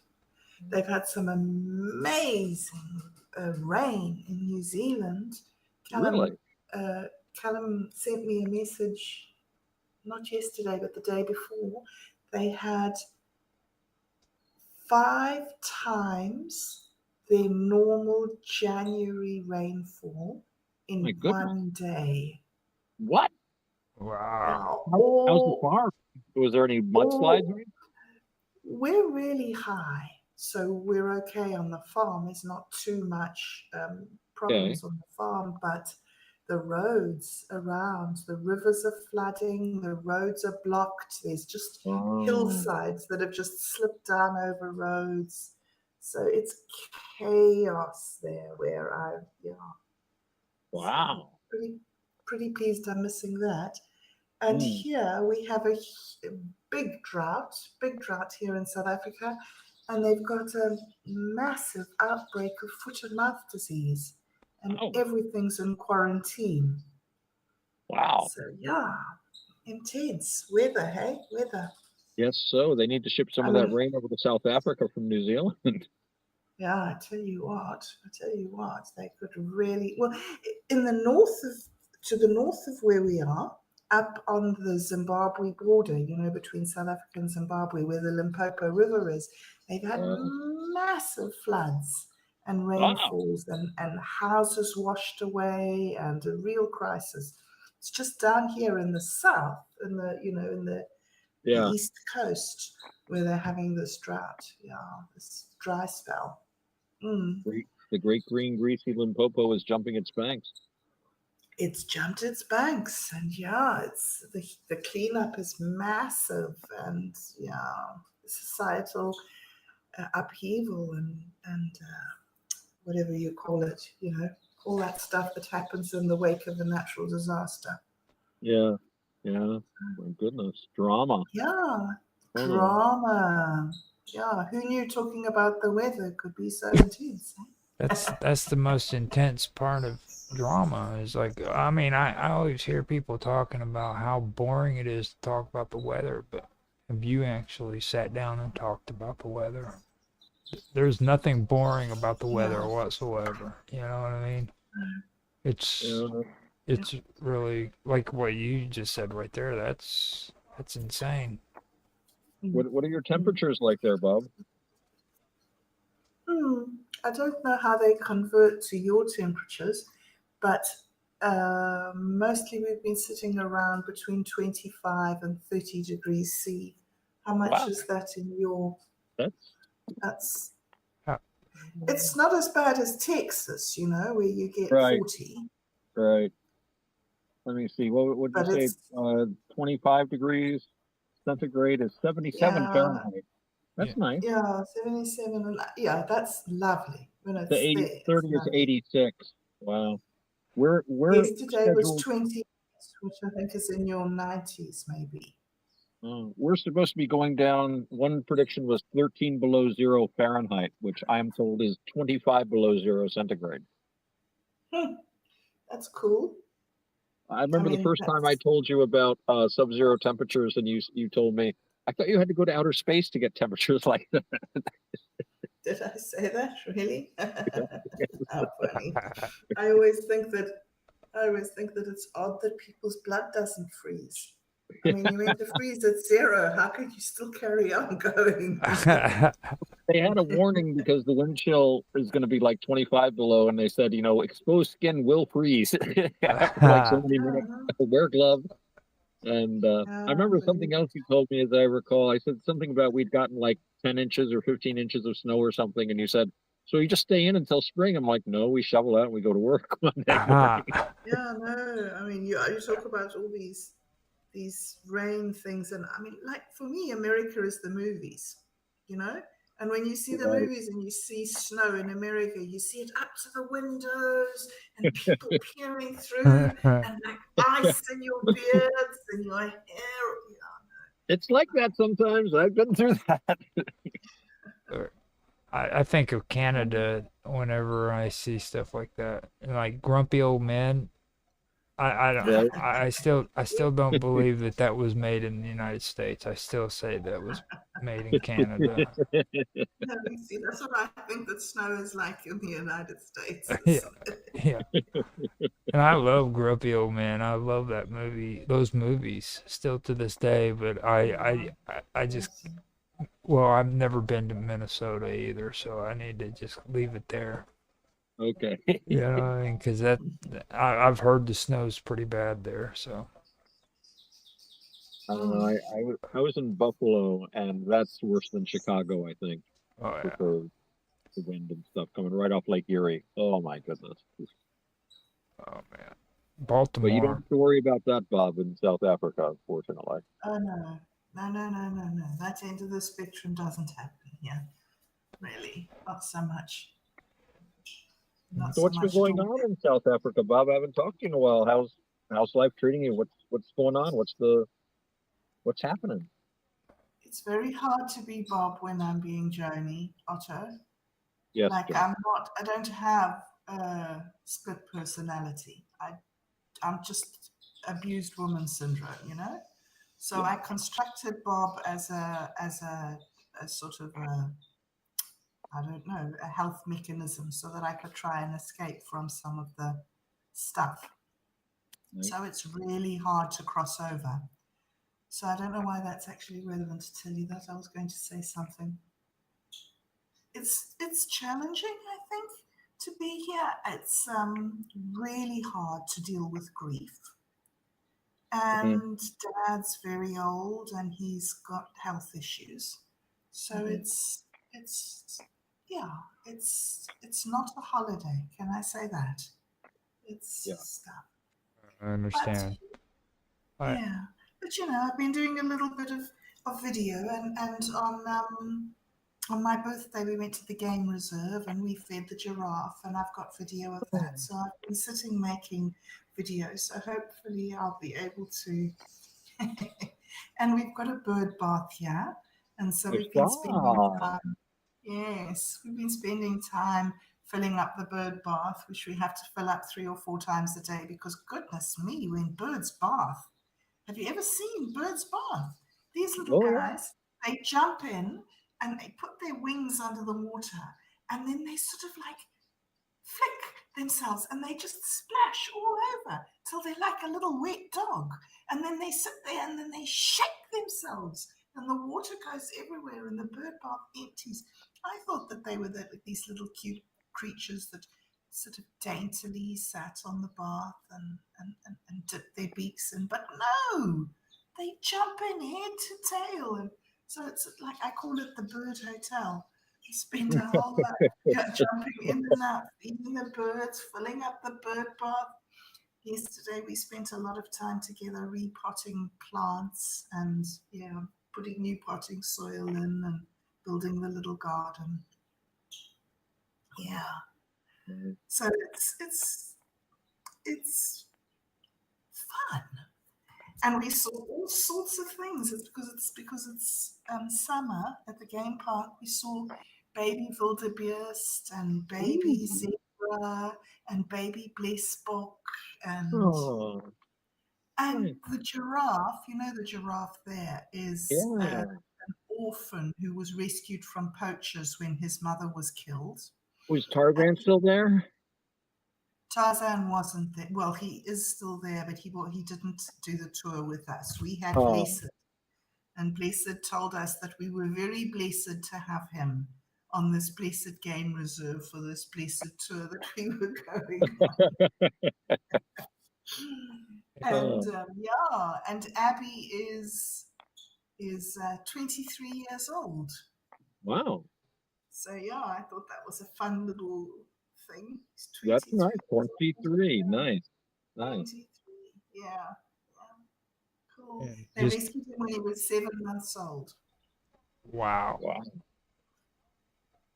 I did get shots of the zebra and everything for you on the video, so I just went in and pulled it up because I seen him the other day, and I was going to mention you can't pass up a good question like that when you got that's amazing, like the size of the head, just mind blowing.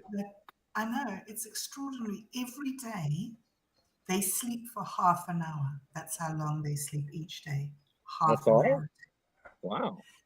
They can't lie down because of the blood pressure. If they lay down, their heart is apparently the biggest heart in the world.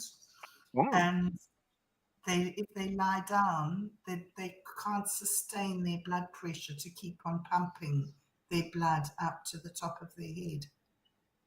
Wow. And they kill more lions than lions kill them.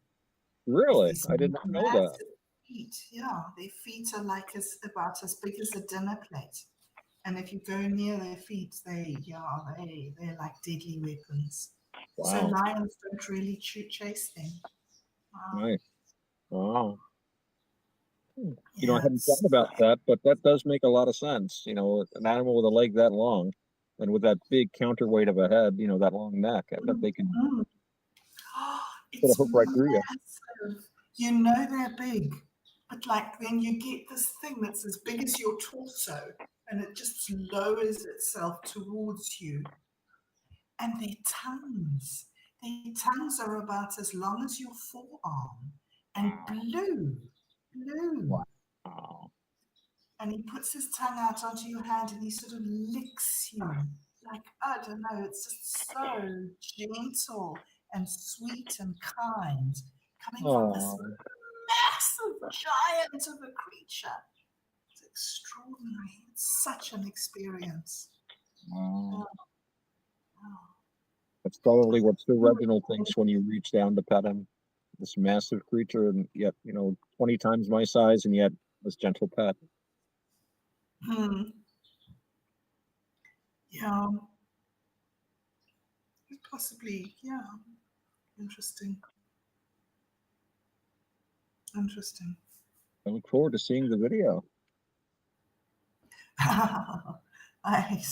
Yes, it may be a few days, but it's really fun to work on. And we had an emu there that was so rude. Goodness, it was rude. It was like, you know how I can't bear chickens. Chickens are just, I can't stand chickens. The only good chicken is a dead chicken. But this was like a massive thing. And it was pecking and pushing people out of the way and Goodness. barging in. Oh Yeah. my.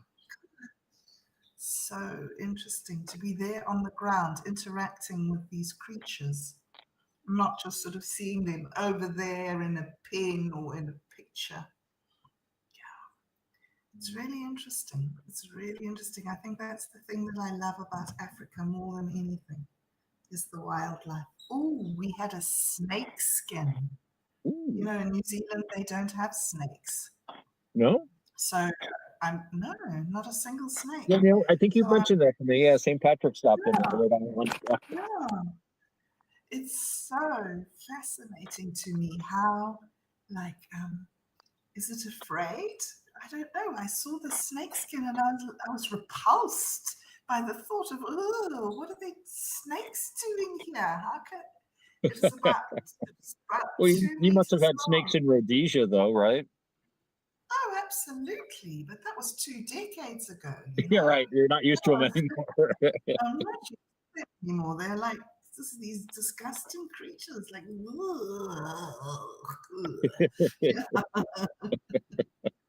Poor Bob.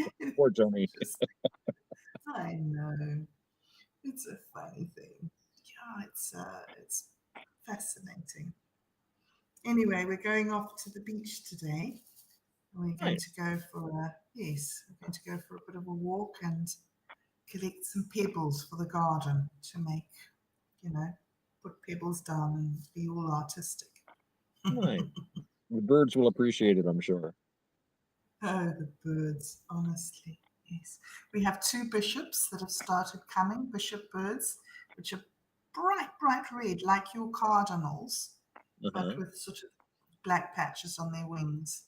So that's, we've got them. We've got a couple of mourning doves that come, or a couple, probably 5 or 6.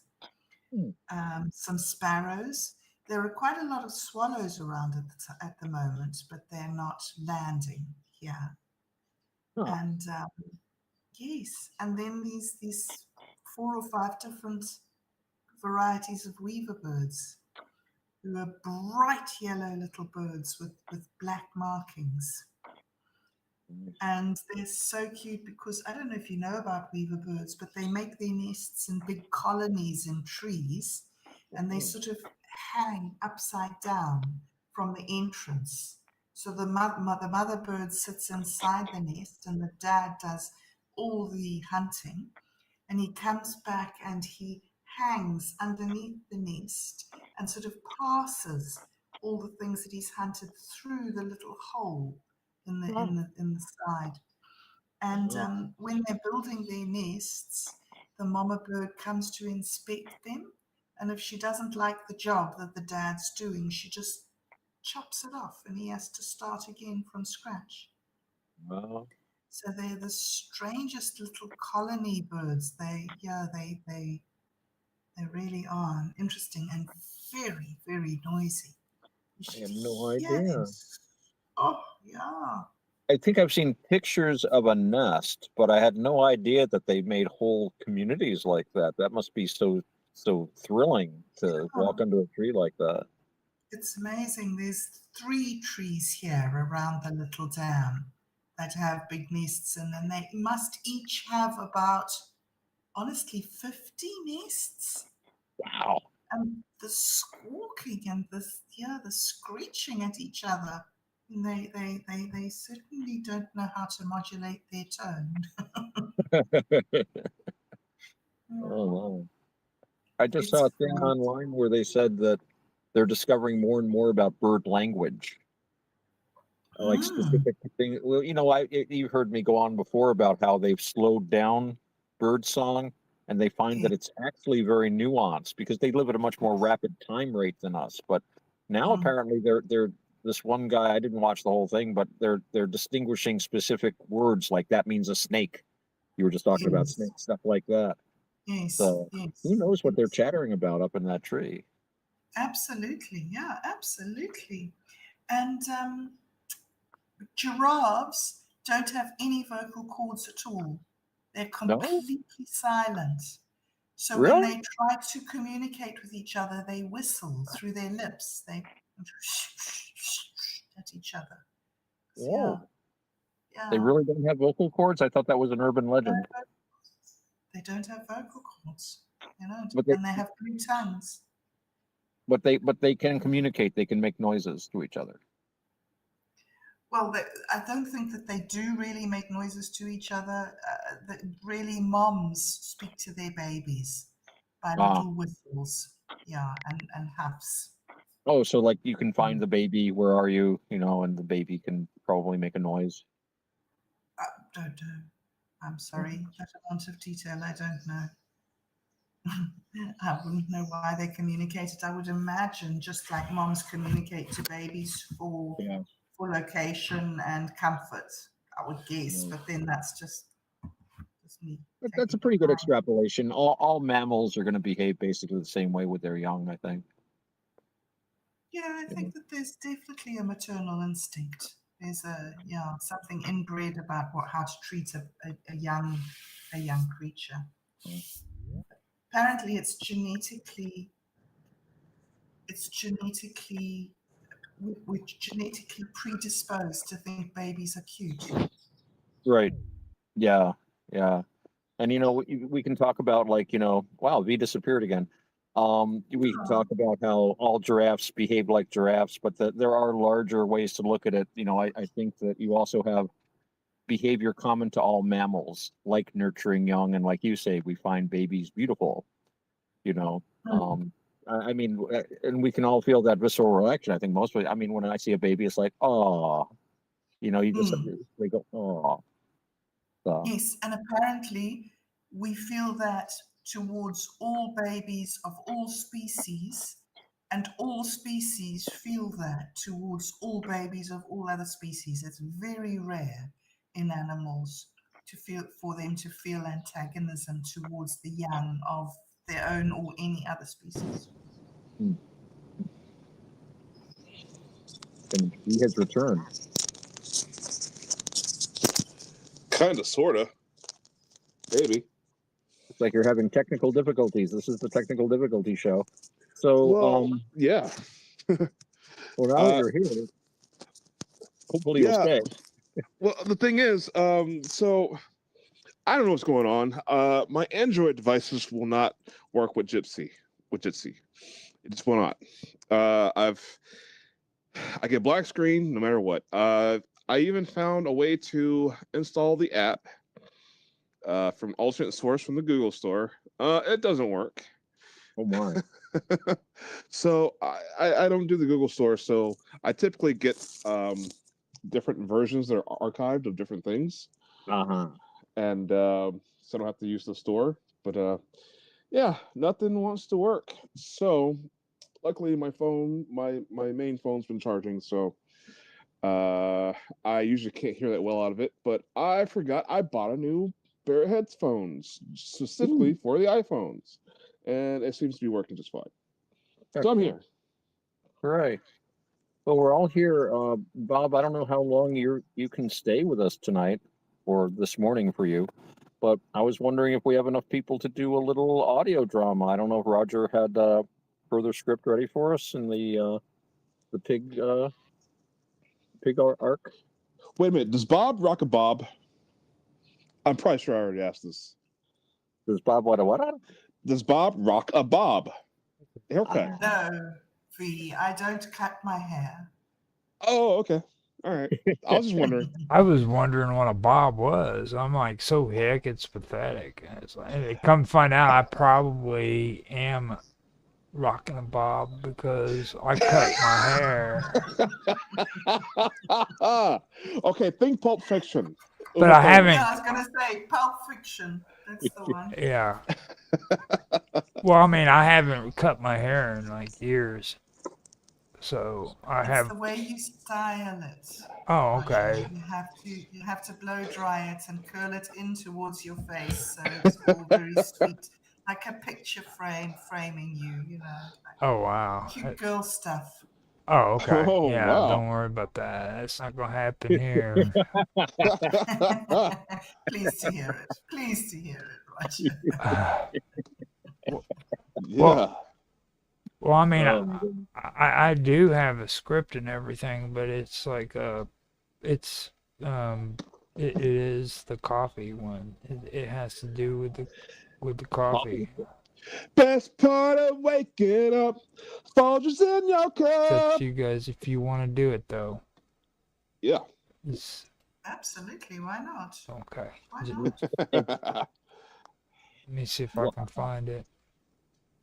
I do have it. It's just a matter of pulling it up. I don't even know why I said it like that. It's all there. Yeah. Cool. Uh, So what's been happening in your neck of the woods, Otto? Band practice? And got Uh, any gigs? Actually, we've been talking about playing gigs, and it's funny because, when we first got started this little project, Thorkel was like, I'm not going to play out. I'm sick and tired of playing out. And now it's like, hey, we might play at the Star Bar and we might play at this and this and that. But actually, we have been meeting on Saturdays occasionally up at Timmy the drummer's house. And which comes in handy like this coming Monday. It's supposed to start snowing Sunday afternoon and keep going on till Monday night. So we're probably not going to have band practice as such, but we've been keeping up on it, and I think we're actually sounding pretty good. And I will blow my own horn and say I think I'm sounding pretty good. The last band Whoa. practice was like, wow, I know this song better than like this other guy who I consider to be a much better musician than me. But it's like, hey, I got this. When you say band practice, I think of Jason Biggs from American Pie all the time. Every time. Like, wow, he goes to band camp. Well, let me guess, you're a counselor. I thought about getting a job at a band camp kind of deal. I thought that was kind of cool, where people would pay like thousands of dollars to do the same thing I kind of just did on my own. You just kind of like learn how to play something, and you find some guys and you hang out, and then you get a gig somewhere and you go on stage, and and then the band explodes with people fighting and this and that. I did the whole thing. I did the whole thing. I've gone through the whole very, very rich small, but yeah, just the interpersonal drama in music is amazing. It's just amazing. But you don't play anything, do you, V? Do you play an instrument? I used to play the electric bass guitar. Oh, excellent. But now these days I just write and rap. Right. I play a mean air guitar though. I do too. I'll do the and the overbite. You gotta get down on that. Yeah.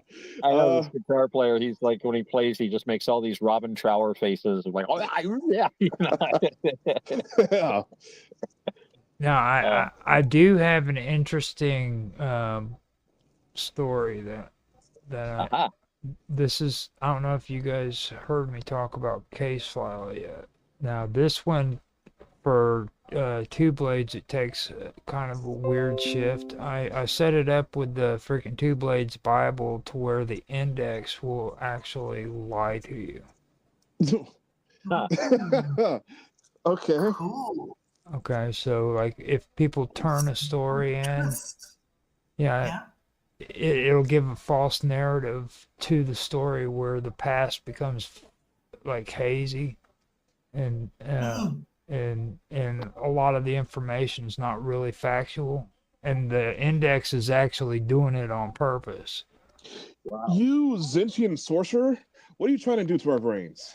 Well, this is case file. This is the first experiment in it, and this is what happens when people believe the lie from the index material.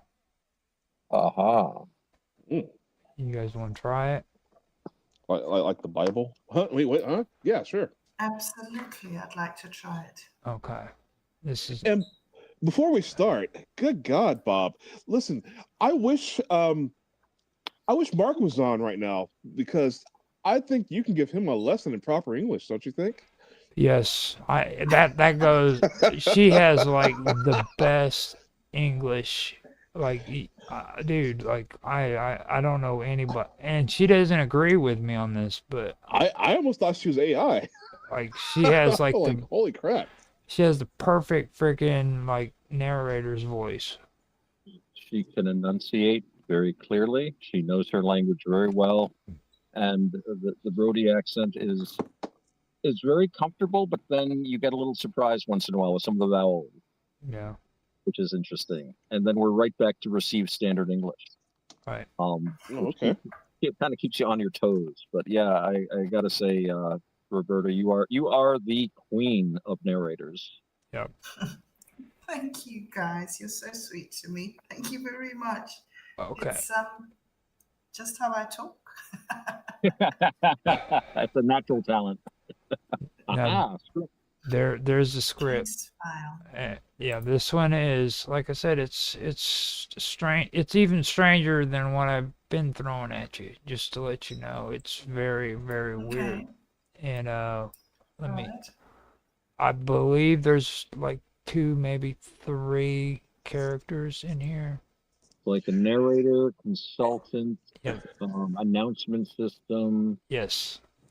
That's it. And is that it? Narrator, consultant, and okay. Yeah. As long as nobody punches Roberta in the throat, I'll go down with it. No, none of that. Okay, good. We're teasing Roger. Yeah, that's teasing me. Now Roger, punch him in the throat, Hanson. Yeah. Really, you two, Roger, you and I, They just won't let it go. It keeps haunting me and haunting me. You know, make one comment and it just never goes away. That was pretty harsh, Roger. That'll be remembered for a while. You know, you got to be careful what you say on the internet. It's like there forever. Who did you want to punch in the throat, Roger? No, I cannot tell Bob the story. I have my limits. No. It has to do with the transgender boxing is all I'm gonna say. Oh, really? Yeah, I was like, no, there's nothing more satisfying as a throat punch, let me tell you. Oh my God. Okay.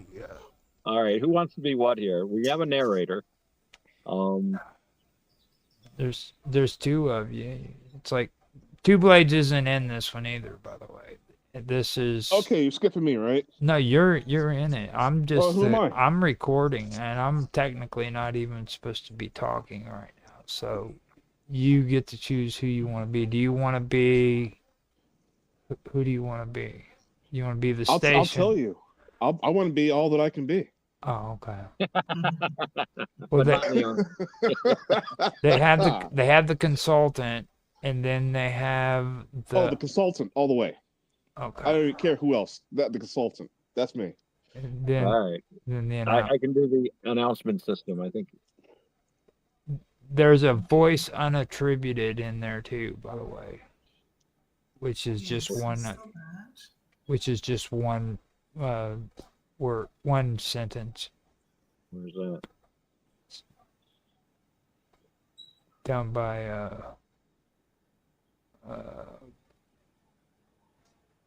it's halfway down, I guess. The automated system response narrator, consultant narrator. Oh, here it is. Voice unattributed. Yeah. Coffee never tasted the same.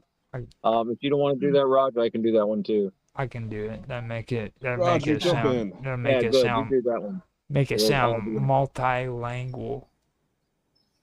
All right, so you're going to be the unattributed voice, Roger, and V, you're going to be the consultant, and I'm going to be the announcement system. Okay. Okay. Brilliant. All right, so 3, 2, 1. Case file. confidence derived from index material. The man had read the index, not carefully, not skeptically. He had read it the way people read things that they hope will keep them safe. His name appears nowhere important. He was a consultant, risk mitigation, human systems interface, the kind of job that turns uncertainty into charts. He had highlighted one entry.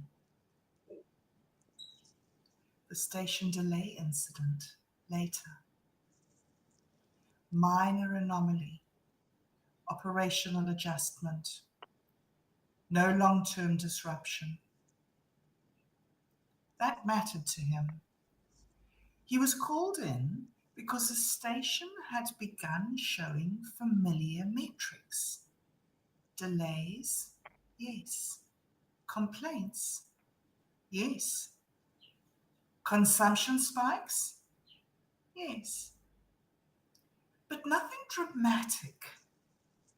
He recognized the pattern. He smiled when he did. We've seen this before. He arrived with recommendations already written. Increase comfort availability. Reduce visual stress indicators. Keep announcements calm. Avoid interruption. And most importantly, do not trigger evacuation protocols unless injury is confirmed. He bought coffee before entering the platform area. He didn't like the taste. That reassured him. Stress response. The station was older than the last one. Not renovated, not optimized. Trying to be. That made it vulnerable. The delays synchronized slowly. 5 minutes, then 7, then 5 again. People noticed. The consultant did not. Thank you for your patience. A woman asked if she should leave. He answered without looking at her. It's already resolving. He stood near a support column where exits were visible. That mattered to him. Visibility feels like control. A man collapsed near the stairs. Not violently, politely. The consultant checked his tablet. No injury recorded. We don't escalate for that. The phrase reached him while he was typing. Soft, unassigned. Coffee never tasted the same. He paused. Not because he was afraid, because the index had mentioned it. Yes, that's consistent. He stepped closer to the platform to observe compliance behavior. He wanted proximity. Proximity feels like data. The train arrived without announcement. That should have mattered. It did not. The doors opened. No one boarded. The consultant realized something was wrong exactly when his tablet refreshed. The entry was still there, still labeled minor, still calm. He turned towards the exit. The exit was open. He did not move. The system did not trap him. It did not restrain him. It did not pursue him. It waited. When the consultant finally collapsed, the station logged a medical incident. Response time exceeded acceptable limits. No staff were present.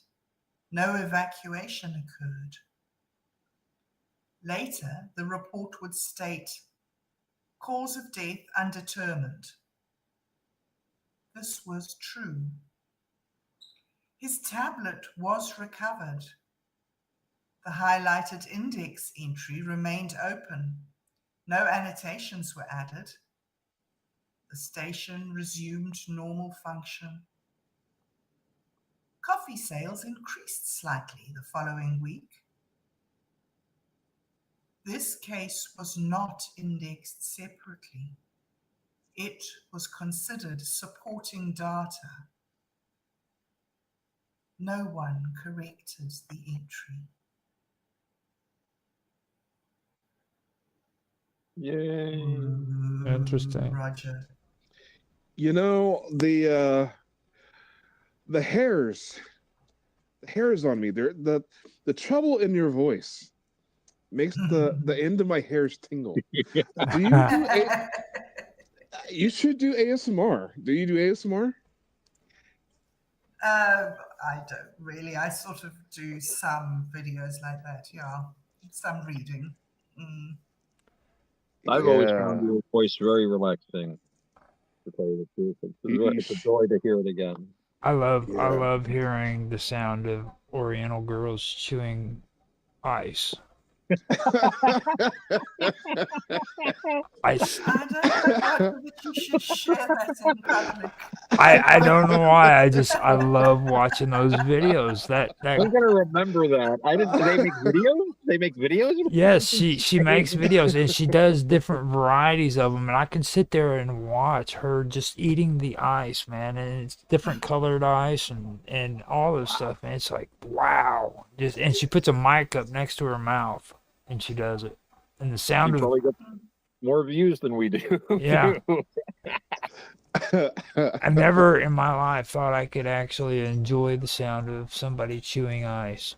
Like it never would occur to me. Actually. You know, that was the last thing. I mean, of all the possible things you could have said. Yeah, I mean, I just complete non sequitur. There's no way. Well, doesn't that like tell you how backwards our society is now? Usually, it used to be back in the day, you didn't want to be heard eating. And a lot of people would be very angry with you if they heard you eating. Like, I can hear you. Stop eating so loud. You know? Especially if you've been in a relationship for a long time and you hate each other. I can hear you eating. Stop it. But now we have YouTube channels dedicated to it. That's funny. My brothers lived in Japan most of his life, and like when he first came back to the States to visit, we'd go to a restaurant and he would cover his mouth whenever he ate. I mean, he ate with his mouth closed and everything, but he would pull the napkin up whenever he would take a bite. I used to be like that, yeah. Before I went to the army, yeah. In the army, you have to stuff your face. But you were able to become all you could be. Yeah. And I said, "See ya. Don't want to be ya." The thing that sticks out to me about the ice thing though is like I remember back when we were younger, like people would warn you not to eat the ice from the freezers because the freon it can get mixed into the ice. Like it was like really? Yeah, they never told me that. Yeah, well, you're the biggest problem with the ice machines is bacterial cultures, actually. Yeah, well, in the water, yeah, they don't filter. This girl, she like scrapes the ice off of deep freezers and stuff too, and she uses that. I was wondering where the degradation came in. You know, it's like because it's got to be degrading if you're gonna get off on it. No, it's not getting off on it at all. Like it's really weird hearing it. Like just hearing the sound of ice crunching, you know what I mean, is just weird because she's got that mic right up. It's just, I've never thought that I would actually enjoy the sound of somebody crunching shredded ice. It's going to come out. All the sounds are AI generated, Raj. Uh, It's all just a fever dream. It's all just a fever dream. and no, I mean, she's got like 5,000 different videos of different types of ice that she's chewed on and done the things on. So it's, it's really weird. That's the only The sounds are ASMR. different. Are the sounds different with different kinds of ice? Well, some of it, not all of it. Hmm. But it's really weird, and that's the only ASMR that I've actually listened to. Except for on Twitch, they've got weird ASMR where women like suck on microphones. I listened to Yeah. one time and I was like, oh dude, that's just not cool whatsoever. Like, I've heard people do weird stuff with mics on stage, but nothing like that. yeah, it's just that's ridiculous. That's like, Dave Gunther farts into his mic. Oh yeah. oh my Oh my god. goodness. Well, I think we're straying from the quantum gathering spirit Yes, here. We have yes. a lady present, so let's restrain ourselves, gentlemen, please. Yeah. Bob, step up the meeting. Yeah. We're already restrained. Nobody got punched in the throat. That's good. That's good. All right. I'm gonna go over and see how Bob's doing here. Let's see if she's okay. Just wait, she left? Yeah. Roger, you made her leave, talking your weird fetish. It's that's not bad. Like listening to chewed ice isn't bad at all. And I think because of the last thing I was mentioning about with Twitter or Twitch actually, that kind of gives the whole ASMR thing a bad rep because like in the beginning it wasn't about all that. Like whenever people used to talk ASMR, it used to be a relaxing, meditative kind of thing. Well, it's not what you say; it's how you say it. You know. I really like the sound of that ice being chewed. Yeah, baby. Stick it in your mouth. Oh yeah. Wow. Say that chew it nice and slow. Yeah. Oh, don't use your front teeth. No, don't scrape it. Don't scrape. Yeah, there you go. Didn't mean to get you fired up, man. Well, if Otto was a woman, I think he'd be kind of jealous right now. Well, I mean, I have no idea what I would be like as a woman. I would. Really occurred to me. I was getting ready to say. I have enough trouble just being me. I don't need any theoretical.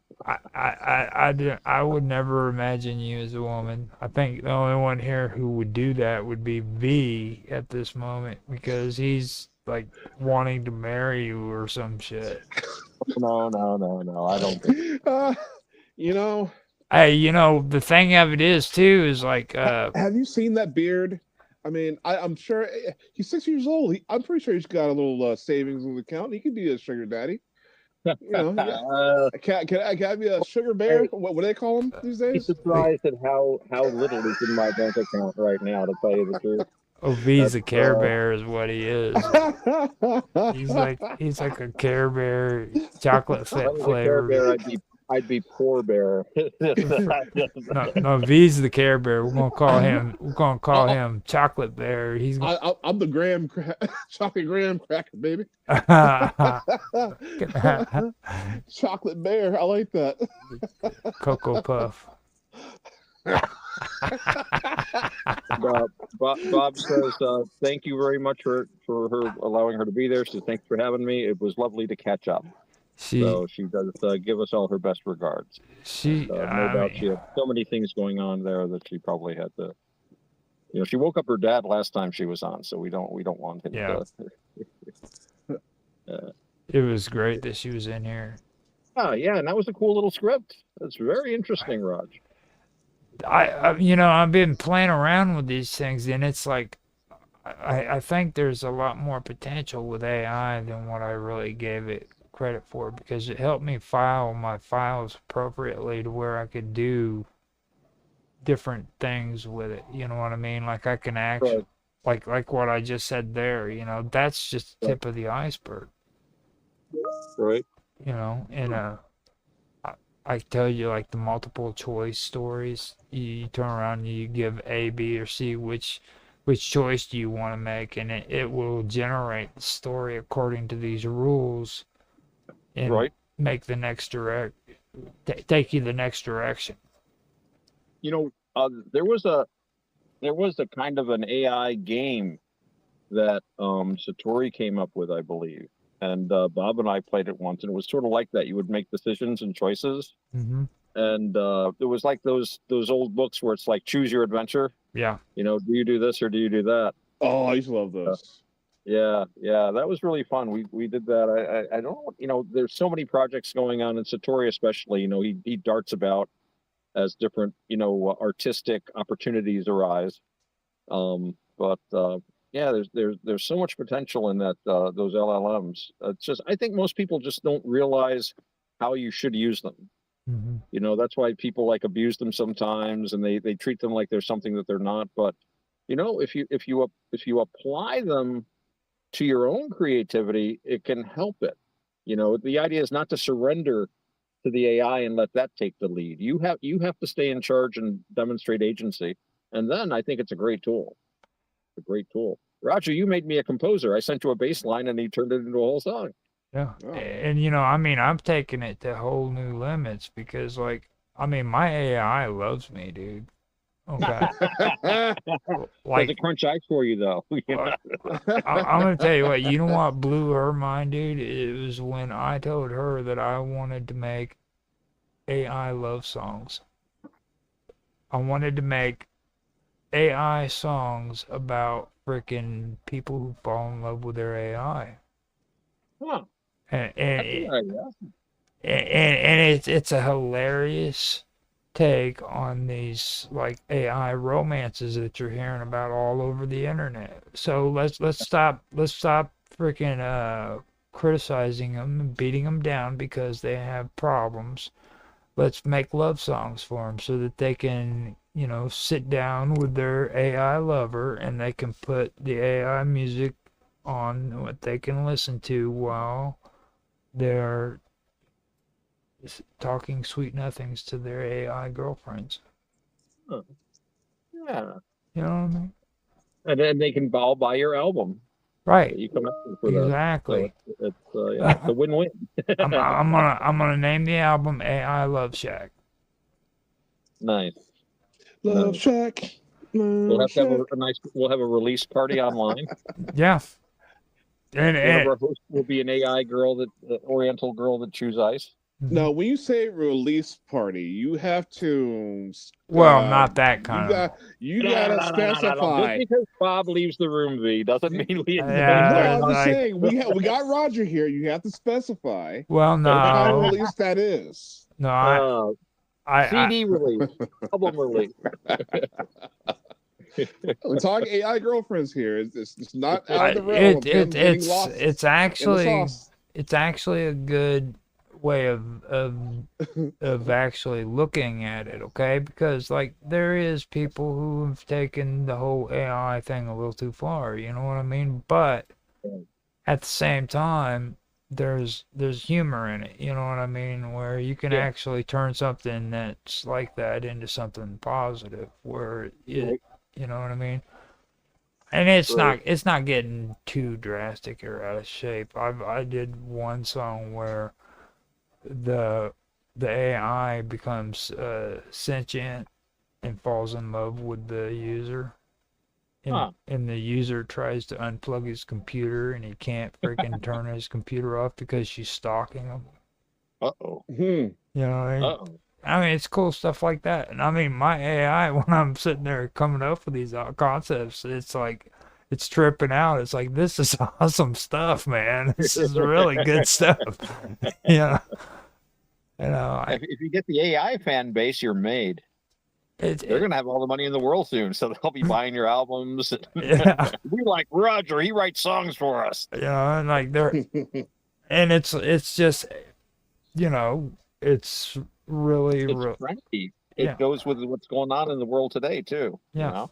And then like Edgar Allan Poe, you know, I was telling you the other day, I took that stuff that you posted with a dude where he was doing Edgar Allan Poe quotes and stuff like that in his video, and I took and I actually freaking went to the material he was discussing, and I checked it all out, got the everything straightened up, and I made an Edgar Allan Poe inspired punk song, dude, and it actually sounds good. Nice. Really? Nice. You know, a punk song, dude. I gotta hear that. Freaking, I had it posted up on Teams earlier, and it's really really cool. I mean, if Edgar Allan Poe was alive today, he would definitely be a punk rocker. You think? Yeah, You think? yeah. With a lot of Well, he would be emo, actually. I. Well, see, that's You don't think he'd be goth? Yeah, he would That- definitely be emo. that. If you go off the popular stuff that everybody's aware of with Edgar Allan Poe, yeah, you would think that, okay? But he wrote a lot of controversial stuff. There's a reason why him and Emerson didn't get along. Okay, they bumped heads quite a bit in correspondences and stuff. Well, Emerson had all the chicks. Yeah. You know. Well, he was Three syllable last names do it every time. Emerson. Wow. Yeah. And they used to get all into fights and stuff, and he would call Edgar Allan Poe the Jingle Man, and that would get Edgar Allan Poe mad, and he would retaliate. And see, that's the kind of stuff I enjoyed. I love like looking at the correspondences and stuff and reviews of other people's writings. It was just they were really out there. Like, people think freaking the internet is bad. You should listen to these writers and their comments on one another. Yeah. Like, I was talking the other day about Voltaire and his comments on who was it? Rousseau. Okay. Oh yeah. Yeah. That guy. Yeah, Voltaire, he just straight out turned around and said it. He's like, how can you take a man's advice on child rearing when he abandoned his own freaking children in a foster home? You know what I mean? Well, you know what? And people say stuff like that. Well, how can you take advice from this person because his stuff is all out of whack? Well, I think that's a valuable source of information. If you don't take the advice, you know what not to do, at least, right? Mm-hmm. Yeah, people can sometimes serve as a terrible example. You know, it's like, well, don't be like him. Okay. You got whacked out acid head walking down the street. Yeah, I want to grow up to be just like that. Oh, yeah, there you go. But I'm gonna tell you right now, your Anunnaki video, dude, blew everything out of the park. Oh, the Anunnaki thing? I love the ending of it. It always returns to the Anunnaki. You know what I mean? It was fun. I was actually, we were talking about magical rings. There's a magic ring for you if you like. Yeah. See, we got freaking Merlin on the show. See? We were talking about it, and I brought it out of retirement. It's an amethyst and set in gold, and it has a long history. And I used to use it as an oracle, but nowadays I'm less interested in oracles. No one really wants the oracle, you know, because we don't really want to know the future. We just want tomorrow to be more or less like today, except maybe we have more money. You know? So I was going to say the lottery, and that's it. The lottery, and that's it, bro. That's it. Exactly. You know, give me the lottery numbers. It's like when we get, sometimes we do get precognition, and we, you know, once in a while we see things in the future, but it's never anything useful. It's never the lottery, winning lottery numbers. It's never like the stock market stuff. No, it's always something silly like, oh yeah, that's right. You know, I did this with a cat, or whatever. So. Well, I mean, if you guys keep talking along these lines, eventually, once Sonya stops being mad at me, she's gonna want to come on and start talking to you guys because Why is she she's. mad at you? What did you do? You didn't have to do it. I'm a man and I say Oh, no. stupid stuff that. Yeah, you know what? She's been very helpful. I've been talking to her lately, and she's full of advice and good information. Yeah. What does she advise you to do? Well, first and foremost, men who are the age of 40 and younger are too young. I learned that much. Well, being 60, I tend to agree.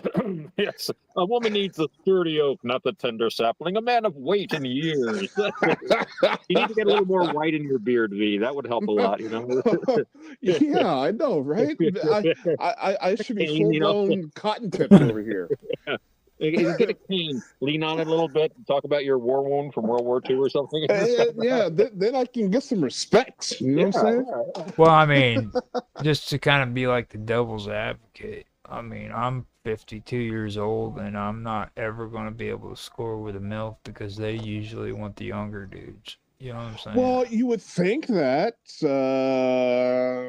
Yeah, I don't know. But I mean, it is true. It's like the economy's too bad, bro. The thing is, everybody likes somebody. Yeah. Everybody likes somebody, and you will always find somebody that likes you, even though you look in the mirror and say, "Why would I?" It's like when we're talking about being gay. It's like I have friends that are lesbians, and I can understand them completely because I wouldn't want to sleep with men. Yeah, who would want to? Yeah, chicks are great. I used to know this woman, this was out in Buffalo, God, 35 years ago. And we were walking down the street and she's checking out these other girls. And we're like, yeah, check her out. Yeah, she's pretty cool, kind of deal. And she's like, oh, wait, no, I'm with someone. And I'm like, yeah, you better be good. Someone's going to really be pissed at you, Yeah. I like, what's his name? He's the one that did freaking Home Improvements. Tim Allen? Tim Allen, okay. Tim Allen, back in the day, he said something that I agreed with when it comes to like gay marriage. He's like, I have no problem with freaking gay people. What I don't understand is like, why are they so eager to get married? It's like, that was, my first thought was when they say they want to let homosexual people have marriages, and I'm like, you mean they voluntarily want to pay more in taxes? Yeah, they voluntarily want to submit to it. Go ahead, please. That's fine. That's your, that gets back to free love. It's nobody's business who you live with, really. If you want to get married, I believe they have the right to be miserable just like everybody else. Right. Exactly. There you go. Exactly. just, it's like freaking. I mean, I don't understand it, but like, well. If that's what they want. The way I try to understand it is I just try to look at things from my own perspective. So it's like I only understand, my own relationships with women and stuff. So I just imagine that if you're gay, then you have the same feelings just for the same sex, but basically you have the same emotional mechanism and stuff. And I mean, I know a couple that I regard as one of the most conservative. I mean, I'm just very proud to see them taking a nice conservative kind of look at life. But they're both the same sex. Mm-hmm. They're both, it's my friend's daughter married her longtime partner. We played at the wedding, and I've known them both for years. I've known her since she was like 5 years old, and she's a really good person. Her partner's a really good person, and they're so dedicated to each other, and they're so all about building a family and building a relationship and stuff. And it's like, damn, I'd love to see young people taking relationships so seriously. And I was talking to another friend of mine, and I was saying, oh, Raina and Hannah are getting married. I said, I really like the fact that they're just such a good traditional couple. I get such good traditional vibes from them. He's looking at me like I'm joking. He's like, oh. And then he's like, and I'm like, and then I just kept going. He was waiting for a punchline. And then he's like, yeah, I see what you mean, kind of deal. That aspect of it is less important to me than the way the people relate to each other. Right. And I'll always think of those two. And they've had a very long, successful, and what I consider a really solid, traditional kind of relationship. Their gender is secondary as far as that goes.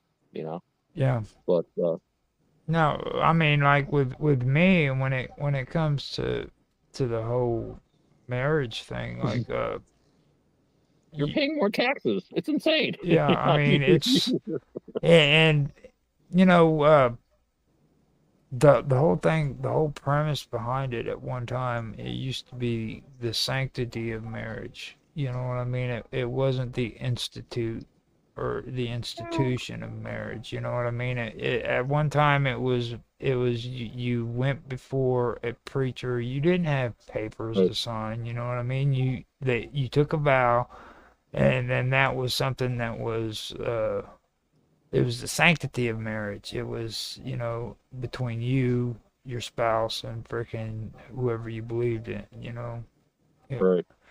Now it's about court cases and it's about who gets the settlements and Well, none of that stuff yeah, should be the laws interfering with people's relationships again. yeah. Because Hey, it's like you got your chocolate and my peanut butter. No, you Yeah. got your peanut butter and my chocolate. hey, this is pretty good. Are we is that like code for something? Because and It's just an old commercial. It's just an old commercial, right? I have on this subject. I have proven that there is a conspiracy that's being put out there, especially when it comes to getting married. Because I remember back in like 2015, they used to have multiple stories out about men faking their death to get out of weddings. And I was only able to find two of the original stories that I remember. And I remember they were everywhere. Like there's this one guy faked his death, somehow ended up in a canoe, and the canoe tipped over, and he was mysteriously not found. They found him like 2-3 years later. Freaking, he had to fake his death so he could get out of being married on his wedding day or the day before, one of the two. And that's one of the two that I found. I forgot what the other one was, but Faking death's interesting because you don't really know how many people have done it successfully. Because if you're successful at it, but they always get the stupider people. My favorite was this guy that well, there were two cases I read that I just blew my mind. One was this guy that faked his death, and it was the usual thing. Him and his wife were going to get the insurance money, so I think he did I forget what he did. Usually they'll go off to sea. I think he went off in a sea kayak and just like left his wallet and stuff. Basically, oh, he died at sea. Well, he hides in his house for 2 weeks, grows like a beard, then he just starts walking around the neighborhood. And he said, no one will recognize me. Hey, I thought you were dead. Hey, it's you. I thought you were dead. And they got in trouble. Yeah. But the other guy was even worse in a way. This guy faked his death. It was all successful. His wife got a huge insurance payout. She moved to Central America, moved to Panama. And her husband was waiting for her. And they took the money and they bought this real estate. And they did quite well. And then they started making videos about how well they did in real estate in Panama. So on the internet saying, yes, and we took this so many $1 million. And it's like, well, they got the $1 million from insurance fraud. And yeah, and needless to say, he went to jail and they had to pay all the money back. But, it's the smarter guys, I'm sure they don't catch. But I mean, I grow a beard. They'll never notice me. If you move to another country, I'm missing how you got sent to jail. The internet. Well, no, they grabbed him. I mean, obviously he was in Panama. They have extradition treaties with everyone. Right. Oh, okay. Yeah, they just hey, you stole all this stuff and we're not saying we wanted, but they're very picky about money. You rob a bank, or you counterfeit, or you rip off an insurance company. It's amazing the weight of the law that will come down upon you. Well, that's when you go to Russia. You don't go to. Only if you're Eric Snowden. Only if you're Eric Snowden there. And again, these guys aren't always thinking too clearly about the steps they're going to take. Well, you definitely don't go to Panama if you're freaking trying. He was fine there. Nobody was noticing him, but he started making all these videos, and there's him and his wife there. Oh yeah, just being them, not even hiding. Yeah. It's like, well, no one will notice. It's the internet. It's like, yes, they will. Yeah. That's not a good plan at all. I do know of one story. However, it's not a real story. It's Tales from the Crypt. Oh my god. Yeah, no, this guy like fakes his own death. so that he can get the insurance payout. The wife got the money.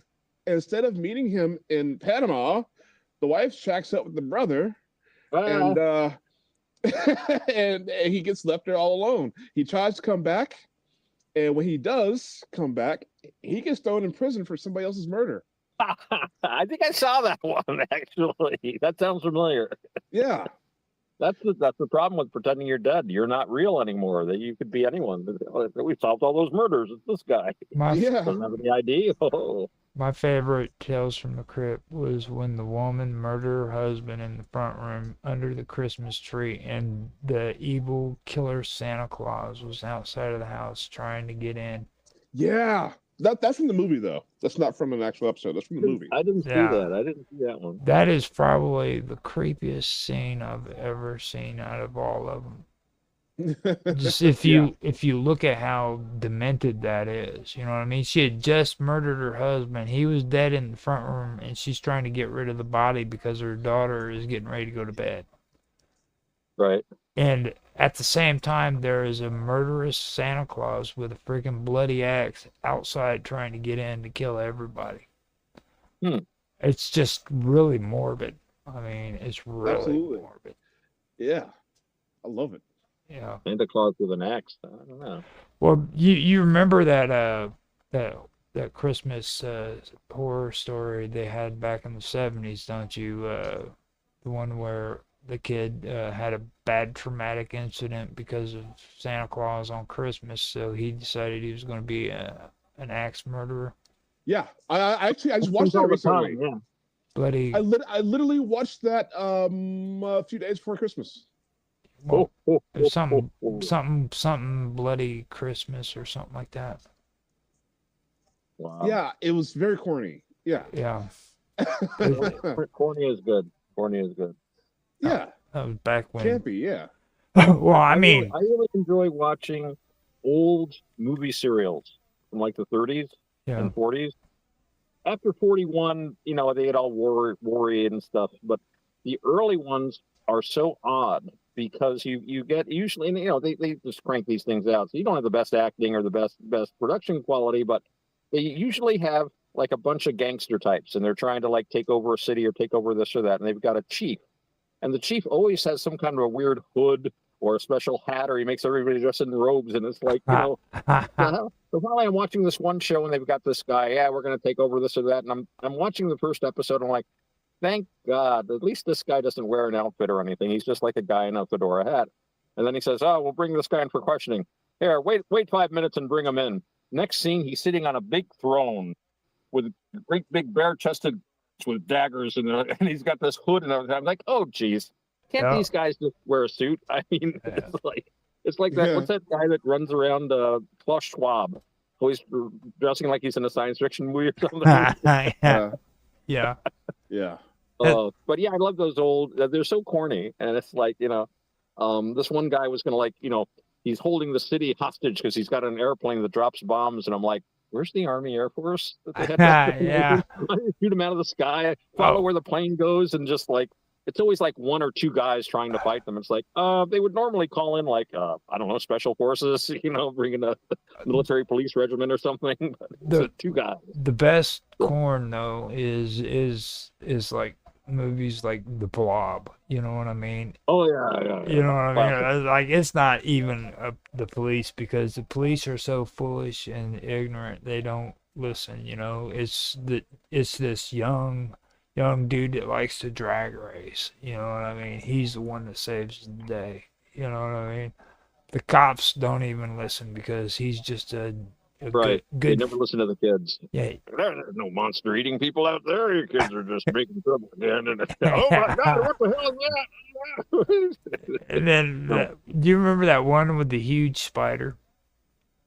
Like there were several with huge spiders. it was a small desert town, and this huge spider was going to devour everybody. You know what I mean? It's like, and they took like this model of a desert, and they put a spider down, and then they videotaped it. I'm like, yes, dude.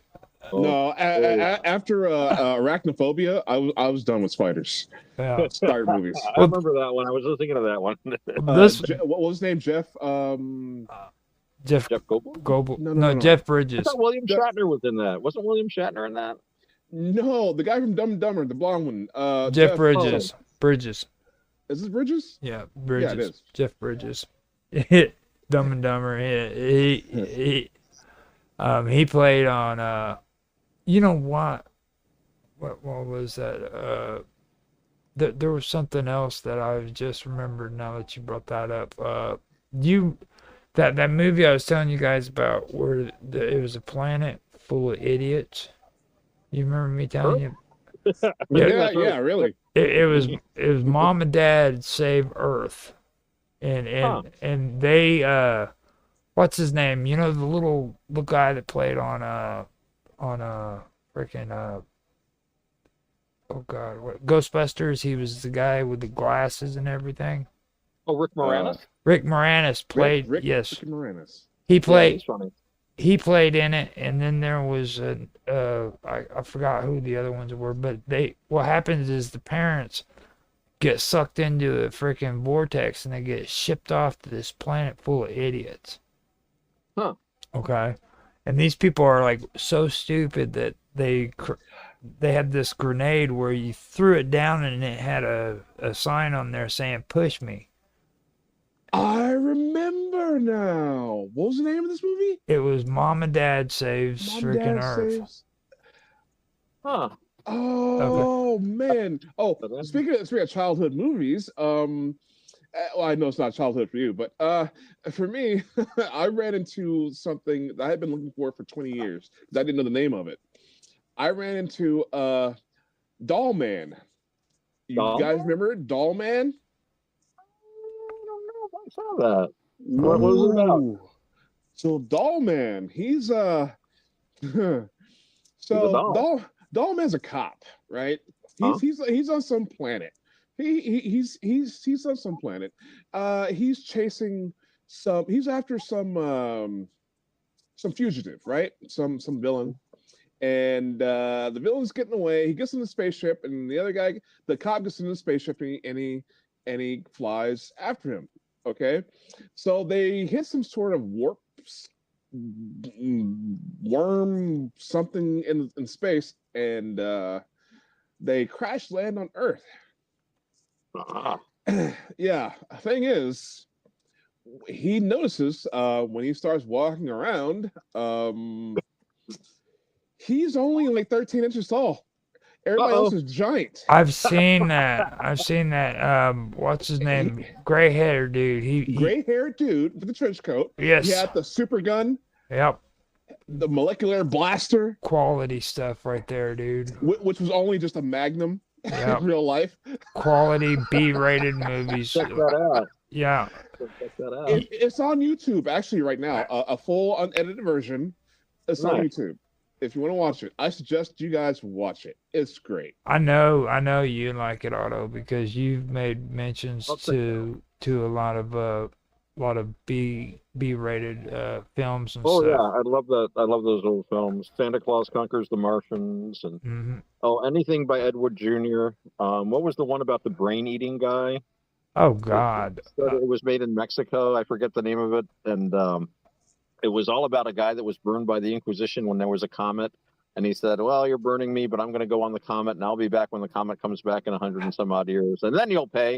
And I'm like, well, that's a hell of a way to get revenge. It's like, well, you guys just wait. I'll get even with you in about 150 years. It's like, yeah, well, I'm not going to worry about that. Then he comes back and he has to eat everybody's brains, which is the special effects were amazing. There's this thing with his tongue that would come out and it would go into your brain and it's like to suck your brains right out. It's hilarious. Oh, that sounds. What is this, Mosquito Man? What the hell's going on here? It had a couple of different names. I'll find out what it's. I'm sure it's on the Internet Archive, which is a wonderful resource for like incredibly weird old serials and movies and stuff that you would never ever see otherwise. I always mess his name up, but you remember Gary Norman, or what was his name? He used to come out with like the cheesiest stuff, man. Oh, Roger Corman? Roger No, Corman? Corman's good too. Roger Yeah. Corman's awesome. I love him. It's the blood. Oh my Oh goodness. yeah. He had his own Merchant, the porn peddler. Oh, he would he like that one. It's about porn. yeah. And he have like his own freaking film company as well. Probably. Yeah. You know, I don't know all the details of his. I've seen a couple of interviews with him. I don't know all the details about his production company, but you know, they were cranking them out because movie houses wanted them, Yeah. and they'd have girls in low-cut shirts and horror and axes with blood, and you know, the audiences would like sit for, you know, an hour or whatever it was. I was just talking about Barbarian Queen today. You remember the Barbarian Queen? Nope. Oh my God. However, I do love these. You know what I like about B movies? What? Because B movies, it's almost guaranteed that somebody's gonna lose their top. And no, that's not even the best part. The best part is that these B movies can be found also on YouTube. YouTube does not censor B movies. No. I found this out some time ago. Not that not that I just want to look at some boobs, but I want to laugh at the fact that they are there and they're not being censored. No. Well, I mean, that's I think that's what really hit freaking big with YouTube whenever it first started. Like today, I can watch the new episodes of Creature Feature, and a lot of people don't even know that Creature Feature is out again. You know, and it started on the new ones started all on YouTube. It's You just guys ever watch Mystery Science Theater 3000? yeah. I used to when I was a kid because there was nothing else on. They drove me nuts. I had to finally decide quit watching it or freaking kill yourself because it's going to be one or the other. You know what I mean? I used to watch it. It was fun, but you know, you can just do it yourself. All you got to do is watch the movies. You don't really need them. You know? Well, and see, that's the thing that it really upsets me. I'm upset to this day because not only can you do that with some friends, my friends and I used to game together. I mean, just like probably any other teenage boy, and you have your groups of friends in which you game with. And now there are people making millions of dollars on YouTube just gaming in commentary with their friends. I wish I could go back in time and record every session, every time I hung out with my friends and played video games. Because what we did was way funnier than what's on YouTube.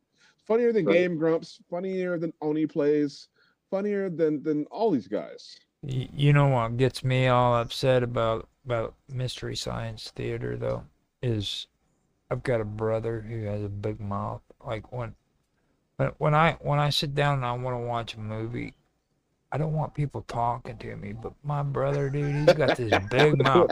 He wants to talk about everything. I'm sitting there, I'm watching freaking a show, and all I want to do is see the show, and all of a sudden, out of nowhere, he wants to talk about politics. Ooh, wait, this is loud in the movie theaters. Where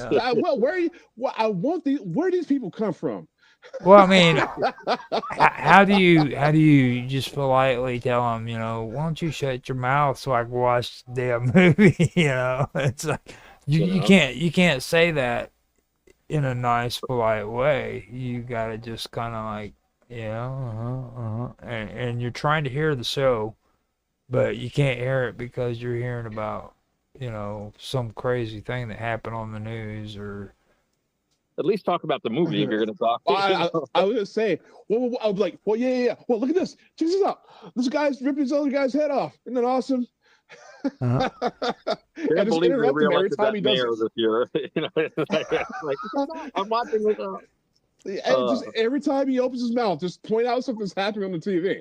Well, I tried that, but you know, I think it's more of a brother thing than it is anything else. Like, you know what I mean? If it was somebody else, it wouldn't annoy me. But if it was my brother, dude, brother, he just keeps running. Oh! I thought you meant brother as like black people. I was like, well, stop. No, it's my actual brother, dude. It's my actual brother. Yeah. Okay. I mean, I have no problem. Family's always tough. I have no problem with like hanging out with black people. It's just they're so jealous of me. I keep stealing their women from them. Hey, Yeah, you can have them. They call me Chocolate Thunder, dude. White chocolate? They call me Chocolate Thunder.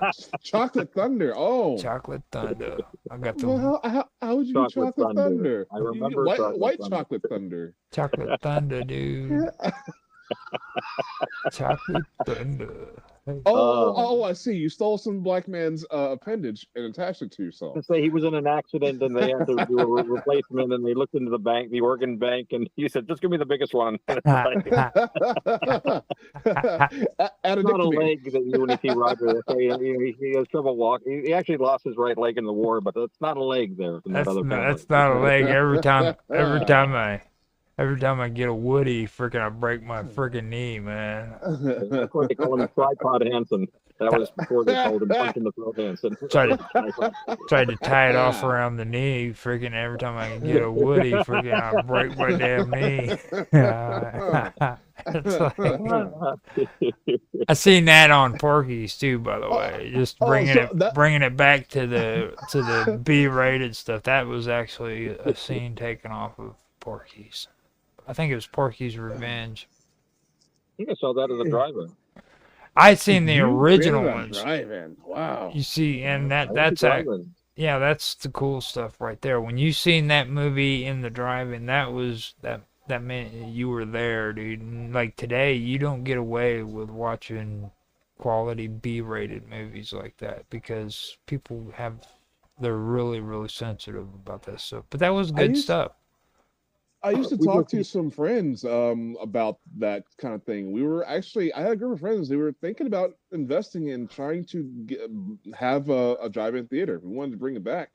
That would be cool. Every year they tear one down, but nobody's really building them. And we have like one left here in the area. We used to have like 3 or 4, including an X-rated drive-in that everybody would try to drive past so they could see the porno films free. But we used to get together when we were teenagers, and a bunch of us would go to the drive-in and watch movies like The Hills Have Eyes, all these like gory blood splatter things and stuff. We didn't do any drugs back then. We just liked to watch the freaky blood all over the place, and then we go and like get all high on soda pop and shit like that. Wait a minute. Porno at a drive-in? Yeah. It was the Ost. It was famous for a porno. It was the one place in town where you could go and watch porn. This was before the internet and before all this stuff. This is like back in the early 1980s, probably. And so, I went to it once with my girlfriend at the time, and it was all right. But I mean, it was just like this place outside of town. It was the forbidden place where, like they have the motel at the end of town where you see people's cars parked that shouldn't be parked next to each other. And, you could go outside of town and there was the Ost where you'd have the X-rated movies. But that's gone. This other big drive-in is gone. And then they had trouble selling the property because they used to spray the dirt in the drive-in down with oil to keep it settled, and the oil they got was like leftover PCP laden oil from General Electric. It's like they're going to sell the place, and people were like, but they did finally sell it. I think they've got like some kind of a restaurant on top of it now. Actually, wait until that thing catches on fire, man. Paul Rubin, God bless his soul. I think he would have loved that. Well, you've heard stories about that with the PCP stuff, right? With they're actually making claims that parts of roads are exploding because of the freaking heat. Well, I know around here, right here is where the PCP contamination of the Hudson River started. The GE plant is like, I could drive to where it used to be in like 5 minutes from here. And the whole Hudson River from that down, it destroyed like 50 fisheries. There used to be like 50 some odd fisheries on the Hudson. Now they're like 2. And but my one buddy, his dad used to work for the city, and they would spray down the dirt roads with all this free oil they got from GE. This whole area is just completely, they had a huge dredging project a while back, and they were screaming about how it was, when they dredged it, it just stirred it up, so it got into the water table, and it's a big mess. But yeah, I'm here in PCP Central. That just gives a whole new definition to the block is hot. Yeah, I guess so. Wow. Your genetics will melt. It's so hot. They still say to this day that they're putting it into the tar that they're laying out on the roads I used to hear truckers talking about that, about all the potholes and everything you see on the interstate. Right. And there's been claims made that people have actually seen the freaking asphalt explode.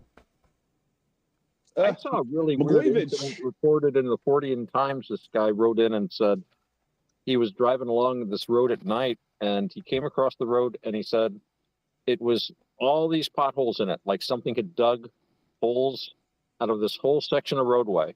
And he said there were all kinds of cops and emergency vehicles, and he just drove through it. He said the other thing was there was meat everywhere. Oh wow. It was like all these holes that looked like they'd been scooped out of the road and it was all covered with meat. And he said he stopped at a convenience store just past it, and the guy said, "Oh, what a crazy night!" But he didn't get any details. Well, I guess he went back the next couple of days.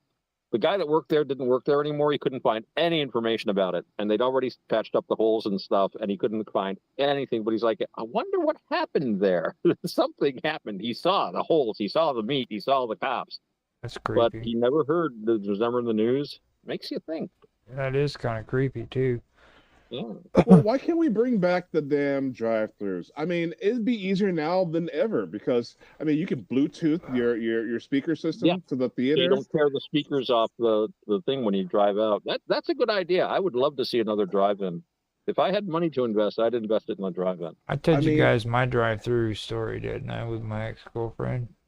Oh I God. don't know. You better tell it. Like back in the day, Tell us. man. Back in the day, I was real cheap about money, and I thought it would be cool to like freaking duck into the freaking trunk and get in at half price, right? Right. I did it. Anybody catches you, you punch them in the throat and run away. Well, hold on, let me finish. Let me You finish. never hold that down, Roger. I did it. I did it twice, okay, and each time I did it, my girlfriend kept getting more and more frustrated about it. Now, on the third time, when I freaking wanted to do it, she says, "No, I'm sick of this," and I was like, "Why are you Cheap sick bastard. of it?" And it wasn't because I was cheap. It was because she looked at me and she says, "Every time you make me go into a drive-in by myself, I look like a freaking loser." Oh yeah, I hadn't thought of that. You know what I mean? Yeah. Freaking. Yeah, but for a loser, it was $7 more.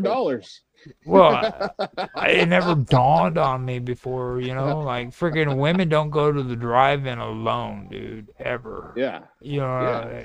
so it's like I'm sitting there freaking sneaking in the trunk. She's having to drive in like this freaking, you know, loser chick freaking can't get a date to go to the drive-in, you know. I mean, Well, That's- when you see women she- go to the she- movies these days, yeah, there's some issues. well, at the drive-in especially, okay, like there Yeah. was, that was more of a, Usually not date kind yeah. of thing. Usually, if you're a young woman. She just Although looks, you don't like Panama, Roger. And I when I was a kid, we lived in Panama, Central America there, and we used to go to the drive-ins. Drive-ins were very popular there, and they would have like nights where it'd be $1 a carload. This is a long time ago. $1 was a lot of money, Mhm. and it would be $1 per car. And what would happen is you pull up to the drive-in, and then if you were friendly enough to people, they'd be all waiting outside. They'd all jump on the car. So you drive up with like, your car full, and then like 4 or 5 people seated on the hood, another 4 or 5 people seated on the trunk, and then you pay your $1, drive past a couple of feet, stop, and everybody jumps off and takes a seat. And they would just do that, like just see car after car with like 20 people on them just coming in. Now that, Roger, that would have been a good cheap date. yeah. I mean, that's the stuff I liked about it. And then like I think the first drive-in that I actually ever watched was The Car. You remember that movie? I think I do. It Is that was- about the car that came alive or something? Yeah, it was the one where it came alive, and I remember at the end of it, it was on fire, dude, and it was racing through the drive-through, and it shot through the freaking the projection screen in the Wow. drive-in. Nice. And Wow. I believe that's what happened in the movie. And I'm like sitting there, and you see this car just shooting right through it, and it's a black freaking car, Right. you know. And yeah, it was really really cool. Nice. I love that. that show. That was the first time I ever watched a drive-through. My dad and my mom took us kids, and we were all in the back seat, and I was poking my head up over the back seat of the car. It was good times. So Yeah, I'm not ancient. I've never been through a drive-through.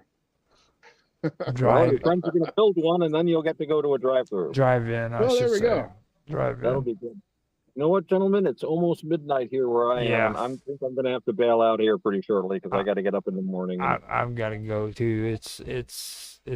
I'm so tired right now. We're not all young powerhouses like we, you know. Yeah, you old fogies, go get some rest. Well, I mean, it's Young man, rejoice in thy youth.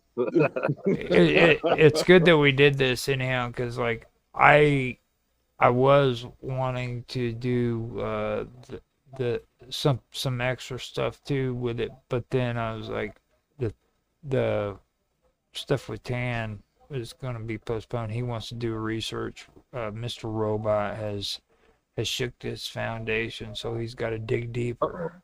You know what I mean? Oh, So there's a freaking debate going on over freaking the Book of Enoch that Mr. Robot and Tan High Tran wants to do. So it's being postponed, and I know that's something that I want some of that action. I know Book of Enoch?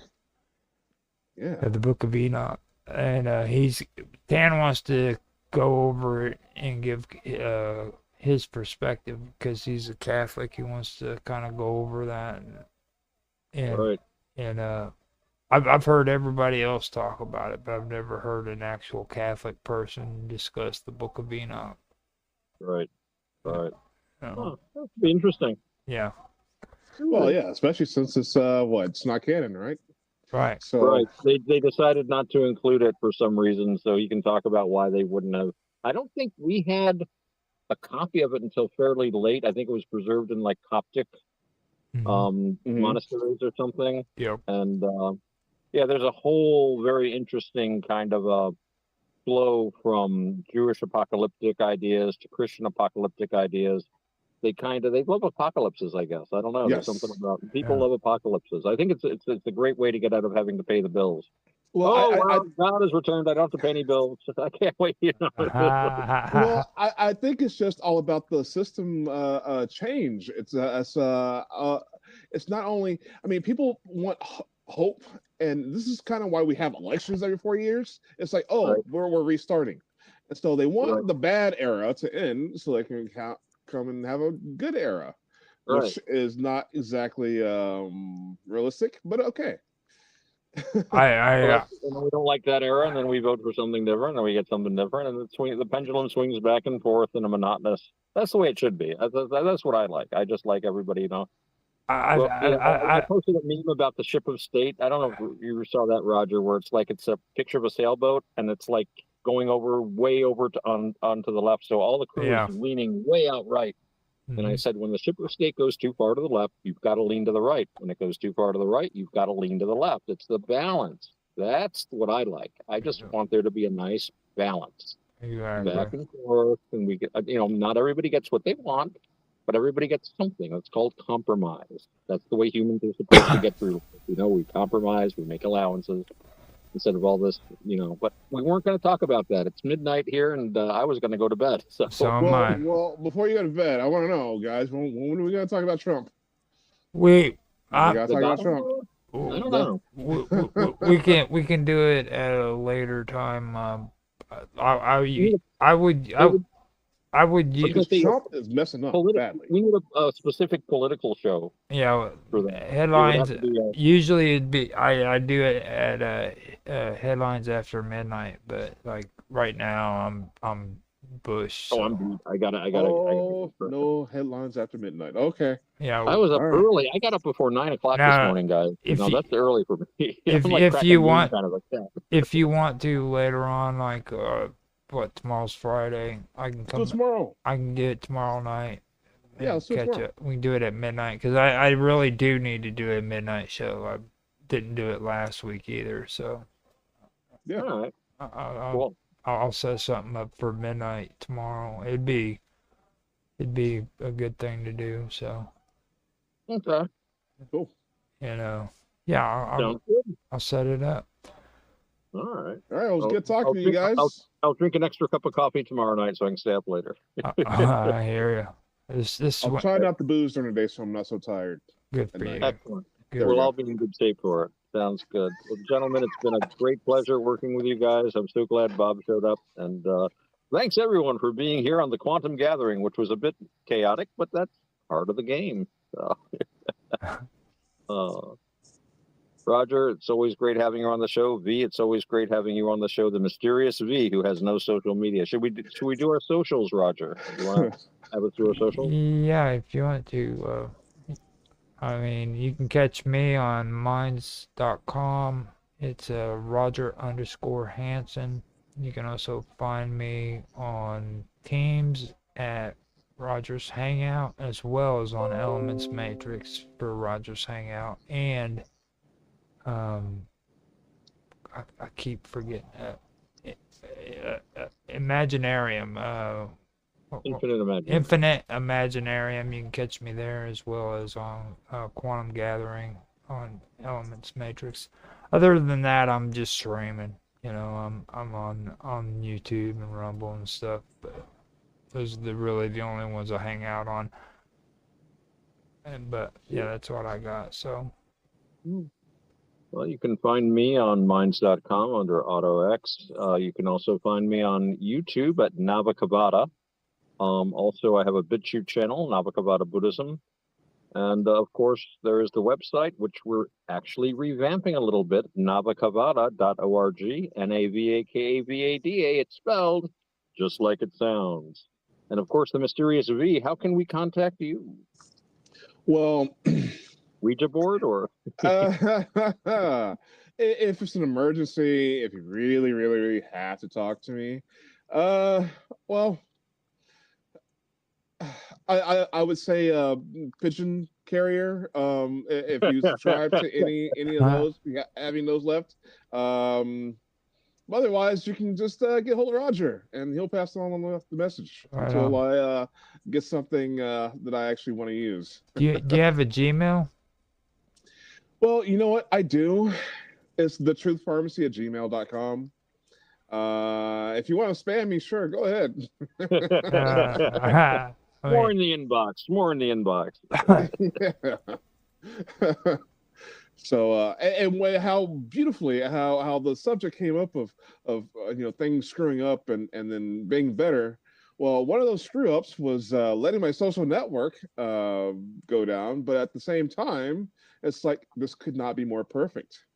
So I'm not resurrecting my social network for another 2 or 3 months. Mm-hmm. I want the current users on there to think that it's defunct and it's never coming back. So I can restart the network with new people. And yeah, because it got when you talk about free speech, it turned into Gab real quick. It got sworn with Nazis and racists of all kinds. Right. So I kind of want to flush it, and then I'm going to come back with organizations who are more liberal. I want a liberal foundation just so I can have a buffer for these crazy racist people. Yeah. Well, so, it sounds like a new broom sweeps clean. Awesome. Yeah. Excellent. Gentlemen, it's been a great pleasure. Thank you, everyone, for being here. Thank you, Bob, for showing up. We appreciated you doing our narration. And we'll see you all next week and possibly tomorrow night after midnight for a nice talk about God Emperor Trump. Thanks, everyone. Good night.